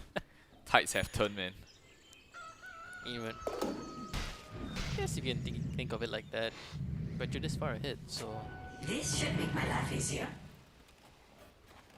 So far, like I basically think that right, the if they actually use their ultimates, right, they would have been like the cooldown would have been completed by now. Oh, there is the yeah. First, there is the arena going up first. Oh, that's a Ravage! Oh, Ravage catches on the Puck. Puck is actually hexed up. Double Ravage, and Puck's going down. Wait. Manages the Ravage actually manages to catch out the back line. The Static Storm catching out the Dark Willow.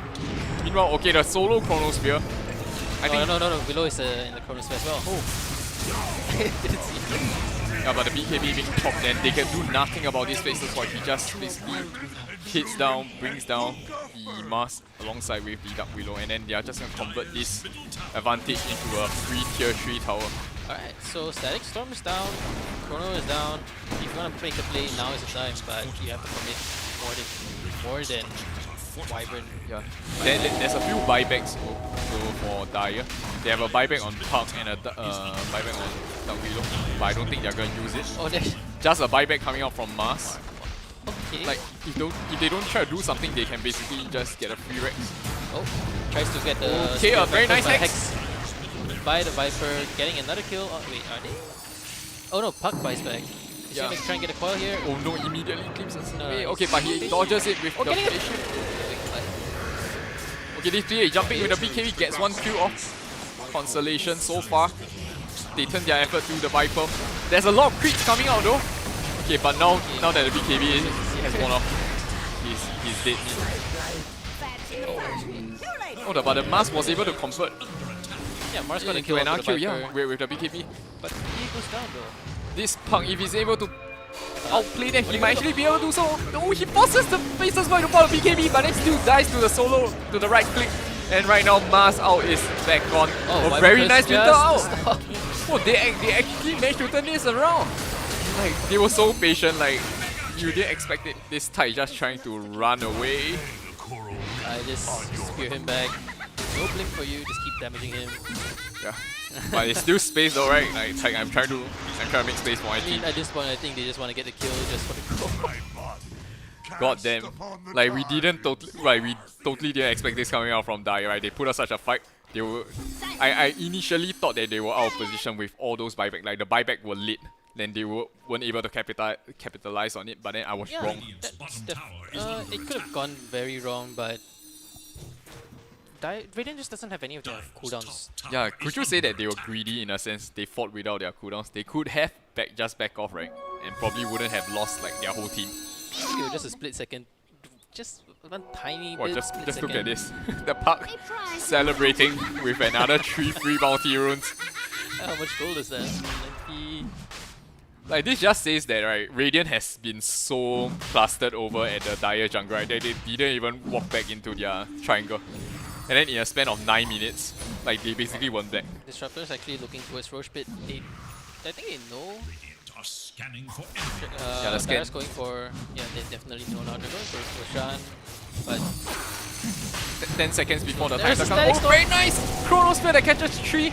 This way, Winter Wyvern doesn't have his out. He's not able to save any. Okay, he does, but it was a late one. alright. His team is low. They are trying to retreat right now. Yeah, I mean, the only thing you can do now is to free.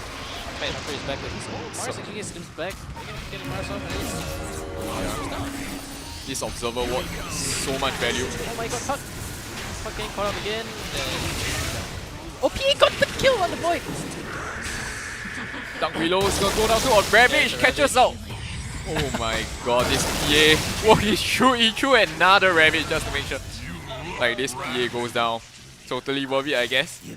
Like actually, if they want to, they could go to finish the Roshan, but I think like they're totally fine with just going for the Rex instead.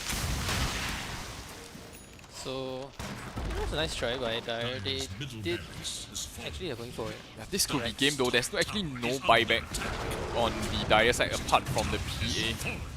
And I mean, as a PA, you basically have your BKB down. There's nothing you can do by yourself right now. This is gonna be too late. Alright, oh, so they that called a very GG. Yeah. So good game to the Radiant there. I believe they actually. Who said Wait, GG first? Hold on a wait. second. Void said GG first. Wait, so did they call a GG? No. Sorry, they can cancel. They can cancel GG. Okay, sure. Well, what a... Oh, that would have been funny. Still remember there was one game where Yeah, so the good luck further was in life, apparently not for this game. Yeah, Void thought the good luck further was a GG, so yeah, we got juked. Alright, so it would seem that Dyer hasn't given up. Are they So not calling GG? Oh my god. Oh, what a debate. That was such a smart move. Imagine if it worked, man. like, yeah, Good luck for it. It wasn't a GG. yeah. So Dota doesn't call count it as a GG. Void said the GG first, so technically Radiant were the first ones to call GG there, so Okay lah. I believe Dyer definitely hasn't given up yet. I mean, they still stand a pretty fair chance looking at how like they were actually able to perform on team wipe on Radiant, despite no one expecting them to be able to execute that. They were still able to do it. So perhaps you could see another miracle coming out for Dyer. This disruptor is just so bad though. Disruptor Axe is one of the things I love the most about this game.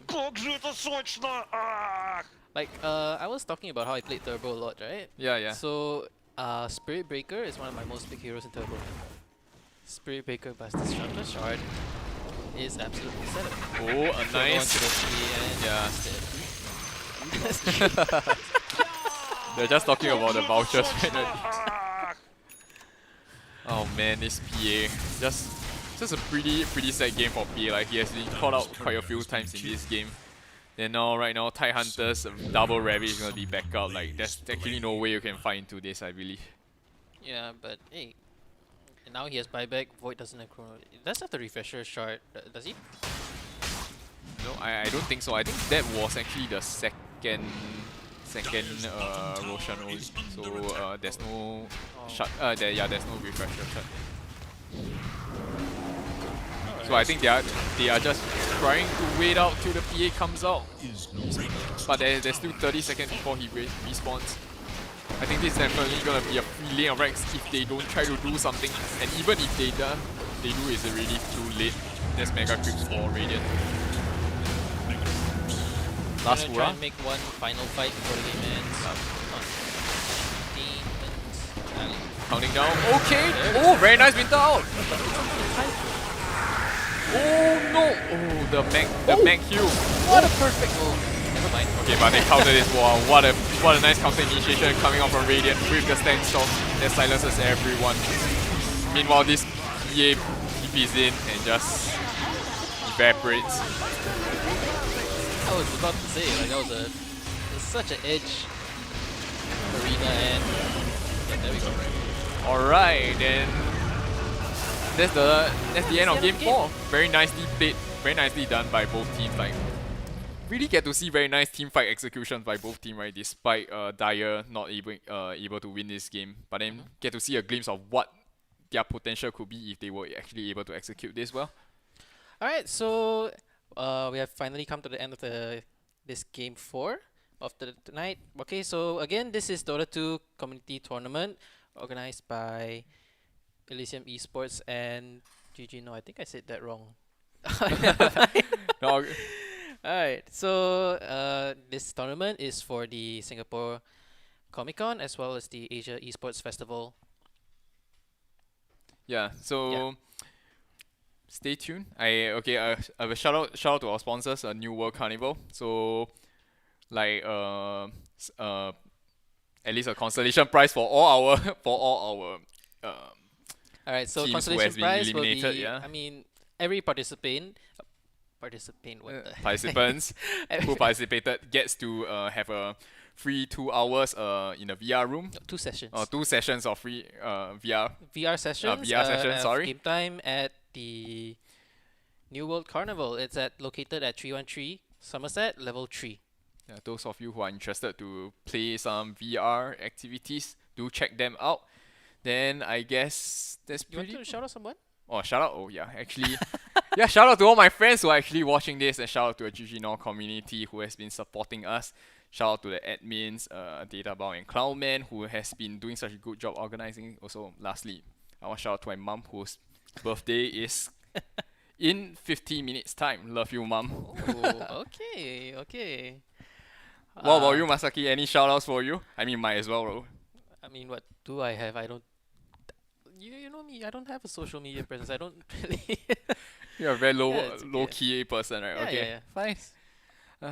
Okay, then I guess like thanks for tuning in to at least the Oh to no, us.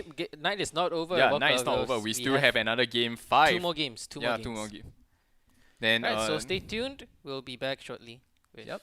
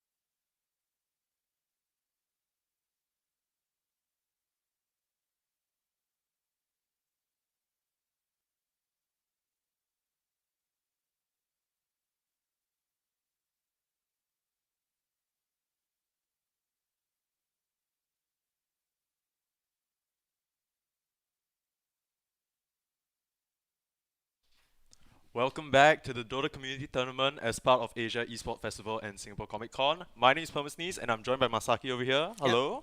Yeah, welcome back.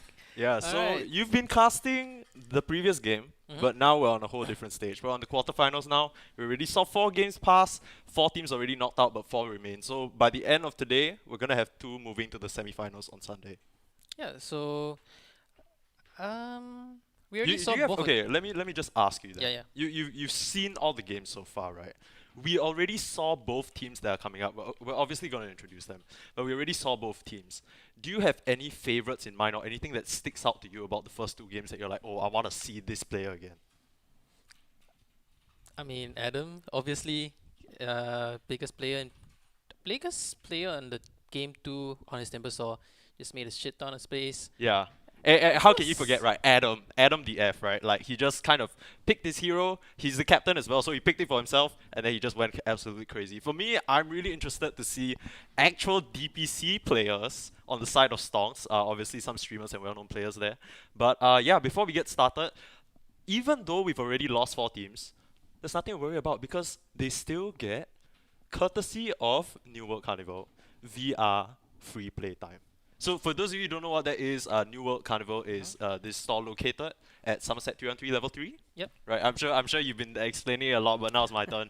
So basically, you guys can go. Everybody who is not in the tournament anymore, all participants get free game time courtesy of them. So thank you so much to them for being our sponsors. And also, this tournament is also brought to you by Esports Entertainment Asia, Esports Experience Asia. Yeah. So I believe we are into the draft, so let's get right into it. I'm definitely excited to see this because I think most of the first round was really stompy. Like, it was just a lot of one-sided games apart from the first one, right?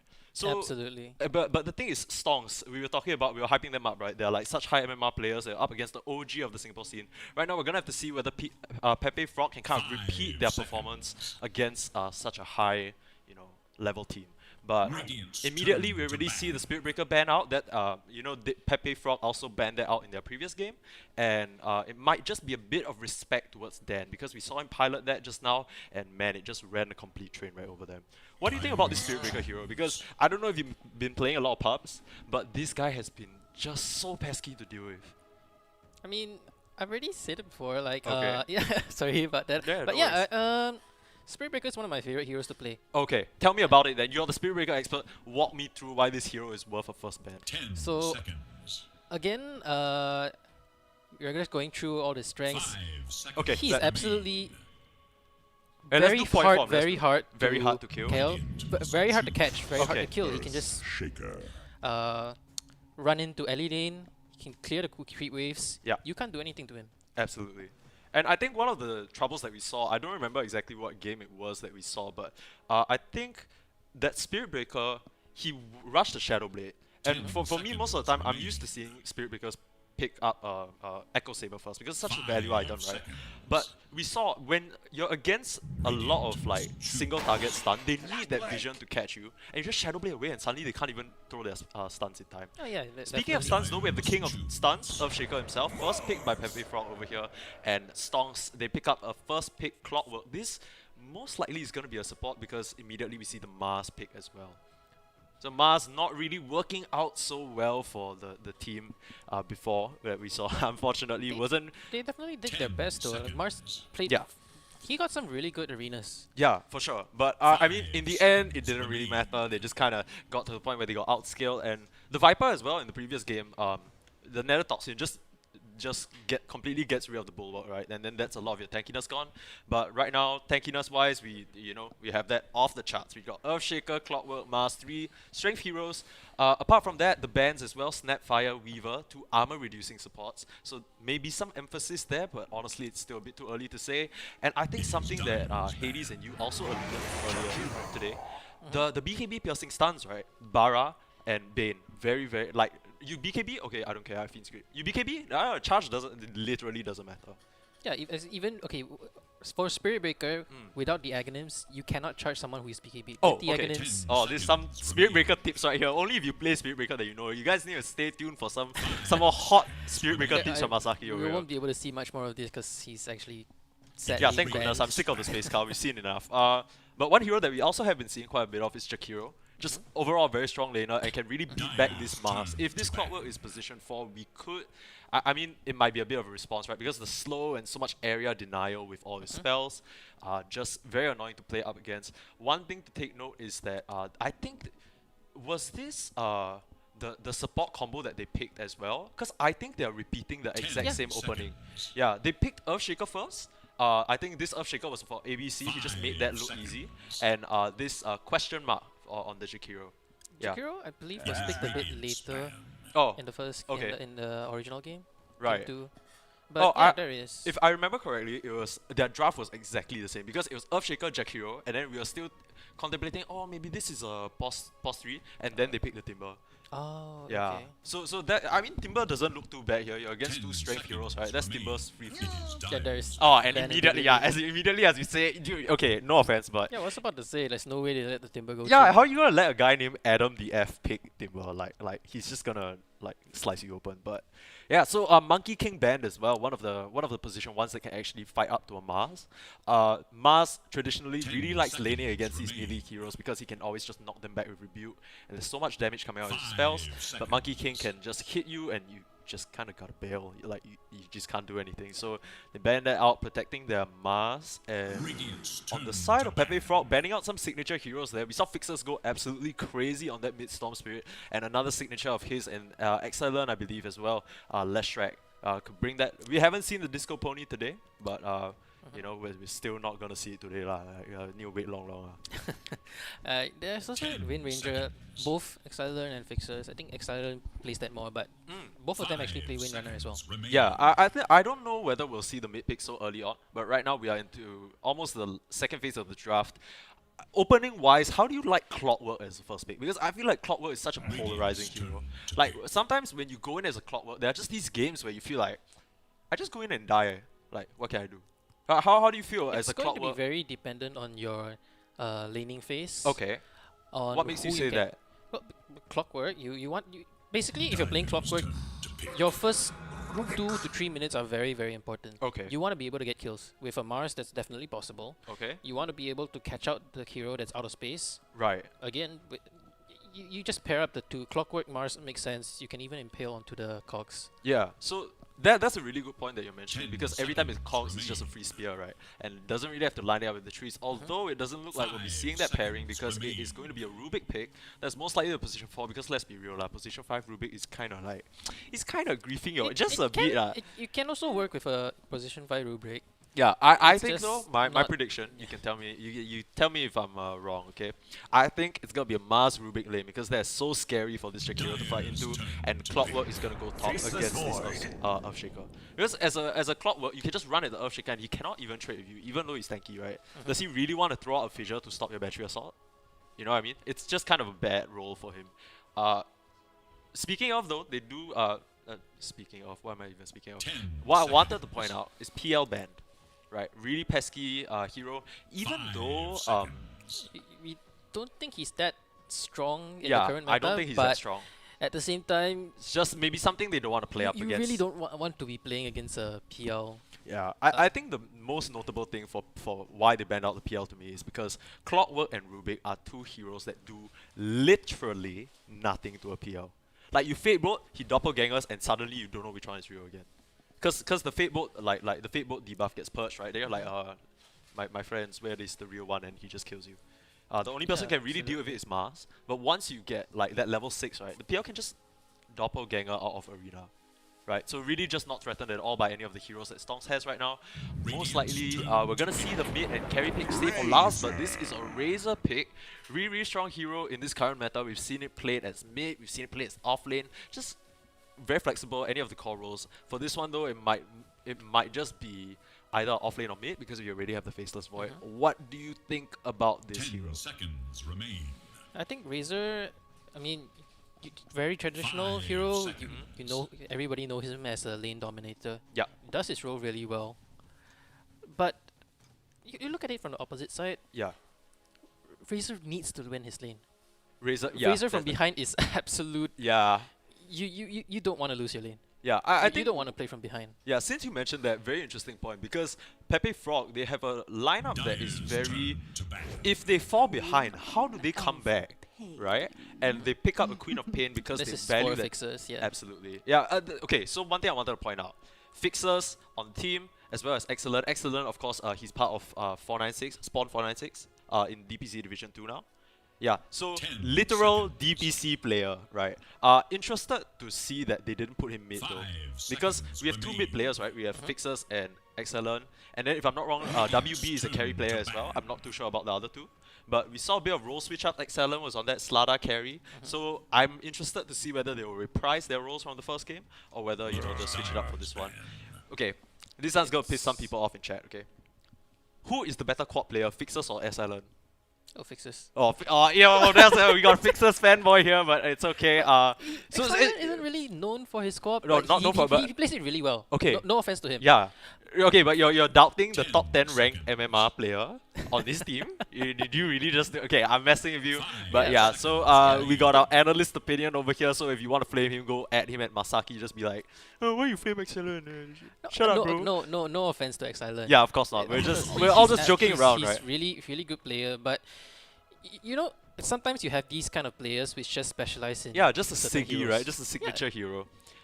Okay, for what we know, it seems like both teams, or at least Stonks, think Pepe Frog are gonna last pick a mid laner because they banned the Kanka, 10 and we're gonna have 10 seconds seconds. They still have so much reserve time to work with actually, just you know, knowing exactly what they want with the draft. I have a feeling that Pepe Frog are still missing their mid laner though, because I don't know if you want to lane a Razor into a co-op, right? That's like- also why they picked the Razor in the first place. I think they wanted a flexible pick that can go mid, that can go off lane. Yeah, very smart, especially since they don't have last pick, right? They don't want to get Dire's countered turn out. to pick. And the last ban is going to be Invoker, which, I mean, is a very obvious ban. The Chrono Cataclysm combo and age-old, or as long as Cataclysm has existed, that's always going to be the thing. One thing that I'm really scared about for Pepe Frog is I feel like they don't have anyone that kind of takes tempo, takes control of tempo right now. If 10 they pick a seconds. strong, safe laner that manages to crush this Razor in lane, then the Pepe Frog don't really have a lot to 5 play around. These two seconds. supports in Earthshaker and Jakiro, sure, they have strong spells, but who can kind of capitalize on that, right? Yeah, okay, you stun somebody, then you dual breath, then they just walk away. You know, like there's no real playmaking potential here from both from Pepe Frog. So I think that's gonna be what's missing. They last ban out the OD, which is quite interesting, even though we do see a Queen of Pain. What do you think about that ban? OD. The OD, it's kind of makes sense. You have a void. OD counters the void. Yeah, I guess so. I just don't know how it will pan out in the draft, right? Because they already have a Queen of Pain and a Mars. So are one of those heroes gonna kind of be a safe lane carry? We already saw Excellent play a bit of an unconventional carry in Slada. Maybe we could see a carry Mars, Rush Deso, something like that. Maybe it's still too early to say. It's not impossible. I've actually seen it before. Oh, and it's if- gonna be a Lina. This is most likely gonna be the mid laner, and they Mm-hmm. picked it, of course, to deal up with the Queen of Pain, right? Lina just such a strong laner. We talk about strong laners a lot. We saw Viper last game, Queen of Pain this game, but Lina just the ultimate bully. Such long auto attack range, just like no matter where you go in lane, you just get pelted by fireballs. Especially with her attack speed buff at her 5 level. seconds remain. Her third skill. Yeah, and this is definitely a hero that can really push the tempo early on. We've been seeing a lot of Linas go right-click build, and regardless of which build she goes, undeniably this is going to be a lot of damage into the chrono. Definitely. 1 minute Alright, left for the pick on so- Stonks though. Okay, Masaki, you have the chance to prove your analyst worth here. Give me the prediction. If you It's predict correctly, really- maybe you should apply to Stonks to be their coach. Serious. Okay, come. One safe lane no. hero is what we're guessing, right? What do you got? I actually don't think it's. Is it a safe lane?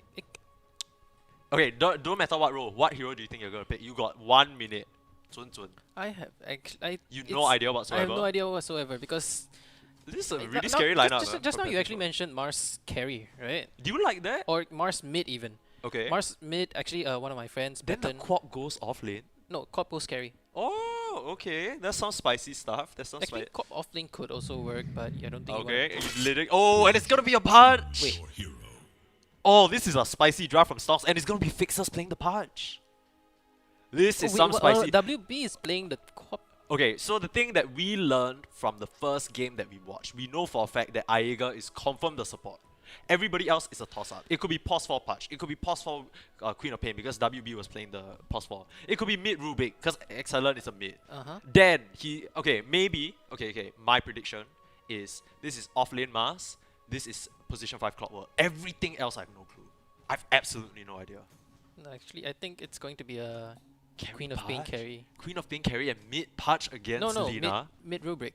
Mid Rubik and then the Patch is 4? Probably. Okay, but it's this really draft is weird. an absolute mess. Thank you once again so much for joining us here, guys. We're gonna get straight into the first game of the quarterfinals today. It's gonna be Team Stonks versus Pepe Frog. For Pepe Frog, they crushed their game with Adam the F on his, I assume, titular Timbersaw. But then we're gonna see whether they're able to repeat that result against some much higher skilled players. But on the other side, Stonks, let's introduce the players right here. We have Excellent playing the Rubik, Fixers on the Patch, Aega on that Clockwork, the captain. I believe it is WB on that Queen of Pain, and last but not least, the Mars piloted by Dan. Do you want to introduce the other team or you want me to do it? Go ahead. Okay, so on the side of the Dire, Pepe Frog question mark once again on the Jakiro, Adam the F this time on that offlane Razor. We have Slash, or rather the Faceless Void, position 1. Lina mid.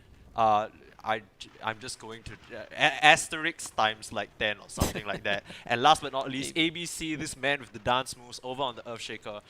We're gonna see whether he can repeat that performance or whether Pepe Frog can kind of just repeat their dominance, right?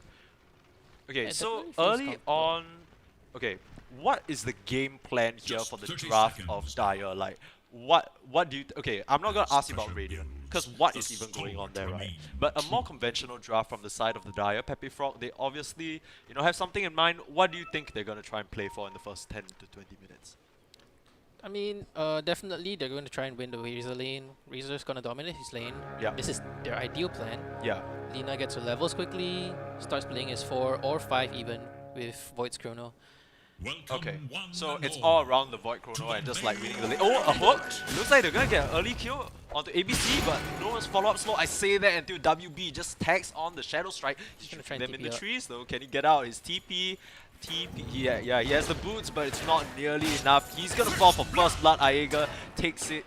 Just Captain, who better to take it than the Captain? And you're absolutely right. It looks like WB is gonna be on that position 1 Queen of Pain, and mid is gonna be Exilent. It looks like it's going to be a Rubik mid and a Patch position 4 Fixers. He can really put on the pressure. Oh, and here comes the... Oh, yeah, just to secure the range sweep. Very nicely done. You need to... this kind of thing is 7k MMR things. If everybody not 7k MMR, you're like, oh, he missed the hook, he's so noob. But he knows better, okay? Don't anyhow play. Okay, so one thing I want to point out or ask you about, right? Rubik mid versus Lina, right? I talked about just now. This Lina is going to be such a lane dominator, but how does this Rubik fare? What do you think? Rubik mid, you don't plan to win the lane. For real? You don't plan to win the lane. Okay, you so just, what's the plan? What's the plan? you plan to get your level. See, it's kind of like struggling to find a good comparison, but it's kind of like Okay, just you toss want to out get one. you want to get your levels quickly. Okay, You put Rubik mid because you can get the levels faster. yeah, you It's you not want his farming ultimate. hero, right? Can farm. But It's there's a not- Lina in the game. He has his own Fate Bolt. And look at Fixers just being such a pest, just completely harassing this Jakiro down. Yeah, honestly, when you talk about lane dominator, you're thinking Jakiro, right? Like with that dual breath, just so annoying to fight up into. But this Patch so early on being so annoying and tanky. 700 HP just smacking away on this twin-headed dragon. Meanwhile, I think the lane... I don't know whether any kill is going to happen in the mid lane because it's quite volatile. I doubt that Excellent will be able to pull one over the Lina, but maybe the If Lina there's could catch. anything going on, it's going to be Lina catching Exilent, but that's also Yeah, not but enough. then do you doubt the rank 10 mid? He's putting on a lot of pressure right now, gets that nice range creep. And okay, so I'm gonna give my attempt at breaking down the draft, okay? Of the Radiant, and then you tell me how well you think of it. Oh, as you see a hook on the right side, it's gonna be Jakiro being... I literally just hyped that for nothing because nothing is gonna happen. I'm just lying on stream. Alright, so Yeah, so okay, like I was saying, I want to try and break down this draft, right? okay. The thing about Faceless Void Mars, we have seen this matchup before in the previous game actually, but it's my opinion that this Mars is supposed to have a pretty good time against Faceless Void. Right? So once they get Arena up, they just look at their lineup. They have such a good constant fighting lineup. Arena, low cooldown. Rubik, so low cooldowns. right? And then the clockwork hook shot every 60 seconds, you just pop someone with the hook as well, just double hooking him. And yeah, the Queen of Pain carrier, I think she's gonna go for not really a DPS like right click build, but just kind of that spell. And just capitalizing on the spells, maybe an early Orchid, maybe Kaya, something like that. And they're just gonna play up tempo and punish this high cooldown draft with the Chrono. What do you think? I think you're right on point actually. Oh damn, I'm getting complimented by Masaki too. Okay, but as we see some action onto Aiga, he's gonna be A-okay though. Just walks away scot-free. So Cox being one of the old actually, nice goal. Look who's coming for dinner. It's gonna be this question mark Jakiro right now. He's putting out the fire, but he's gonna be the one who's melted up in this top lane. It's so hard to play this Jakiro, right? Because you need to go off Oak as we see a kill onto this Earthshaker at bot. Aiga just has this man's number right now. He made this Earthshaker look so good early on, right? But it's also because Adam was on that Timbersaw, was able to just kind of be in lane by himself. But in this situation where he needs to, okay, nothing's gonna happen. But Adam, you know, needs the help of the Earthshaker in lane, but Earthshaker not really one a support that you think about who's that good in lane, right? He wants to be around ganking this excellent Rubik mid, trying to make things happen, and. Yeah. Nice, actually turning up the pressure on the lane. Yeah, top of the last hits right now, as expected. MMR not just a number, my friends. Okay, as we see some pressure onto Dan, he's taking out the time dilation, still has the fairy fire though, and he'll be A-okay. Oh, and doesn't actually pop it. I guess he just like, oh, you know what, I'd rather die. Yeah, but Dan gonna fall in the top lane. Clockwork trying to get another kill. Yeah, actually, I think what's Fixer's doing mid is he chasing down this Lina. He's actually gonna get a kill mid. Meanwhile, at the bot lane, there's some action going on. I guess not because nobody's gonna fall, but I'm just assuming that was a really sick. Okay, let's just pretend Fixers landed a sick hook and just. Wow, that was excellently done by Fixers, right? Absolutely, correct. Yeah, let's just play along with it. Wait, actually, no, I'm pretty sure it was because I doing saw something him. really interesting to me. Okay, Like he's actually rushing in all the way at the bottom lane. Oh, okay, as he gets a kill. Like he's rushing in, he's basically taunting the Razor. Yeah. Link me. If you're linking me, you're not linking the Queen of Pain. Yeah. Queen of Pain's the ones with the damage. I'm just stunning. Yeah, right. He puts the Razor in this weird spot where it's like, he's am I constantly really running behind both Razor and the Earthshaker. Yeah, and it's so weird, right? Because you think like the lane is here, it doesn't even look that bad for Adam, right? It's kind of pushed up to him. He should be able to farm pretty well, but he doesn't have a lot of mana to work with, so not a lot of damage coming out from the plasma field. And then you know, the clockwork Aiga just capitalizing on it, like you say. We mentioned this in the draft as well. Earthshaker, you know, a strong hero, but when you're being battery assaulted, you actually can't get many of your spells off. There's just so much wind-up time. And Aiga not giving him a break, just chasing him all over the map right now. Strikes him down. That's a 3 for 2, and you know, Dyer, Pepe Frog, they need to bring the entire team, but they take down WB and they take down the mid. It's actually a 3 for 3 if you think about it. Lina actually Okay, yeah, that's true. That Lina actually Sorry, she was so far behind, I literally did not realize. But meanwhile, real winner of all of this, gonna be Dan up here. He hasn't had the best lane compared to a lot of the other calls, but right as I say that, you know, he's given the space to recover and he's doing just that now. 2.8k. Okay, so it looks like excellent. He's gonna go for this boost to travel, right? So is this what you were expecting when it comes to the Rubik? You said this is not a pick that you expect when it comes to winning the lanes. So once he gets this boost to travel, what do you think he's trying to accomplish with this? I mean, okay, for Rubik mid, generally you want to get your levels. You saw the power of Rubik mid just now. He got his level 6, immediately went for the Lina Dragon South. Just stunning her own spells against her, right? It's a lot of damage, especially with Rubik's own Arcane Supremacy, right? yes. The boosting the own spell damage. Yeah, I must say, like, I was so surprised by how much damage they were able to output. It looked like that Lina had like, what, 300 HP and one Fate just melted him. Meanwhile, speaking of Mel Adam, he's going to be one to fall here, and once again, it's the Fate bolt just completely disintegrating this Razor. And we talked about this Razor pick being kind of like a standard pick to kind of dominate the lane, but it hasn't really been able to do that against this unconventional Queen of Pain. That's also one reason I think they put the Queen of Pain as a carry. Yes. Because it's just a good matchup. Yeah, that's true. Oh, they're looking to set up on the Dan. No, the Chrono is available, but the spear back, that's what really... Yo, did anyone see that? How far did he fly back? It looked like he was going on a vacation. Probably almost max range. Yeah, that has to be max range, right? Okay, but they're still trying to make a go, and in comes the Chrono, clips him right on the edge, and the Lina is there to deal the damage, giving the kill over to the Faceless Void. Very nicely done. This Void is going to be A-okay, just able to get this wave and rotate back. I think that's a really nice move from the Lina, right? Because you can't really lane up against this Rubik, it's a bit too much pressure, so try and make a gank happen. She does, and yeah, Tower is in smooth danger. sailing for them. Still a bit behind on the gold though, 2k overall. I think Team Stonks just living up to their name and just really making the money work for them. Alright, so Okay, so I think in the past, Razor was a hero that always relied so much on dominating the lane, right? You just kind of like, once you fall behind, it's going to be really hard for you to come back. But this new iteration of Razor, especially with the buffs to Eye of the Storm and all that, man actually farms. Man actually can catch back up. Do you think this Razor needs to go a bit more of a catch-up carry like farming build, or would you still like to see him go something more tanky and do that front line? As we see a kill onto Jakiro, probably, I think it was just a pick off at the top side, he rotated up with that Mars, but yeah, back to my question. What do you want to see from this Razor? I think Razor actually needs to go for the tanky items. He needs to tank it. He can't afford to go for a farming build, you think? I don't think he can. Okay. Especially with the constant pressure coming up from the Mars team. Yeah. And you also really have a Void in the team who's farming. What are you going to do if That's you true. try and take Fixers it as well? in a bit of a weird position here, was messing with the Void, but instead finds 3 cores, right, hunting him down in the jungle, and that's a thing right there. He's laughing in the voice lines. I know I will be. Like if I'm a possible patch, I'm just messing with this Void, and then 3 cores come to rotate, I'm just like, space guys, space. It's actually not a terrible thing here. Yeah, it's not that bad, right? 3 cores sitting in 1 camp in the jungle. This looks fine. Interesting to note that it's like 10 minutes in, but Aiga, even though he's been involved in so many kills, still hasn't really That might be a hit little his bit level of 6. thing. Okay, then in a bit of trouble, getting linked up now, speared away, but realistically, he's not getting out of that situation. That's a faceless Void with the time dilation slow, and there was even an Earthshaker to block him off. I like this move from Pepe Frog because even though they're falling behind in terms of the map movement, they're grouping together, making sure they cut their losses and making these kills happen, which is what they need to slowly claw their way back into the game. Yeah, and also some gold actually. Jump forward, Aega has his eye on this Lina, she melts so fast, just disappears! Power of Rubric! Yo, I literally just played okay and dismember, but immediately thinks twice about it. Fixers, he's gonna try and bail right now, but ABC, does he have a vision to work with? Yes, he does. Force damage it coming out, from. but literally no damage at the Echo. I say that time dilation, but the spear out, and the steal time dilation himself, Excellent. Lowers their cooldowns, Adam the F slowed as well, and the scream!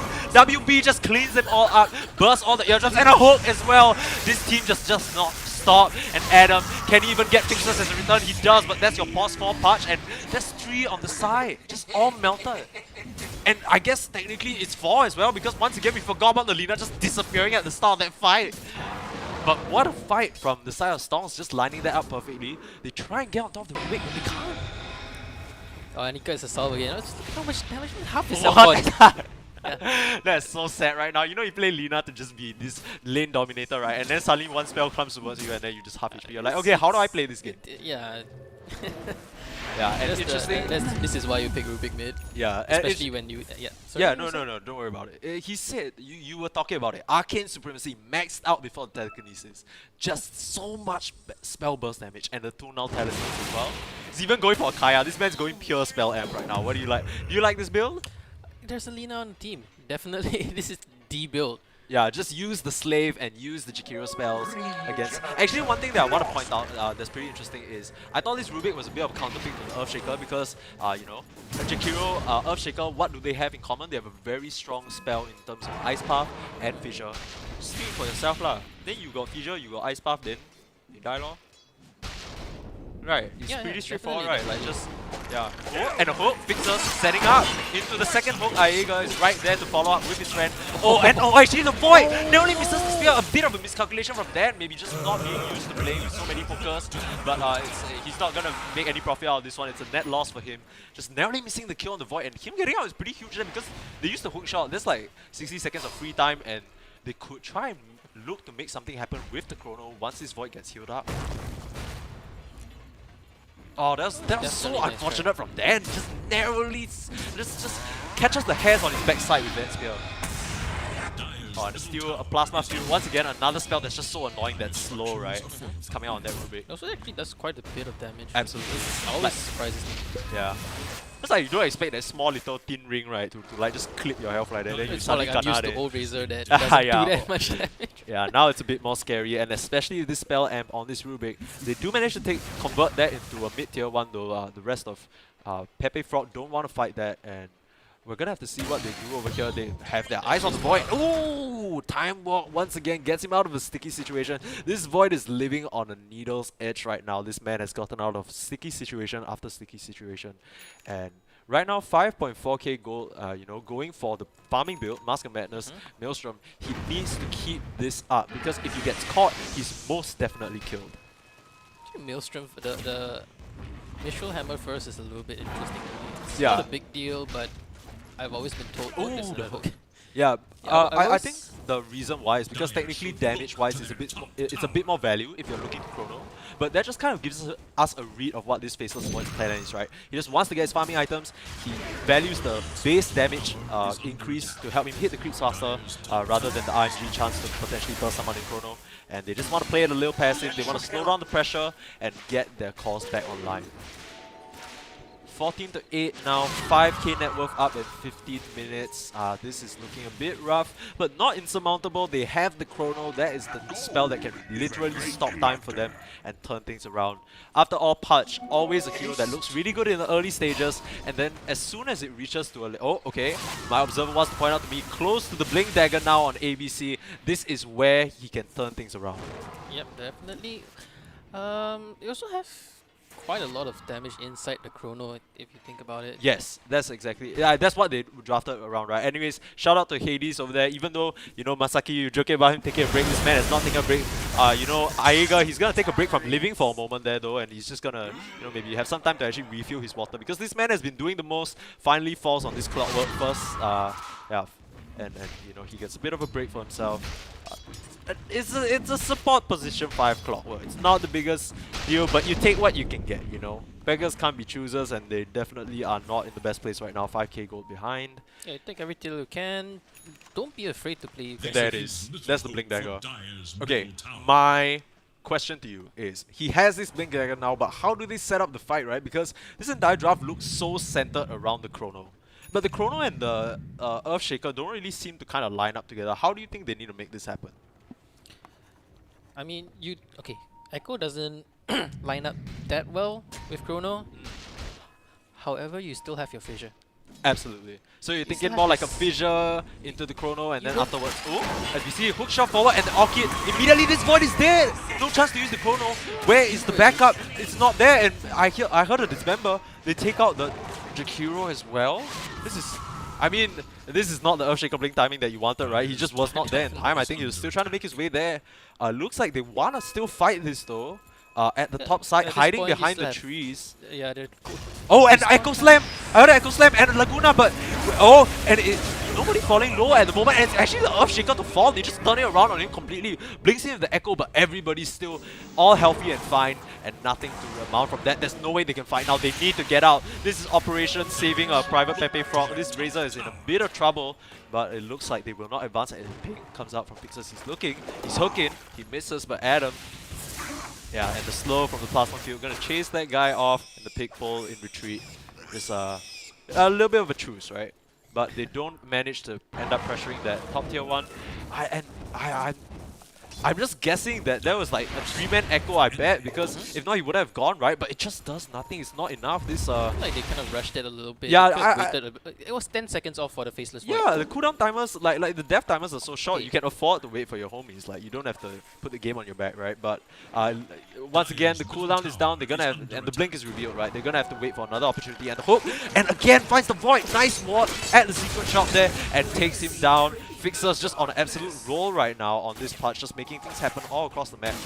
Clockwork, Patch, not the hero duo you think that will have so much impact, but they're just making it work with their double hooks. And both of those heroes are just, I feel, they feel amazing when you're ahead. Absolutely. And Stonks are most definitely ahead right now, and I think you can tell that from where this Lina is farming. Poor little thing. Farming the jungle, she could find excellent though. And oh, a blink away, maybe a bit more scared, not seeing that this Lina literally has no mana and Lina gets out scot-free. I was gonna say that's so scary for Lina, right? Because she could get completely bursted 100 to 0 again. But excellent, just playing it safe, playing it cool, joins his team up for the push at bot. And this Mars, we haven't talked about him this much this game. He goes for Yule's build. What do you think about this one? It's Yule's build almost... is actually very, very common nowadays. Okay. Like, it kind of makes sense, right? Mars doesn't have a large mana pool. Yeah. Doesn't have a large mana regen. Oh, actually. Oh, the think ping's the coming out. Shaker ABC, is- do they see him? He's tucked in the nice corner in the trees, just having a little weekend vacation over here. But they find this Jakiro, caught out by himself in the jungle. That's not where you want to be, homie.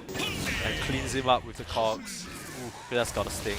But ABC is still, oh, the blink in. This could be his chance if he had Echo, but he does not have it.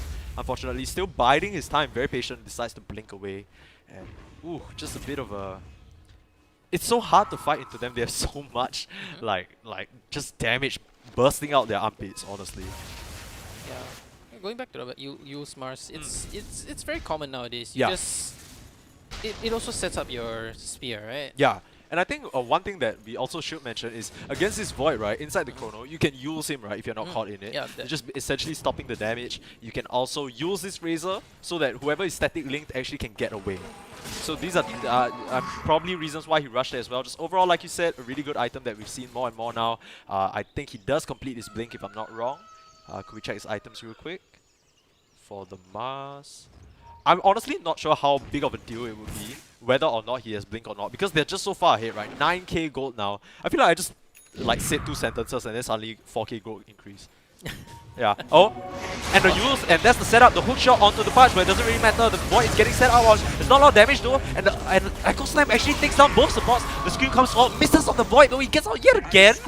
Wait. Yo, that's some illegal game. Yo, okay, WB though, he wants to make something happen. Not happy with that. Another blink forward into the fissure. Wards them off for now. This Shakira is ticking low. They're gonna have to deny their homie, it seems like. Okay, no, he's gonna TP out. But that, all things considered, pretty good from the side of... How did Void get out of that? okay, as we see, speaking of, he's falling a little low with this spear, but wants to make something happen into the time dilation. Used up though. The Razor also lifted up at a nice human ice blast. Excellent. Does he have the Fate Bowl? Oh, and the time walk away narrowly and the smoke to cover. So, okay, to answer your question, WB going for the big boss play. He BKBs, but the Chrono in. Excellent though, takes down the Faceless Void, just not paying attention. What a clown fest, and WB actually gets out. What is going on? These players are just going balls to the wall, and even though they kill the Void there, they actually lose 1k gold advantage. It was 9k, now it's 8k, but that whole fight started because both the hookers were lined up against each other, and you know the thing about hookers, if you have too many of them, it just doesn't work out all that well, right? Sometimes you just gotta play it cool, you know, go one by one. They kind of group up together. Oh, they're setting up though. Yeah, and this is what I talked about, right? One hook after the other. Adam though has the BKB, wants to turn it around, and the link on the fixers looks like Punch is gonna fall. Is his buddy gonna be next? The hook shot out this time, saves him for now. And yeah, you just gotta keep those hooks well and ready one by one. And Adam surprising them there with that BKB pickup and turns it around for now. So this is what you talked about, right? Where, you know, as the game goes, or at least what I was saying, where the game goes on, Punch just gets weaker and weaker because there's so many disables that can come out. You have to keep in mind they last pick this Punch, but there's so many ways to cancel the Dismember from range. You got the Fissure, you got the Ice Path, you have the Faceless Void coming in and just bashing you on the back of the head, like... Just a bit of a hard game to play Punch. Fixers has done a really good job so far, but I can only imagine it's gonna get harder for him here, especially if this Faceless Void is gonna finish up the BKB. Yeah, I think this game, I don't know how Fixers is going to do it. He's probably gonna get a BKB soonish. Actually, if we take a look at his quick buy, he's going for the shard into the blink, so maybe valuing the save from the Chrono, right? Because with that Dismember, you can actually eat your allies. I forgot about that shard. Yeah, it's a bit of a shifty one, and the thing is, the eating animation isn't really that obvious, so sometimes a hero just disappears, then I'm like, huh? Huh? Then I realize, hey, alright, okay, yeah, there's a patch there, yeah, shard, yeah, that's a thing now. Yeah, it's actually really surprising. Yeah, Ice Frog is like, for so long you eat your opponents only, Solidarity, now you eat your friends. Yeah. So, we're gonna see that come into play later on, most likely. Probably as a save from the Chrono, or maybe like from a Fissure or Ice Path or something It's like just that. a save in general, right? Yeah, It's for sure. actually a really big range if you get the shard. Yeah, and speaking of save, this Rubik could also get his own shard and lift someone. it's not the I shard. don't know whether you can lift out of Chrono, but you can probably lift them away from the LSA or the Fissure or the Ice Path and yada yada. So actually quite a bit of save, even though the draft doesn't look so conventional. I think one thing that I really want to see is, you know, WB, he's definitely been nailing these Sonic waves, right? But I just feel like it's at this point in the game where usually you're 23 minutes in, you want your carry to come online and really put in that work and push those towers. And we haven't really seen that from him. As I say that though, this man is hitting away at the top tower, Yeah, pressuring I it. wouldn't be too worried about that because Corp might not be a hero who hits towers really well, but Yeah. she does a lot of constant damage. That's true, but I guess the point I'm trying to make is at this point they kind of need to put that pressure because the 3 outer towers, the 3 tier 2s at least, are still open, right? And as long as they are, there's still this area that, you know, Pepe Frog can play in. Yeah, so they're already Yeah, they're gonna take the top one and probably try and take the shrine after. Actually, Or the outpost rather, sorry. Adam's already walking in. Oh, Adam, no fear whatsoever, this man. We already saw him on his Timbersaw, but this Razor, maybe not that much of a signature for him. He really is cosplaying Amar because you know what's Amar's favorite hero? Razor. Dire's middle tower Literally. Like, so this guy is a fan through and through. He has rushed the BKB and I think that's most definitely necessary. It's what you were saying also, right? You wanted this Razor to get tanky. Looks like for him next he's gonna get the Frost Staff though. What do you think about this? Oh, as we see a silence on the bot lane, the arena not clipping the Void, but he's silenced up and the disables coming out. It's way too long for him to survive. He's not able to escape that, and that's like what, 5 TPs to the bot lane just to clown that guy? and this Faceless Void is dead for 40. We're gonna have to see what they can do with it though. Do you think this team can Roche? Because I don't know what they can try and do from this. Oh, they try and catch ABC, but he blinks out narrowly there, just kind of whiffing all his skills right now. But it's just a scary, just a little bit of a spook. Aiga though, hiding the tree lines. Fissured up his fixers right now and linked up as well. This, oh, and he falls right before the Razor gets heals up. And in comes the BKB. Adam, he's not scared of this clockwork anymore. And yep, the rest of the team just not in position. And honestly, not much they can do against that Adam BKB, right? As I hear a steal, it's gonna be the Enchant Totem. I don't know how useful that is, but ABC, he's gonna fall caught in between a weird place over there on that high ground, and they punish him. Rubik got his Aghanim's. Yeah, Rubik with the Aghanims. Thank you for the call out. This 2-second spell steal is gonna come in real handy and disgusting. And so much mobility, right? Usually when we talk about copying the Earthshaker, it's always the Morphling, but Exilon with this Rubik Aghanims can do the same. It's gonna be so difficult to catch onto in these fights. Yeah, okay. There's some NBA like Yeah. live footage or something. This man like cosplaying LeBron. Ooh, I am ooh, get him. Get him. right. Okay, so Aghanim Scepter on this Rubik now, and he is going for the shard. This is going to be really hard for them It's a to nice fight. save, yeah. I think the one saving grace, as always, right, a team with Faceless Void, you can never really count them out because of that chrono factor. Yeah, definitely. We also have Void's also getting pretty close to his BKB? BKB, yeah. Yeah, and It's once that around happens, 1,000 gold away. it's like what we said, right? There's like a BKB piercing disable in this member and also in the hook shot, but you can't really fly into a chrono that's already put down. Yeah, sure, it stuns him for a little bit, but then the BKB is still on. The rest of your team doesn't really threaten him.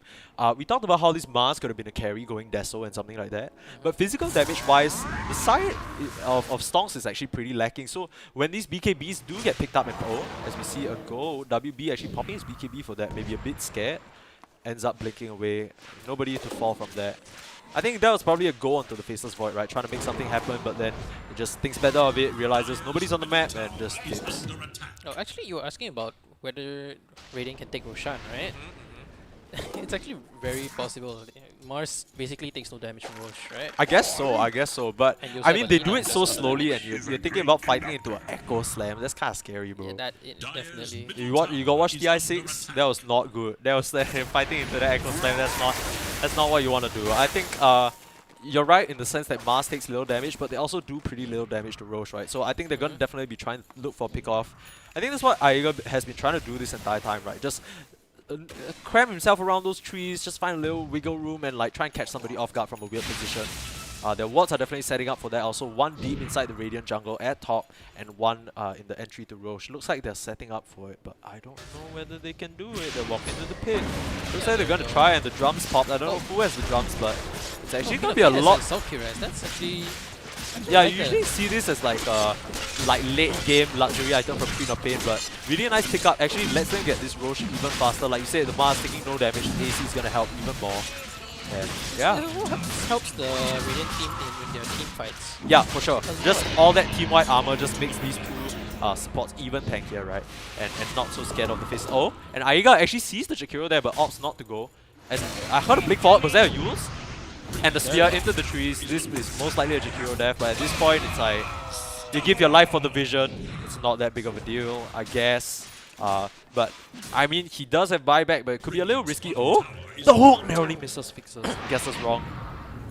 Oh, he actually lives himself. I think they were spam clicking that area. Probably queued some spells as well, but and maybe trying to do a little bit of a clockwork jetpack impression, like maybe he can see them in the trees, but doesn't work out for them there. But narrowly only missing that Lina, and now with this Aegis, they can just regroup and try and push high. Okay, so I think Void was the one who got his shard from the Roshan. This is their second Roshan. You mean the Oh wait, no, this is the first the Roshan, Rubik? so You mean the Rubik got the shard? Rubik got his shard, but No, but that was the first Roshan, as in he bought the shard himself. Yeah, but it's so- with this Aghanim's time walk so pesky, right? Look at him just flying back and forth with that additional cast range. Yeah, just. Okay, I don't think Arcane Supremacy doesn't give you cast range anymore. No, it but this doesn't. time walk Aghanim's cast range is just so look at how far he can fly. It's Yeah, no, it does. It literally does. We're just lying on stream Oh, right now. okay. But yeah, So that's the look cast at. I mean, you see the time walk. You're also like a bit like, oh, as you see a catch, then finds the Jakiro yet again. This poor man is gonna fall, and immediately the hook shot. Aega has Adam's number, trying to go in again, but here comes the Chrono. He has it onto Mars, has it onto Clockwork, Wait, but what can he do with it? There isn't really any follow up. But the Chrono stolen.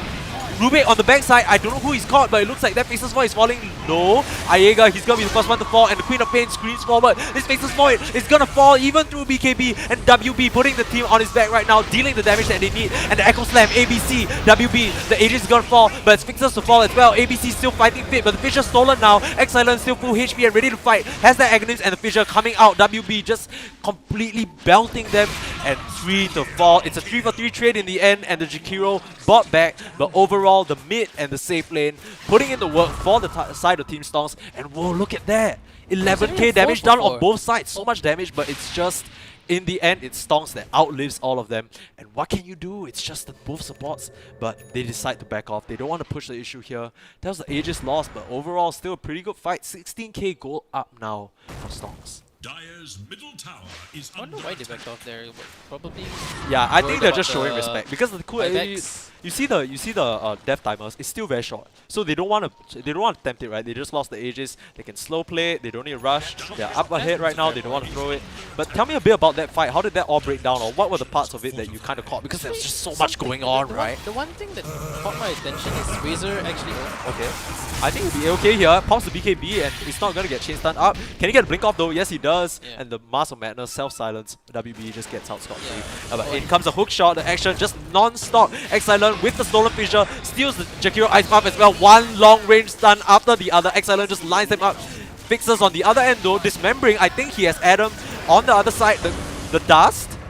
Oh, actually, yeah. Adam just turns it around. Fixes probably pop that BKB, but WB cleans up Adam. Fixes actually buys back into the game out of like, hey, I don't want to not play Dota leh, and just gets back in. It doesn't really work out for him, but they do get the Razor kill in the end. And now Aega fearlessly walking into the trees, gets Laguna down for his trouble. But what can they do with this Dan? He knows they're there. Is he gonna go in? And the Ice Buff actually clipping the Lina and the Arena Spear. The combo, it's right there. The lift as well, just to put him out of position a bit, but it doesn't even matter. 3 down on the side of Pepe Frog, and it just feels so hard to take these fights, right? I think even in that earlier fight we saw what a nice setup from them. They got a chrono onto 2. You know, Exilent was on the back line dealing with somebody else. I don't know who he chrono, but he stole it. But they just narrowly only came out even. And once again, like now, they're just knocking on the high ground. It doesn't matter that you don't have a lot of tower push. You got AC, like you said, and a lift. Doesn't Oh, matter when you don't okay. have a tower push when everybody's dead. Fixers are missing that hook there. But the spear, Dan, not gonna miss this one. Is there any follow-up though? They're pump faking the God's Rebuke and the Ice Buff as well. Excellent. Yeah, at least one more lift. Yeah, I think he's gonna get the timer off. BKBs actually. And the hook misses again. Wonderful stuff from Fixers, but he's not gonna miss the dismember. It's a point and click. Oh, but the chrono turn around. Fixers, he's in a bit deep along with this void, but a stolen chrono from Exilent holds the rest of the supports down on Baby Frog. They can't do anything, and the scream as well. ABC, he's not gonna be able to use the Echo Slam, and that's just more or less over, right? Exilent. Buys back immediately. Okay, buys back. He has the blink. He could make something happen. But his core's already so low. What a sick play from Exilent. Steals the chrono and just keeps those supports under wraps. And then immediately steals the Macropire as well and just zones out such a huge part of the fight. And you have to keep in mind that is an Aghanim Scepter Macropire. That shit hurts, homie. It hurts a lot, especially with the spell M as well. Yeah, for sure. Void just lost half his HP. Yeah, this man has an Octarine core now. Literally not messing around. And WB as well with a nice scream over their heads, just kind of blowing all of them up. But yeah, it's the slow siege, right? They recognize they don't need to rush this. The only person who's really rushing is Fixers, but you know he just wants to get some hook. Yeah, it's a nice taunt coming up. Mad respect to the Fixers team. They immediately backed off the moment Earthshaker Bought back, right? Yeah. You see it. The moment Earthshaker bought back, all of them just started running. Yeah, and this is kind of the discipline that you have and need to have as a team, right? Because we saw the fight earlier on. You can still lose this game. 23k, now 24k gold up at 30 minutes. But against a Faceless Void, and especially this Razor now, he had his BKB, he had to rush it first item, but then he's gonna get caught out. Laguna just melts into the ground. Poor thing. Just walks up the cliff trying to find some creeps, but finds a Lina. Angry Lina instead and blows him up. Items as a Lina, you never yeah, I actually have not seen this Lina's items yet. Well, I have no idea what this lady has. Let's take a look. Yeah, it is gonna be the right click build. Oh, and the lift forward. It lifts itself forward to get even closer, and the Dragon Slave, like you said, but the dust straight on her, just tracing this Lina, and the hook narrowly misses again. Fixer's just completely missing these like a god. But it doesn't even matter. Aiga gonna finish it off with that last hit. Yeah, this is a typical patch contribution, right? No big deal. Just after 20 minutes, you miss every single hook. And then after you're like, oh, I contributed, I helped out the early game, smile.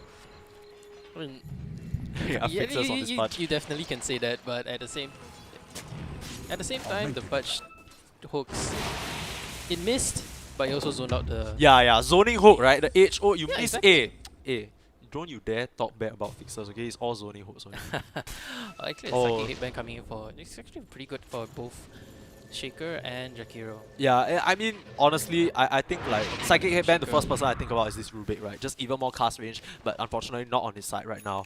This Void... Unfortunately though, I think it's more of a lucky thing. Yeah, I do want to say though that right now this Void does... Oh, let's see, WB taking a bit low. So much chain stun, but the hook out. That's the save that we were talking about. And the steal immediately gets the dual breath. Not by... Oh, okay, no, I lied. Ice Path is what he gets.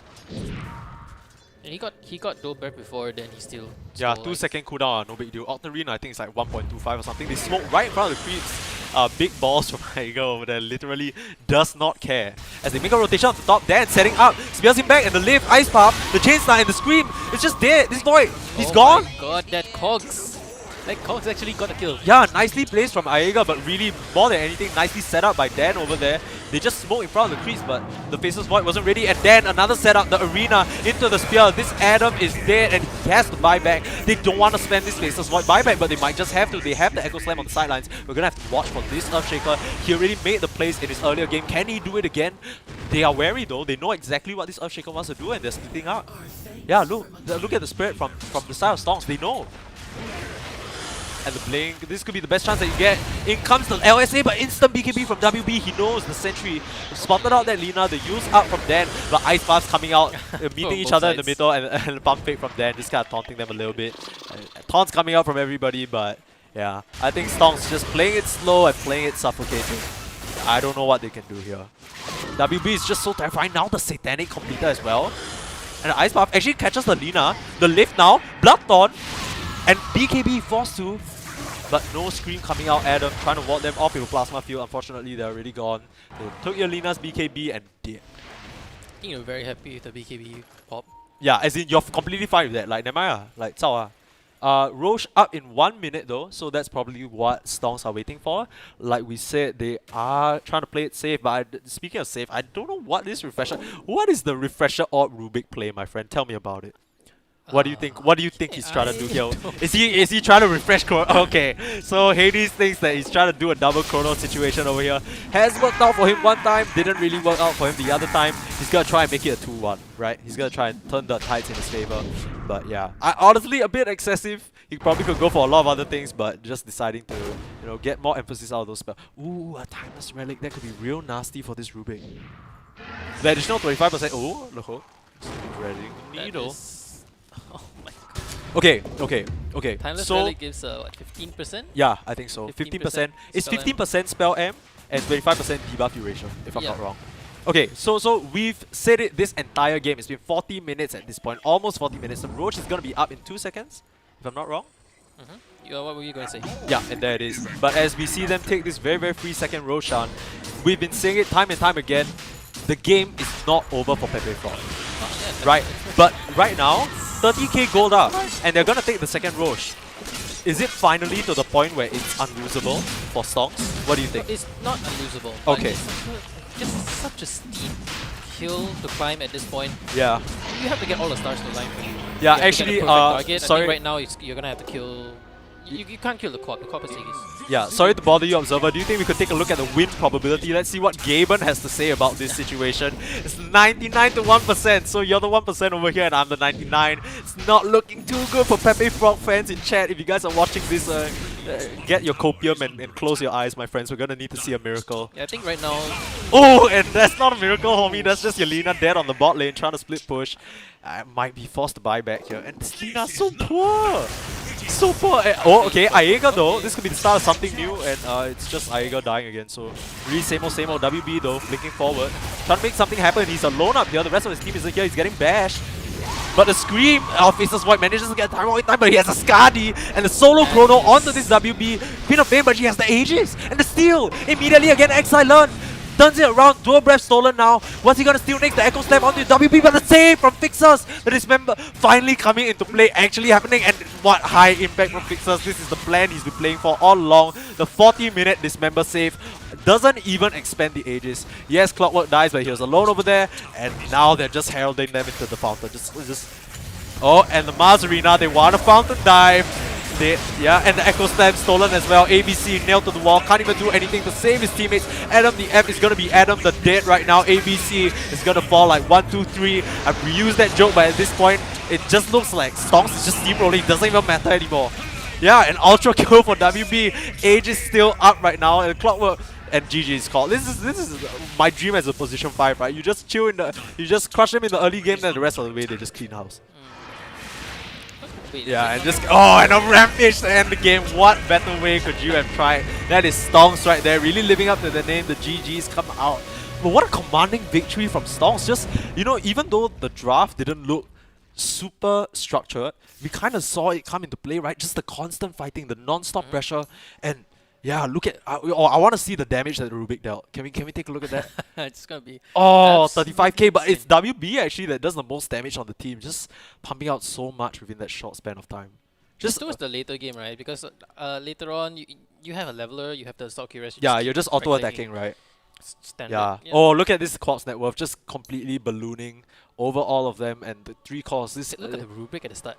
yeah, just all along, just so high on the net worth. And even though you said it's not a lane that the Rubik really farmed in Excellent, just kind of crushed it, right?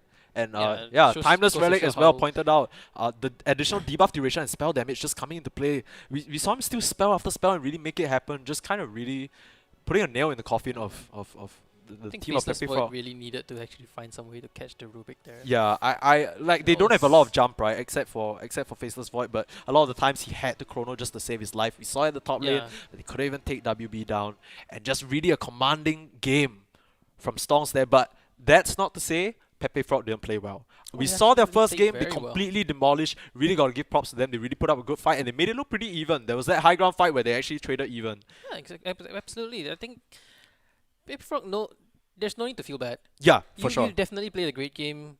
Other teams, Yeah, not a lot of teams would have pulled off what you did. Yeah, and I think really commendable. And at the end of the day, you still got free VR vouchers, baby. You can go to New World Carnival, get your play session off. Thank you to our sponsors at New World Carnival. Somerset level 3, by the way. All participants get those coupons. But once again, thank you so much for joining us. We're probably going to go for a short break before the second quarterfinals. But as a takeaway from that game, right?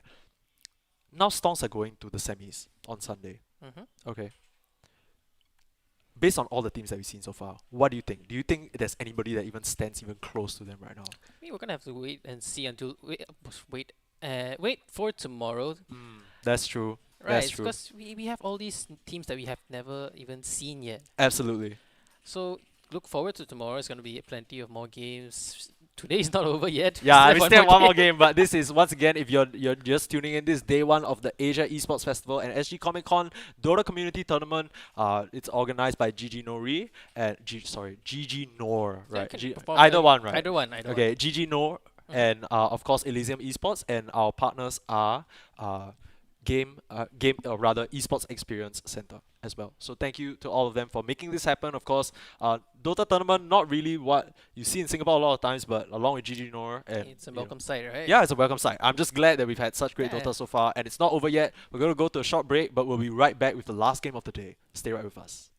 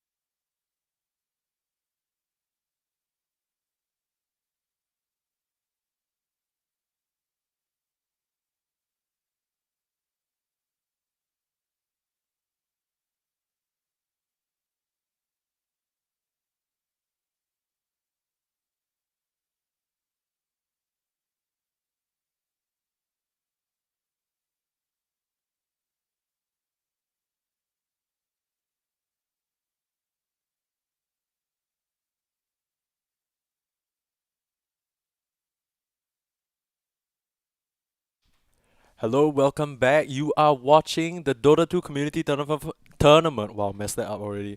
But for the Asia Esports Festival and Singapore Comic Con, this tournament is brought to you, of course, by GG NORE, where you're from, good Yeah, sir. where I'm from. Yeah, and of course Elysium Esports. My name is Perm Sneeze. I'm joined by Hani over here. Yeah. For Hi. for the last game of the day. So we're gonna wrap it all up really nicely. We have a matchup that both teams we've seen before. It's gonna be Kali Kali versus graduated, washed up players. Yeah. Yeah. So you watched all these games, right? Yeah, I think I've been casting. Yeah, Yeah, think you literally casted both these Yeah. teams, right? So you're the perfect guy to bring in for the last game.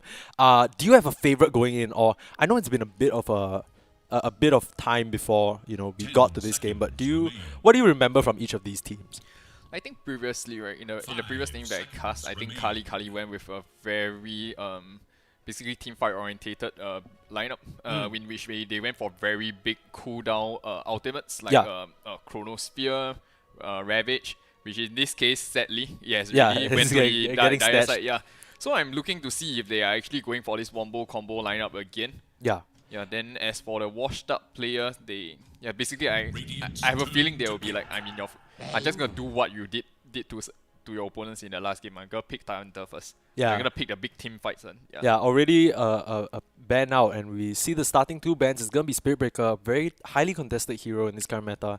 Snapfire and Razor banned as well. Like you said, washed up players just kind of. I mean, probably I don't know any offlaner who doesn't play Tidehunter, right? It's just kind of cookie cutter offlaner, gives you team fight, gives you a bit of lane pressure as this tanky front line. They do take that opportunity to snatch out the Bane though on Kali Kali, and this is a hero we didn't really get to see a lot today, but still definitely very strong, especially with that Fiend's Grip. Yeah. I think the one time that we did see it looked so terrifying because of that sleep and the Fiend's Grip just constantly setting Played up. by Iger, right? I think. Yeah, I think it was Aiger in the first game. Good catch. But it's the Tide Weaver. We've already seen this opening. Was it them that picked this? I think it must have been somebody else. But I do remember Ultra Lily playing this Weaver position 4, and Yep. he was such a menace. So Yeah, I think they are basically investing a lot in this Tidehunter offlane together with the Weaver by banning out the Razor, because I mean sometimes to basically win the lane against a Tidehunter, which is very unlikely, you like Yeah. to go with very strong pos 1 heroes, but you don't get that a lot. So you generally like to pick heroes like Razor or maybe Viper, then just switch it up to a pos 1 Right. person. right. Just to make sure that you can counter a Tidehunter and don't give them a easy game. Like seen in the previous game, the Tidehunter basically was such a menacing hero for Kali Kali. Like he was basically able to get so much farm, able to get a refresh off so early. Then he just steamrolled. Yeah, And there I was mean, at nothing the point you yeah. can't kill that guy. You just Yeah. can't kill him. Basically, yeah. I think that's something that they probably want to replicate. Yeah, they do ban out the Faceless Void, so they don't want to deal with the massive team fight that they've already seen themselves.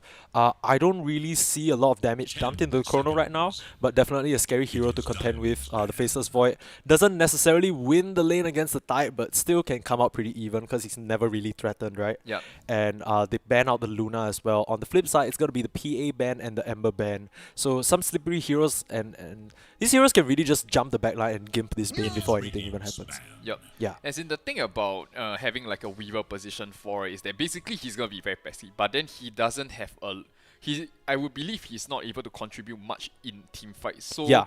in a sense, you are basically making up with this Tidehunter's pick lah. Right, Yeah, so right. it kind of balances out, right? Because Tidehunter gives you the team fight that Weaver's lacking, but Weaver gives you like the extra strong laning oomph. Yeah, I agree.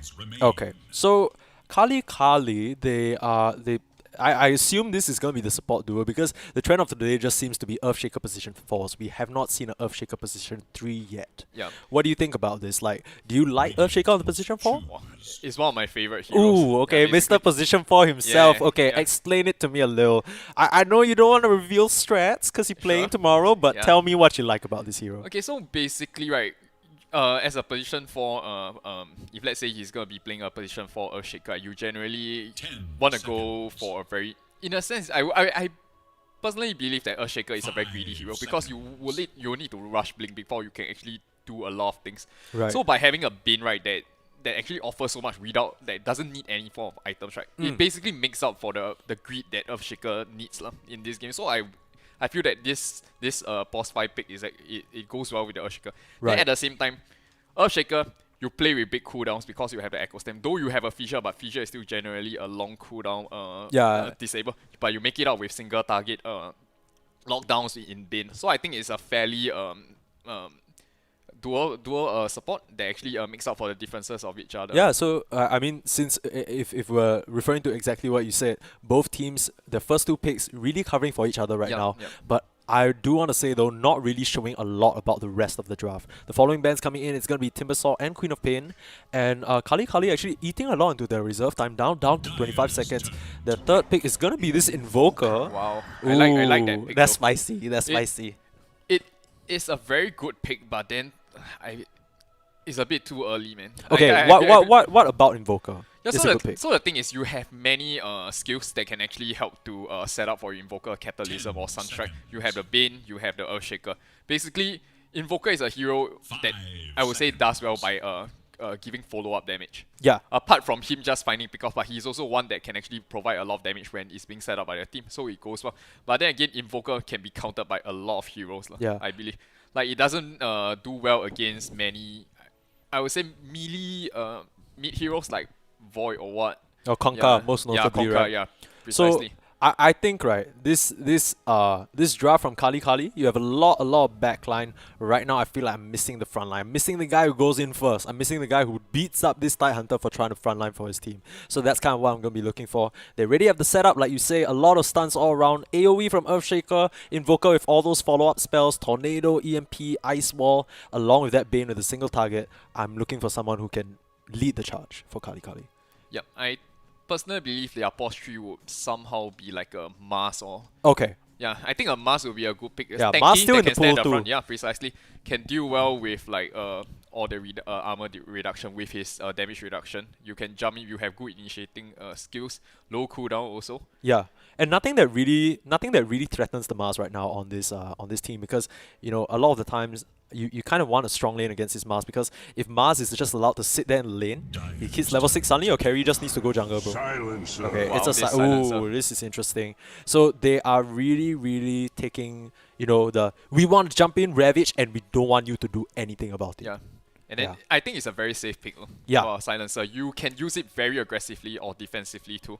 Yeah. So at any point of time, you get initiated. But I'm assuming that a Silencer won't be exposed throughout all this fight because you will always be hiding, you know. Yeah, for just to sure. counter initiate. And Kali don't have a jump just yet. Yeah. There are a lot of backline heroes, no one to really go to the back and single out this Silencer before it all breaks down. So this Silencer definitely going to get his global silence off for now. We're going to have to see what Kali try and respond with. But I really like this Silencer pick particularly because I feel like understated is Invoker. Rather, is the last word, right? If you throw it out, if the Invoker presses Invoke on something, suddenly you can't cast his spells. Yep. For like a good duration of time. So that can really nullify the impact that this Invoker wants to have. It's going to be a Spectre as well. We've seen the Tide Hunter Spectre draft with a Tinker just now earlier on. Didn't work out, but I don't know whether we'll see a Tinker again, but this is a bit of a Spectre pick. What do you think about this one? Definitely a very good pick. Okay, why? Personally, right, if because I'm a Shaker player, I Okay. tend to play a lot of pause 4. I hate it when I'm not able to initiate. Yeah. Like positioning is so important for a Shaker because like as a playmaking hero, you are expected to make the play you're supposed to go in. But Yeah. at this point of time, Spectres out, basically just stops you from doing anything. So if they are fast enough, they will basically just stop you from being able to engage them. Okay, so I so- think that's the main counter towards like them. Yeah. Let me try and make sense of what, or at least let me try and put what you're saying into the game, right? You're saying you hate it as the Shaker when they initiate on you. So so basically, right now, as it stands, whoever gets the initiation has the better position in the fight. I would believe so. Okay. Yeah. Yeah, I think it definitely seems like that as well, because the Bane, he wants to be the one setting up on you, right? But if he gets jumped on, suddenly he can't do that so well. He needs to run away. Yeah, and then the thing is that this Global Silent actually synergizes so well with the Spectre Horn. Yeah. And then at the same time, Spectre, basically when you play Cause, you wanna catch up by the back, especially since now you have a Medusa who will be tanking the front line. You definitely want to catch out the back heroes first. And Spectre is one hero that can pop in, kill somebody, get out. Yeah. And goes out scot-free. And then, I think there's a lot, like you said, there's a lot of disable, or at least a decent amount of disable on Kali. But with a Spectre who's weaving in and out of the trees with that Spectral Dagger, it's not that easy to clip her. right? With that fissure, you kind of need a because she's always playing some weird spot in the fight Yeah, or way behind you. Do you turn around 180 and throw that fissure there? Like it's so weird to do that, right? So I think it's gonna be really hard for this Bane as well to single out which Spectre is the real one. Yeah. So like you said, really good draft all around. The one concern that I have for them is their high cooldowns. We're gonna have to see whether their last pick accounts for that or whether they just double down on this long cooldown strat. TA ban and Dawnbreaker LC ban. So I believe, I mean, it's pretty obvious. Kali probably gonna look for a last pick off lane.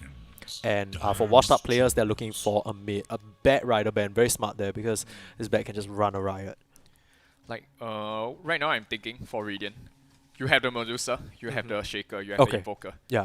They are very greedy picks. Yeah. Your off lane has to try and at least make up for it. Yeah. Just someone who can make the pressure, right? And it's so hard because I feel like Earthshaker isn't necessarily the kill squad partner that you'd expect, right? Even if you have a bit of an aggressive offlaner, it's a bit hard to make things happen with just one fissure. But we're gonna see whether they do end up picking someone that fits that bill. I think LC would have been a pretty good pick because, okay, as we're gonna see the last one now, it's gonna be Void Spirit. Yeah. So what's like makes up for the fact that their high cooldown can always just go and set up these pickoffs with the follow-up from Silencer or Weaver and Tidehunter. Spectre can just haunt in whenever, right? Yep. And then Void Spirit very aggressive hero. You probably want to end the game off so fast that Medusa doesn't get her items up. Right. Actually, okay, interesting thing to discuss. Medusa versus Spectre, who wins late game? I think Medusa definitely stronger in the late game, but then Spectre can offer so much more before we actually reaching the late game because of the Arcanims. Ooh, what is this? Ursa off lane, probably, right? To pressure this Spectre. And you don't really care at all about... Oh, okay, wait, one... Yeah, what the heck? Ursa... I guess this has to be a Ursa off lane, right? It's so strong versus the Spectre as well because Spectre is just notoriously a weak laner. And the thing about Ursa is you have that slow by yourself with the Earthshock, and if you get all of Venom, all of Corrosion, all you need is one stun and then the Spectre can't get through. Could it be a Shaker off lane, then you have a pause for Invoker instead? That's true, but then are we talking about mid Medusa and safe lane yeah, Ursa? precisely. Okay, because the Ursa also lanes up very well against the Tide, right? Yeah. Then Ursa will kind of make up for all the space that Medusa needs to farm because Ursa can fight early. Yeah, Then and I was gonna say like they typically Medusa drafts, right? You kind of want to put like 4 protect 1, all your eggs in one basket, but all they have is the alacrity. But Ursa, he has his own buff, bro. He doesn't care. He's just gonna run you down. We're gonna have to see whether Kali can execute it or whether washed up players are gonna be able to run it back one time and just make this global draft, scary as it is, work. And yeah, we're into the game. I'll introduce one side, you introduce the other. Sure. Okay, so I believe an early smoke play actually, as we get into the game. And I already see the Shikuchi coming out. And they're drawing arrows already. They want to make a move. And it's going to be Ultra Lily once again on the Weaver. Position for Woodpecker on that safe lane Spectre. Regular Pleb, their off laner. Taking that Tidehunter. Ace Light, the mid laner who bursted it open with that Queen of Pain on that Void Spirit. And last but not least, the Silencer. I'm not too sure what his IGN is. I'm going to have to... Is he still in base? Oh, no. It's Neox over there tailing the back end. Meanwhile, on the side of Radiant, let's just jump over there. Oh, actually, we could see some action here. Ultra Lily going forward, and there's Gush already onto Platinum Disco. This man in a bit of trouble, but a nice fissure to stop them for now. Nothing much is going to happen from that. A bit of an ambitious move from them, but yeah, Platinum Disco. You want to introduce him?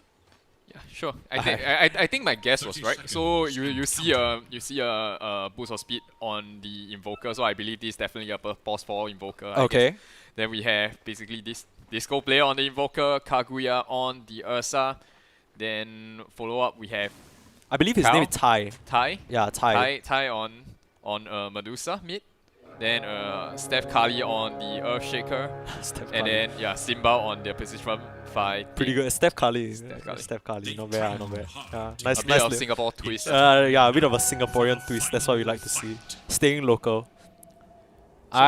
Okay, so for this draft, right, like, one thing I'm concerned about, we talked about it in the draft as well, high cooldowns on the side of Kali.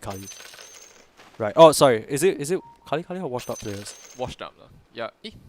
Yeah. It should be washed up because washed up Woodpecker. Then Kali, Yeah. if not, he won't Okay. call himself Steph Kali, ma, right? Yeah, okay, true. Yeah. Or we can just address them as Radiant and Dire. Yeah, would make that things won't be. easier. Yeah, okay. So, Dire, right? They have this high cooldown lineup. How much does this last pick Ursa put a thorn into that?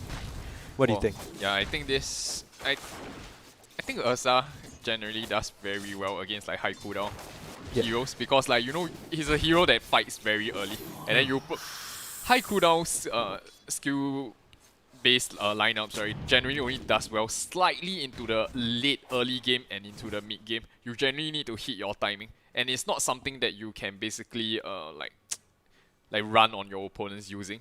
Yeah. Because you need a lot of follow up in damage, all those kind of things. Then it's not something that you can get early game.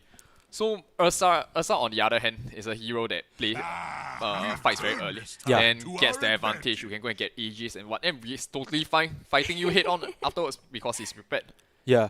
One thing I do want to ask about is they do last pick this Void. So do you think this Void alone, along with maybe his supports, do you think they have enough damage to make things happen, or do you still feel like it's hard for them to do anything in the early game? I think generally it's fine because you are playing against Invoker, Phosphor? a Shaker, Bane. They are still generally heroes that are killable. Yeah. So And it's then- still doable. It's Yeah. not completely over in the early game. Yeah, definitely. And then not to mention, even though they have high cooldown ultimates, right? But then they also have good nukes that are low in cooldown, like Last Word, Curse of Arcane Curse, then Spectral Dagger 2, then Yeah. Gush. Yeah, for sure. Yeah. They do have ways of getting these kills, right? As we see the game resume. A short pause there because of a Gem TD bug, apparently, according to chat, but we're back in it. Ultra Lily, once again, on this Weaver, just so annoying, and the minus armor, the sleep, to save Kaguya for a moment, but he's falling real low. Can they get the last hit? They do! This last pick Ursa falls, first blood. Ultra Lily is gonna be the trade for that. Simba gets it in revenge for his call. But So early. yeah, this is not really what you want to see. Pick the Ursa to counter the Tide, and then the Tide just slaps you around. Yeah, precisely. How bad is this for the Ursa, or do you think it's not that big of a deal? I would say not that bad. Okay, it's a bit unfortunate. Obviously, you don't want to go into the game with a bad start, but Yeah. I think it's something that they can shake off. Yeah. Yeah, he didn't lose out much in terms of creep kills. It's still 4 to 5, so I guess it's not that far away. But then I think a lot of pressure has to be on this bin to try and zone out the Titanter and the Weaver so that they can give enough space for this Ursa basically just to farm uninterrupted. Yeah, it's so hard, right? Because most of the time you see Bane as this good trading support, but against this pesky Weaver, if you don't have a sentry, Kaguya falling low again. He's gonna fall. This is second death for him already, and they're turning it onto Simba. He has the sleep, but it's a double kill for Ultra Lily, once again putting a superstar performance out in this early laning stage on his Weaver. Like, do you notice that actually Tide was actually level 3 before Ursa even went down? So it was almost crazy. He was so far ahead and he probably had like quite a bit of There must have been like 2 levels. I don't even think he probably has levels in Kraken Shell, right? He probably just like went full Gush, just full aggro. Yeah, 2 levels in Gush. Exactly. Like the minus armor, just so insane. much damage. Yeah. And I mean, we talked about the worry of this early game draft, but if the Tide is able to get off to his game plan scot-free, that's going to be so scary for them. The Weaver already has the pesky bugs as well. I think Simba's job is just going to get harder and harder, bro. How's he going to be the next Lion King? Like that cannot lah. Yeah, Yeah, it's definitely very hard. Like especially when Dire went for such an aggressive skill build, maxing the Crypt Storm and also the Gush. Like you have to be very careful about your position. If not, you are just gonna go down. Yo, I love how they are playing this Dire. Like, do you see that? They're just throwing out spells. They don't care. Just a Gush casually, just to slap him on the head. Just like Yeah, I mean you Get out already here. have your Soul Ring in 3 minutes in. You still have an additional Mango. yeah, I mean, and I a 2 believe- level advantage now. Look at this Tide. He doesn't even care. He literally does not care. This is the Tide dream right now. If I'm regular Plek, I'm just having a giggle. Yeah, you counter pick me, then you like that. Nice one, bro. Precisely. Like this Weaver is not even trying to pull the lanes. Like he's so comfortable letting the Ursa and Titanter fight 1v1 because he knows that Tide is so far ahead. Yeah, And that's a good point, He actually. just does his own job by zoning out the Bin. So you know now literally Bin knows that he can't do anything on the lane. He's just trying to try and steal like runes Oh, or trying to Kaguya, ward some up. pressure coming out, but no mana on Ultra Lily. Can't Shikuchi in, and I don't think he wants to do that early on as well. Now, as we see the laning stage slowly start to break down a bit, we didn't really talk about the rest of the lane. Steph Curry, I mean, I guess mid, right, still relatively even, because it's not like the Void Spirit can really threaten a Medusa unless you really misplace early on, but we're well past that stage. Meanwhile though, Steph Curry and Platinum Disco just relatively even in the lanes. I think Woodpecker not really threatened by this, right? Pulse 4 Invoker, you need a few levels into Quas and Wax before you get stuff done. But Yeah, it's not looking so good for him. He's only at level 2, 5 minutes in as a position for someone. I mean, he is stacking. He's spending a lot of time stacking, but Neox, he's gonna be in on it. Sees the stacks, turns around for the curse and blocks it with a sentry. Oh, but loses half his health? Yeah, but I mean, it's more than worth it, right? Because you stop the stack progression. I mean, this is definitely all set up for the Dusa, right? So at some point, this Dusa's gonna come in. That's where they're gonna have to try and link up and probably use that first Ravage to try and deny that farm. Yeah. Okay, so the thing is, right, sometimes I myself as a support player, right, I'm a bit wary as to when will be the right time to stack, because you know that Medusa can only be able to take all these stacks, right? Yeah. Probably around 10 minutes later. Yeah, that's And true. It's basically, you are just, at this point I feel that it's not good because you are just setting it up for Tide Hunter to go and steal it because he has Kraken Shell and Yeah. also Anchor Smash. That's a really good point actually, but I don't know whether Ty's gonna be interested in Ancient when he can just kill the Ursa again. It looks like Kaguya once again in a bit of trouble. Anchor Smash clips him and Ultra Lily finishes him off. It's gonna be a killing spree. Yeah, at this point regular pleb. I don't know if you saw that taunt, they but can he's get just vibing. Neox actually jukes into the trees, gets out Woodpecker. Really high HP though, but narrowly misses that Spectral Dagger, sleeps, and it's gonna be good night. Everybody just walking away. Oh Sweet no. dreams. What a small little misplay. If not, he could have totally like outplayed the triple hero gang at top. Yeah, I mean, they're still fine with that, right? Because they both get out scot-free, they force back the Earthshaker, force a salve as well. That's a lot of resources committed for like absolutely nothing. So I think you're okay with that overall. Gold lead 2k already in favor of washed up players. This Ursa, he really needs a way back into this game, and I don't know what it's going to be. This Star Hunter already level 6 and just spitting out gushes like nobody's business. I think at this point of time, Ursa, I think he's more or less considered that I'm gonna struggle. I'm just here to go and get EXP, you know. Yeah. I will let the farming be done by Medusa, Medusa. right? Yeah, precisely. I will just try to get as much level as I can. Then at least I'm getting the attention of Dire. You can just come and kill me. Then at least you are not. At least I can set up time for my Earthshaker to go and get a dagger. I can set up time for Medusa to go and get her item. Yeah, it's one of those like, I'm not real carrier, never mind, it's fine. Never mind law, I die law. As once again, Kaguya gonna get ganked and nobody's gonna come to save him. Little Bear in the jungle gets knocked down by Ace Light. And once again, like you said, this man is suffering with a capital S right now.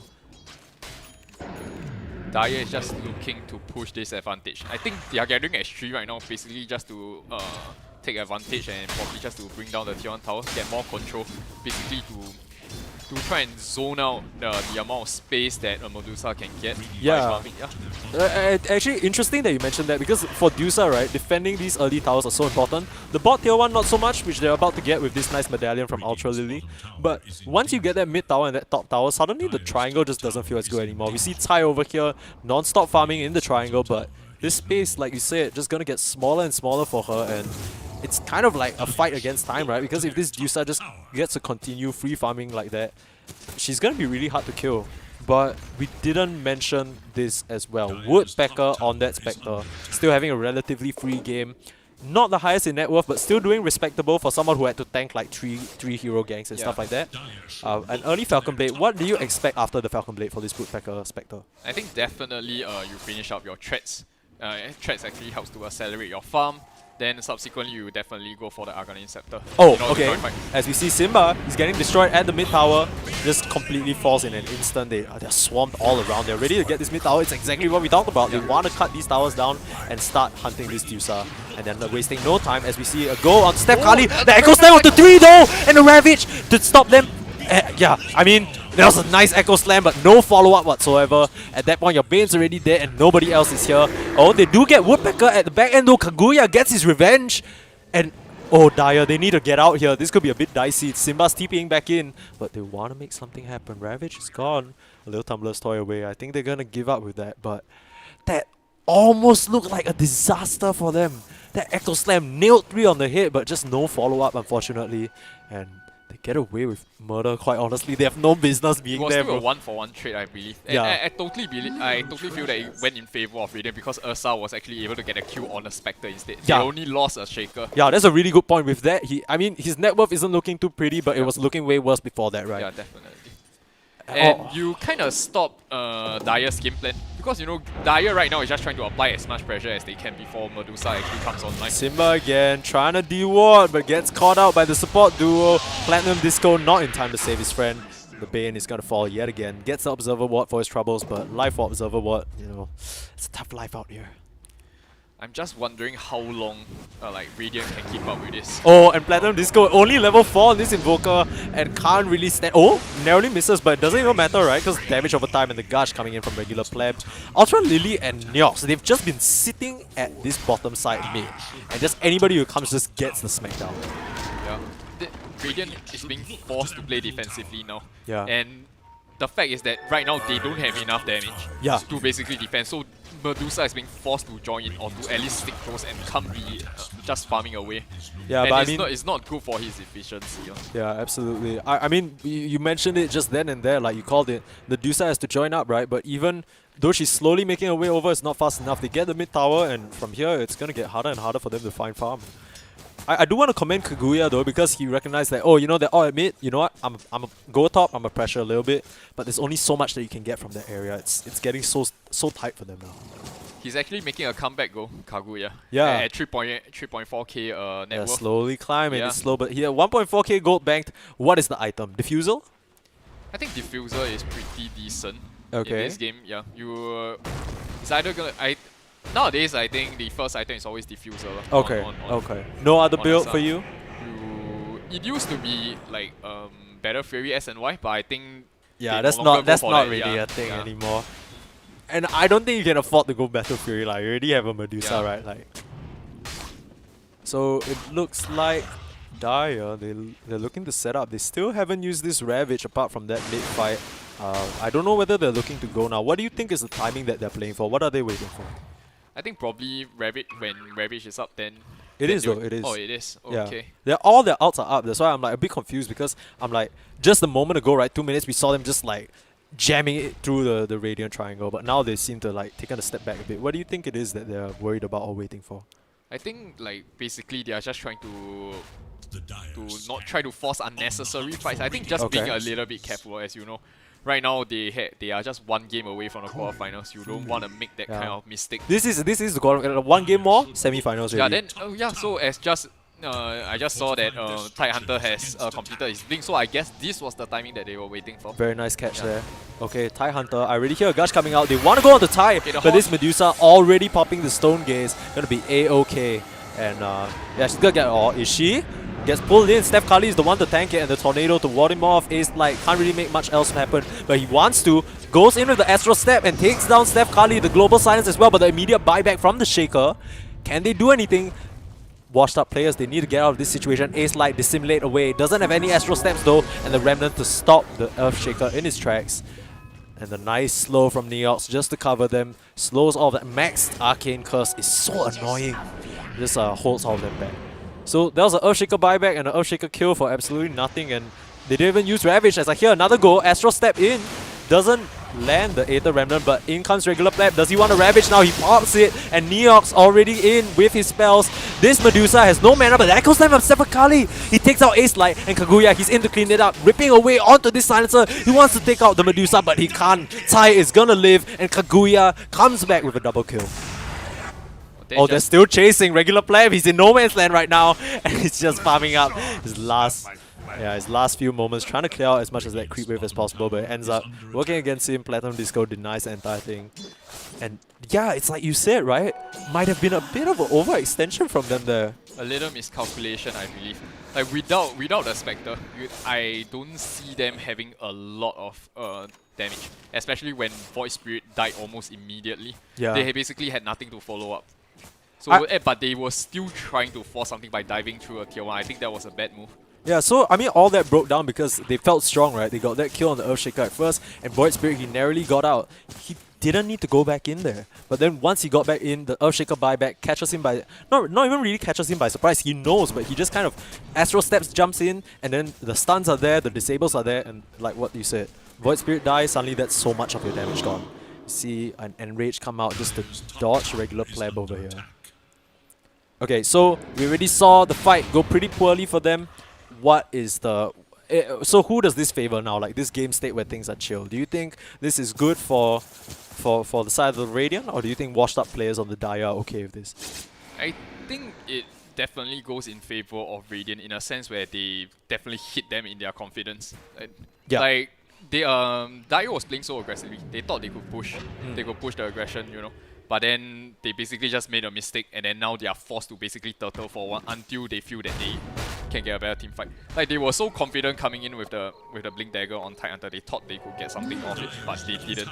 And it went heavily bad in their favor, against their favor. So I think definitely good, better, or slightly better on the for the Radiant. Yeah, as we do say that though, they're posturing to push his top tower, they don't want to leave any outer towers, but it's Woodpecker who's found in the jungle. I guess this is a smoke move, but the Horn immediately out already, the Global Silence to cover his tracks, and Woodpecker, he'll be a-okay, just haunting to Kaguya in the top lane. Now he's in a bit of, or rather, the Medusa, in a bit of trouble right now. Regular pleb, really tanky on this Titanhunter. Yeah, Kaguya can't chase. Actually went for the Blink Dagger first. Yeah. So going for this full Space Maker Ursa build. Yeah, and even lining up the Basher next. Yeah, this is like poverty Ursa. This is like yeah, this Ursa, he's not the main carrier of this game. He knows it's the Dusa and he's playing accordingly, which I really like, right? It's sometimes it's a bit hard for you as a position 1 to just like suck it up and like accept that you're not going to be carry this game, but nice recognition from him, just kind of bites the bullet and goes for the space making build. Speaking of space though, they're making leeway into the jungle. Steph Kali's the one to be caught, but Steph Kali turns around with Echo Slam, regular pleb, pops the Ravage, but he's gonna die. Kaguya blinks in, finishes him off. Kaguya doesn't have the... oh, actually has the Enrage up now. Just blinks in, finishes off the Tidehunter, gets his revenge for the laning stage. But it's gonna be a 1-for-1, and this is 50 seconds on the deck without the Earthshaker. You know, diebacks don't really matter this early on, but this gotta put a dent in this Earthshaker's game. Kaguya was just basically positioned so nicely. Like in the last few fights, right, he was just here to basically clean up, and really, really nicely done by him in order to catch up. And now he's really 6k in net worth, and he can probably progress a lot from there. Yeah, I mean, like, it's literally what you said, right? Such nice positioning to always be in the right spot to clean up the fights. Ever since the early laning stage, even though it was a bit rough, he didn't get caught out anymore. He's making moves with his team where he needs to. He's building what he needs to do for his squad, and he's being rewarded for it. Now catching back up slowly but surely.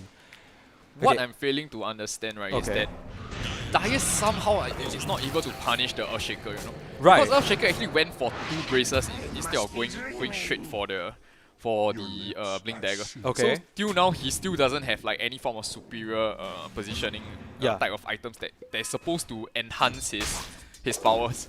But then so far he's still not getting punished for it. He still managed to get decent Echo Slams off on cores like Void Spirit and Titanhunter, and still managed to make the fights even though it should have been in favor to the Dire. I'm actually gonna say, right, this is good play from Earthshaker. Because, right, hear me out. I think he recognizes that Blink Dagger is not necessary in this game. Why? Because it's the Dire that are running into them. He will always get the Echo off, but he needs to live. So far, in the fights where he doesn't manage to get Echo off, it's because he gets melted completely or he dies. Even when he gets the Echo, he just gets sliced down afterwards, right? But with these 2 bracers, he's just so tanky. And then, even if they take him down to half HP, he can just narrowly get his Echo Slam off and might be able to turn the fight.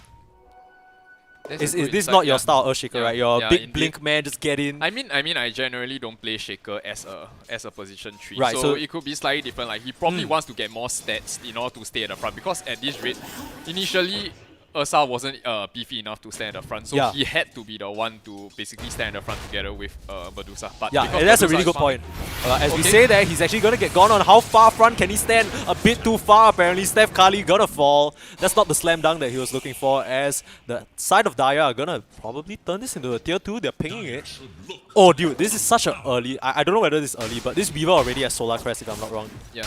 Oh, that's nasty. That's nasty. That's so much armor. like 2 minutes ago. Thank you. Sorry, I'm blind, I guess. Yeah, I also failed to bring it. Oh, okay. But nice little EMP. Woodpecker, no mana. He's just like, oh, feels bad. But Arcane boots him up. I think that's the end of the push, right? Are they going to try and force it? Like right now, I am starting to see a little bit of flaw in the Dire's lineup. Like Okay. they can't actually sustain themselves. Like they are not able to continue pushing the aggression to basically take down towers because like there's so many defensive heroes for the Radiant. The Invoker actually now with levels is actually able to hold them also well with the EMP Tornado. Then you have the Medusa with the Mystic Snake that clears out the wave generally so fast. They are not able to keep up with this defensive pressure. Oh, as we say that, the jump in from Ace Light has the setup with the use and the immediate Ravage. Only catches really the Invoker, clips a few on the back line, but nothing much. They just wanted to get that pick off, and I think they're making a beeline straight for Roche, it seems. Because this is what they need, right? Like and it's so huge because if they can get the Roche with this minus armor, they can really deny this Ursa's timing that he wants to hit. I mean, they've already done a good job at putting him into the ground, but this could really put a dent even more. I just feel that all the last few Ravages have not been as... It's not what they need to be, right? Like, it feels a bit... It wasn't good. Like, they could have been snowballing so hard, but then they were... In a sense, they were playing quite desperately, just trying to get pickoffs, and they weren't able to even get very clean because Ursa was there to basically clean up, and they were able to get a one-to-one trade-off. What do you think they're scared about, right? Because I think you phrased it very well. It is desperation coming out from them, from that top fight really forcing it down even through the buyback. What do you think they're scared about? Do you think they're scared of this Medusa late game? I think they are trying to make something happen because they don't want Medusa to be farming. But then again, they are not using their skills. Yeah. Sorry, continue your point. It's just another Bane death, who cares? Yeah, you're saying they're not using their skills properly, you mean? Then it was such a waste though, because in that last fight, actually Void Spirit had a DD2. I thought they were probably gonna capitalize on it. Oh but yeah, then, that's true. Then they just settled for an Invoker Q and they didn't try to take the tower, they didn't try to go for any other heroes because from my view, I saw that the Bane and the Shaker was also being also got caught out by the Ravage, but nothing was being followed up. Yeah, they could have like followed up a lot more with that Haunt and all that, but they I chose think they not were to. just afraid Yeah. because like Medusa can probably pop the Stone Gaze at any point of time and they can turn the fight around. Yeah, that's true. The one thing that we did mention about the Dire lineup, graduated washed-up players, they have a lot of team fight, but they don't have a lot of push going for them. I'm really scared for when they go high ground. There's this Bane, the sleep from long range, the Fiend's Grip from long range, the stun from the Shaker, and the setup from Invoker. It's so scary to push into and there's Haunt. It looks like there's gonna be action bot. I don't know who's dying right now. It looks like it's Invoker that's getting gone on yet again, but he has the Essence Ring, he's A-okay. Here comes Ace Light with the Aghanims completed now, silences up Steph Curly, and Steph Curly's gonna fall in the trees, but right now it's the Fiend's Grip, Global Silence immediately to answer. There's nothing you can do to my Void Spirit right now. Tai, he's gonna pop the Stone Gaze, you can't run into this. He's gonna dissimulate out, but there's Ursa. Yule Stop just covers his tracks and the 4 staff away. He's gonna be A-okay. That's basically almost every single ulti popped except for the Ravage, and they're just gonna walk away from it, just killing this Earthshaker once again. So many spells used, but so little. Yeah, and that was the actual Haunt, but as our observer is pointing out over here, the Aghanims is completed. I think this is the opening that you want though. There's no more Stone Gaze. I think fighting into a Stone Gaze is probably the most dangerous thing you can do. I think that should be the aspect that they are most afraid of. But then now that this is cleared, they should take the fight right now. I think this was a really nice ward if you see it. There's one. Oh, and the Blink Ravage in. We don't see it though, but immediately Simba is gonna fall. He buys back, but Kaguya already has the BKB actually. Pops it, he's right onto regular pleb, and regular pleb, no more mana, he's gonna fall. Meanwhile, on the back line, Woodpecker, he's falling a little low. This could be a bit scary, but Ace Light, he's in with the silence onto 3, with the Resonant Pulse, a second one. Jumps out, but it's Ultra Lily caught on the backside. Meanwhile, it's gonna be the supporting cast of graduated washed-up players, just a bit too far forward. Caught out by that buyback yet again by Simba, and they're gonna trade 3. This could be the opening though. They could go to Roche if they... Steph Curly still wants to chase. Oh, narrowly misses. They so closely, they almost had Woodpecker there. It looked so scary for a moment, but... Yeah, once again, look at that gold change. How much is it? Can we see the fight recap real quick? Okay, it doesn't look like that much, but I think it's really significant, especially the events for the past few, right? Because they lost a lot of gold because of the spot buybacks and the sporting cast buyback, but Kaguya, the real winner here with BKB, and this Yusa living through it all. Yeah, I think the real winner is that they managed to get a lot more EXP. Let's not talk about network, because at this point of time, the 2K network is basically nothing. Yeah, The that's network, true. the XP is definitely more important. Yeah. Especially when you have heroes like Invoker that rely so much on levels to basically get like his skills up. So important to him, and he manages to survive throughout the entire fight with those 3 kills in favor of Radiant. He was actually able to get back so much. You like at the start, you could, if you remember, Invoker was the one lowest in level at level 2 at the start. Yeah, but that he was rough. But he manages to catch back, and with that, right, he was actually able to do so much with like Tornado, EMP, just basically disrupting the momentum of Dire, then able to cause so much more menace with like every other skill that he have. Yeah. Yeah, so I think that was a single shadow step, or rather a single haunt onto the top side. Try to get this Invoker again, but once again, this Invoker is starting to get really tanky with that Essence Ring and Spirit Vessel, but not tanky enough. Ace Light's gonna go right on him. Meanwhile, I heard a haunt come in. Are they chasing? Yeah, it's Woodpecker on to the next, but Simba, he's gonna fall to the last word. This supporting class not having the best time, but still, like you said, just 2k gold lead up. It's not that big of a deal. This Ursa definitely has recovered as well. And now Dusa with the Skadi. This is huge. And now trying to build up the Daedalus. This Dusa is just starting to get harder and harder to kill. Is the Ursa getting gone on? No. Ace Light is going to be able to dissimulate out and it'll be a-okay. They're just putting on the pressure, but now they're rotating over to Roche. Their main... I mean, they have more than enough damage with this minus armor from the Weaver and the Gush, and Solar Crest as well. Yeah. So this is probably going to be a pretty free Roche, but it seems like... Yeah, no, they're not going to come over. At this point of time, you can sort of see like even though they make it out for a lot of negative armor, but they still took quite a long time because their base physical damage is not that high. As like you can see, Hunter went for a utility build for boss 3 instead of going for damage like face, golds, flats. I mean, the use is pretty interesting, but usually you see this against an Ursa, right? Because it's one of those things that's not reduced by status resist. It just throws the bear up in the air for a short period of time. Yeah, that was one of the best counters for Ursa. Yeah, you're right. Yeah. 2 Yules actually. We got one on the Ace Light Void Spirit as well. But I think we're starting to see the scary part of the draft for Dire, because they just don't seem to have enough damage to cut through this Dusa and Ursa, right? Yeah, they can threaten the supports and the offlaner, but after that, like, how much more do they have in the tank to really kill this Dusa? Yeah, so the thing is, over on Dire, right, they have a lot. I would say they have burst damage in Void, but they don't have enough to last through a fight. Yeah. So they really need to get those early pickouts on the support to sway into their favor, but we're gonna see if they can do that. Very nice ward coverage, but smoked up now is the Radiant. Yeah, and I think our observer was pointing out the Medusa now is a Crystallis. So that's even more physical damage, right? Because the thing about Medusa is she farms fast, yeah, she can get tanky, but she doesn't really start doing damage until that Crystallis pickup. Like the Skadi, even though it gives her a lot of stats, it's not really the most like, oh, she's doing so much damage. It's more like the slow and the heal denial. But with this Crystallis, she's really gonna start pumping it out, and I don't know, I still think this is very even. Yeah, definitely. Actually, I don't even think it's even. I would say it's slightly in favor of Radiant. Okay. For now. So like, it has taken them 27 minutes to basically contest for the first tier 2. I think Radiant is more than happy to have delayed them for so far. Okay, in comes the DPs though, and the single horn in Woodpecker using the Agonyms, but immediately toss up into the air, and the Ravage in response. They take out the Earthshaker immediately and the Bane, but once again, that's every single fight for them. That's basically a given. What else do they get? That was both outs, Ravage and the Horn used, and they only get, like, basically, at this point, even though the Earthshaker is a core, like, oh, he's trying to make a go onto Neox now with the Ghost Scepter, but then that's just a bit more damage from the... Okay, and yeah, nice use over there to ward him off for a bit, but Kaguya, he needs to get out. Yeah, he has TP. Good call over there, and the Tornado to keep it safe. Yeah. I mean, they have no way to cancel that TP, right? He just needed a TP at that moment because it was looking a little dicey for him. That was the only move that he could make at that point of time. I like it though. I like it from Kaguya because even though he had such a terrible... You know, sometimes when you're playing position 1 or when you're playing carry, you're like, man, my game is so bad. I want to just go recover farm and then I can come back like 40 minutes. You all just make space for me. Yeah, his BKB is probably gonna run down to like 6 seconds. So there's actually just value in just throwing just to get a kill. Exactly. At this point, it's like you are such a big form of pressure, right? You can really threaten, and look, it brought 4 heroes mid just to deal with. Yeah.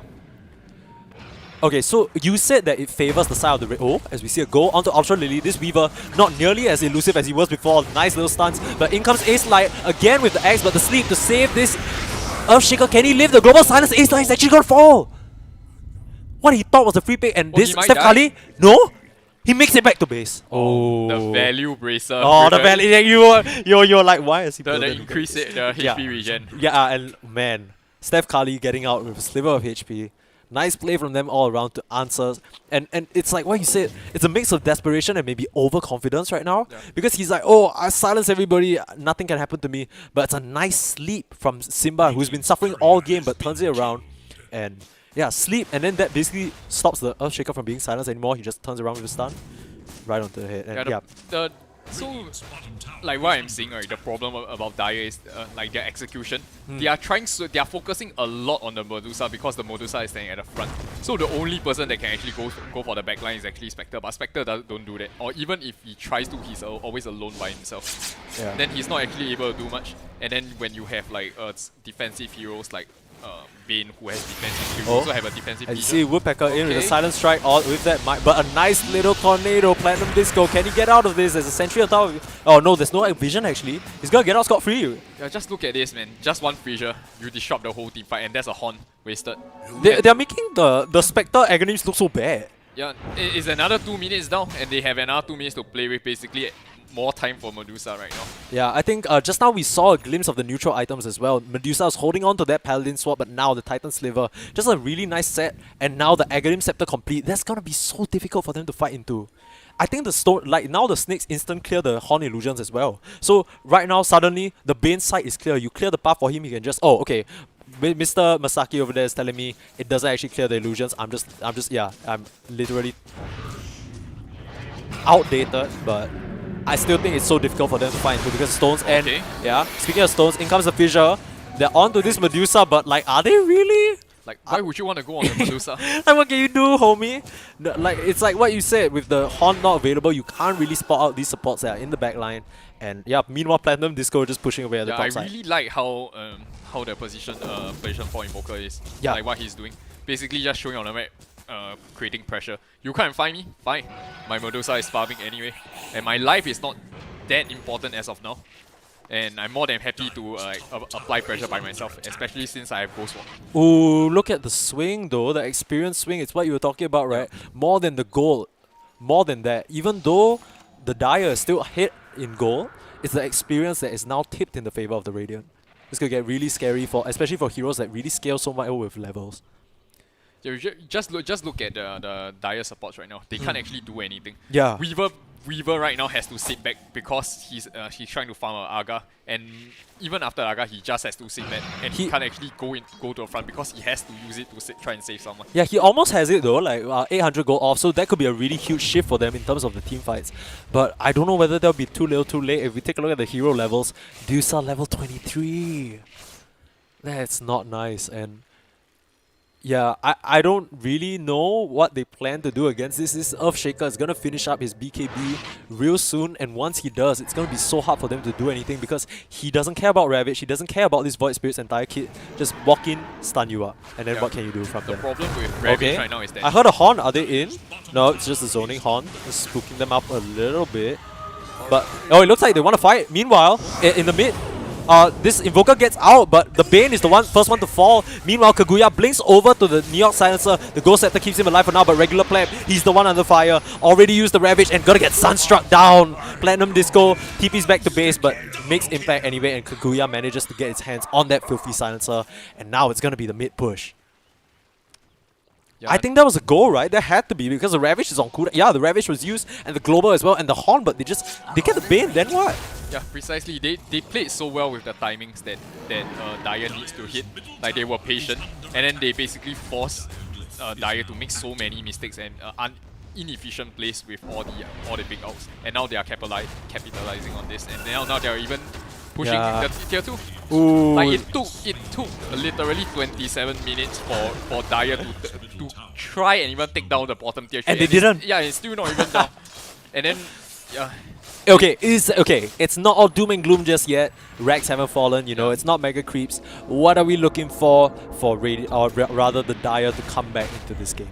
What can they do? Like the only play that I can see them doing, right, is to basically catch up single heroes. But at this point of time, apart from the Invoker, I don't think they can catch up any other heroes because they are basically sticking as a 4, sticking as a 3. Yeah, it's like what you say, right? They're just positioned so well against each other. Even when the Horn comes in, they all know exactly what to do. Sleep on one illusion, stun on 2 others, they all just dip together. They can't win a team fight at this rate anymore. The Ravage basically is, I would say, is not even as efficient as the Fissure right now. Dude, that is so scary that you just said that, because we're talking about the pure team fight lineup of the side of the Dire. You're like, they can't win a team fight. What can they do? Like, they have no damage. Even if you get a 5-man Ravage, you can barely follow up. You at most get 1 or 2 kills on the supports, but then you are not good. You still don't kill the Medusa. Medusa is the big thing. Yeah, you don't kill the Asahu. Yeah, and I gotta say, really props to Kaguya over here. I feel like he's just played such a magnificent game from behind, showing you what you need to do as a carry when you're put in that bad spot.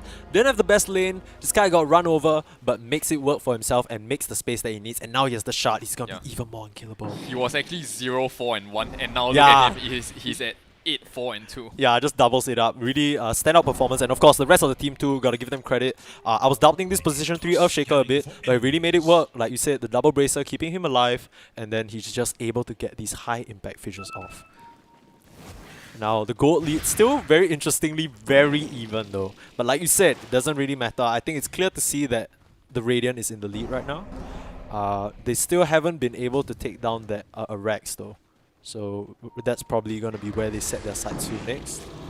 Like, grouping up. They see them, the smoke in, and instantly the stone onto the Weaver. Ultra Lily has to scurry away, but the Ravage out. And instantly the Bane is melted yet again, but Steph Curry in with the Echo Slam. But it's onto only 1. But it's a 1v1 between both carries right now. Spectre versus Medusa. Who's going to win? He has the backup of Ace Light with the 2 silences, but this Spectre can't stand up to the Skadi. The Dissimulate away, tries to get out, but it's already a TIE Hunter who's to fall first. Ace Light, he's trying to get out, but being ticked away by the Cold Snap and the Spirit Vessel. Can he survive the bash? Kaguya and the Fiend's Grip closes him down. That's 4 dead. Only the Spectre gets out, but what can the Spectre do? Absolutely nothing. They're gonna go high ground. It was such an unlucky smoke gang. Like, they were trying to catch out somebody, but the person that actually pops the smoke was the Medusa. Yeah. And TIE Hunter just went in trying to ravage as many person as he wanted, but he could only get the Bane because the rest of the other Radiant hero was positioned so nicely at the back. Yeah, so they managed to get a kill on the Bane, but Bane just buys back immediately. As soon as that fight broke out, right, everyone knows what Medusa does. You look at her, you turn to stone, but you're the first person she sees, then you just kanala. Yeah. And then it's so nice recognition, right, because even though Simba gets instantly killed, he buys back, and the rest of the team splits into 2. We saw the fight kind of have a left and right side. On the right side, it's Tai 1v1ing this Spectre, and the Spectre just can't stand up. Because he went for these Aghanim's, not a lot of damage. Meanwhile, on the left side, Kaguya's just tearing them apart. Yeah, such an easy Rex for Radiant. Yeah. And then you even have the Alacrity buff. It's like, oh, we were coming for your Rex anyway, but thanks for gifting 4 heroes to us. Okay, we'll take it. Yeah, and the Aegis still not popped if I'm not wrong. I think Kaguya still has it. Didn't really come under any threat at all throughout that fight. And Woodpecker, he even goes for the Basher, right? But where's the damage? Yeah, there's still not enough damage. Okay, as a Horn comes out. Was that just an escaping Horn? They're trying to make a move on the Platinum Disco again, but the 4-staff, nice over the wall. Woodpecker, okay, they choose not to go on him right now. Don't know where the rest of the team is. But yeah, they can play this slow. Kaguya still with the Aegis. D-Watts gets off nicely. I personally feel they should just run down middle right now. Who? Like Radiant, Dire? Radiant. Or Radiant? Like, just end it. Yeah. They have no reason to stop. They are so strong Yeah, right now. that's true. There's no Ravage. There's no spec out. Then might as well you go, right? I mean, you want to use your... Yeah, your Aegis, Kaguya, he's stream sniping right now. Here's your advice. Just jumps immediately forward, has the Aegis, no fear, but immediately getting kited away. Yeah, and they're just gonna slow push it. Right now, still need to deal with the Spectre illusions, but I think they're taking your advice, my friend. Yeah, sad to say, even the global silence is not that useful anymore. Even the Evoker even has a use to basically dispels it. Yeah, and now as a gem too, so as if the control on the map wasn't suffocating enough, they now have snuffed out every single bit of vision that the Dire have. The only thing that they do have is this cliff ward over there in the triangle, but that's not where they're playing. I mean, really smart from the Dire to try and play around their vision over here. But and the Bug's a bit preemptive. Onto Simba again. He's going to get burst down in the back line. But meanwhile, Ravage on the front line, regular play, holds the two carries down, used up on the bear. But what can they do? Steph Curry in with the BKB and the Echo Slam onto this Spectre, and he just falls. He just melts. Where's the Spectre? He's gone. No Haunt. I don't think he wants to buy back there, and there's a 1-for-1, but you take that every day as Simba. That's the carry down. And Neox, he goes Scepters now, but he's gonna take so much from this stone snake, Mystic Snake rather. And he manages to get out, but this is their free ticket to high ground. Yeah. I mean, even if the spec buys back, like, what can you do? They commit so much onto the Bane every single fight, and they have to because of the Fiend script, but then it's like, what you say? What? They have no more skill than nothing. Okay, you're wrong. It's like going in though. Steph Curry, no BKB, he's gonna get melted. Kaguya does have his pops it, but it's a regular pleb who's gonna get ripped down. The last Scary shot manages to nail him. Tai just dealing so much damage. Kaguya under a little bit of threat, but he still has the Aegis. Neos, he just falls in 3 hits. The crits just come out. 3 buybacks on the side of the Dire. What can they do? Kaguya still sitting healthy and fine. He has that second life. And can you really threaten this Dusa? She's just standing there. Right now, what can you do? You silence, she dispels. She just hits away right now. Okay. Onto the Medusa, mana's falling a little low, but it's not even below half. This Medusa is A-okay and just hitting away as well. Neox forced to go center there. And once again, Earthshaker, Bane killed. And then this Dusa still sitting pretty, full HP, even has that Satanic available, and he's gonna start cutting into regular pleb. The Tornado tosses him up, and in comes the Horde from the Spectre. What can he do? But the mana, not nearly enough, just completely regen by this Medusa's Mystic Stick, and Neox, no more Ghost Scepter, narrowly gets the cooldown and survives. But once again, it's just this Dusa on the front line. No fear at all, hitting away with that Alacrity, and that's an easy second Rex. Yeah. They might as well go on to the next. Is this over? Unfortunately, I believe so. Yeah, they don't have Ravage, they don't have Horn. What can you do against this Yusa? It's Alacrity out again and Mana Regen City, baby. Yeah, Woodpecker, he can't even come close. He's starting to get chipped away at, and that's not even the main Medusa hitting you. That's just illusions. Like, I personally believe that the previous fight was their best shot. They basically went in to burst a bit straight up and went to a fight 4v5. Then they forced Earthshaker to basically do a one-man echo. Yeah. And that was actually the best that they could do. But yet they were still not able to capitalize on anything. Like, Okay, it was just the Shiva's really- in onto yeah. the backline though. Regular Plat wants to make something happen, but Steph with the... Okay, and the Horn coming in. Who do they go on? It's Kaguya on regular pleb again. Heals himself up. Platinum Disco being tagged by Illusion on the backline, but it's regular pleb. Ghost Scepter. That's the biggest. Okay, they they might clean be up able the to do this. Bane again. Can they turn this around? It's regular pleb. Ravage just into a BKB Ursa. That's not what you want. That's the Ravage down 103 seconds without your Tide Hunter. Ace Light. He's on the backline right now. He managed to kill the Invoker. He's sneaking around. They don't see him. The base though. Jules. Yeah, the base a bit of trouble, but they want to make this fight happen. But dissimulate away? I think they recognize they can't take this fight. Woodpecker didn't get the memo though. He's still hitting away, and in comes Kaguya again with the Blink Earth Shock in. Woodpecker gonna be okay for now, but it's gonna be Neox on this silencer to fall to this Ursa once again, and Woodpecker forced to turn there and run. Immense buybacks. They smell blood in the water. This is their chance to win. This is their chance to go to the semi-finals, and they know it. Oh, Kali. The last They round. smell it. Top 4 is theirs. This Medusa has no fear whatsoever. Tai just kidding away Ace Light. Not nearly enough to stop him. The Tornado flies through, almost celebratory at this point. And Kaguya, he's in as well. And Rage up. Abyssal's that Spectre. Woodpecker, he needs to get out of this. He's gonna narrowly survive. He has no buyback. No, he's alive for now, but he has to heal. Ace Light as well. This Weaver is dead. The Chon. Absolutely perfect. Simba has died so much this entire game, but that's the only thing they can get. Kali just ripped them apart. God damn it. Did you even see the last kill? It was a beyond godlike Kaguya. Oh my From gosh. that 0-4 back to a From beyond godlike nothing, string. really is Lion King vibes. It's Simba all the way up until now Mustafa level already. This is an angry bear, bro. Indeed. Can't mess with them. What a game from Kali. They played. They just showed. We saw storms all along throughout the group, like the initial round, right? And then this is just a perfect example of a team that just clawed it back from behind. Yeah, so much discipline. Every single player know what they had to do, what they had to sacrifice in Yeah. order to get a better for the team. Yeah. Yeah. It's like what you say, like there's so many different things, right? Because Steph Curry, he just sacked his own Blink Dagger to get those braces. He knows he needs to survive the fights. Simba, 112. That's not what you think like has impact, but this Bane undeniably forced them to commit so much onto him every single fight. And yeah, let's take a look at the scoreline over here. At the end, it's Medusa, 35.6, like almost 35k net worth. What the heck? Like, look at the damage tanked as well, 64k, just being the frontliner that her team needs. She was given the farm in the triangle, and she delivers. She carries them when it's most necessary. And how can we forget about Kaguya? This man just put on a masterclass of how to play Ursa from behind.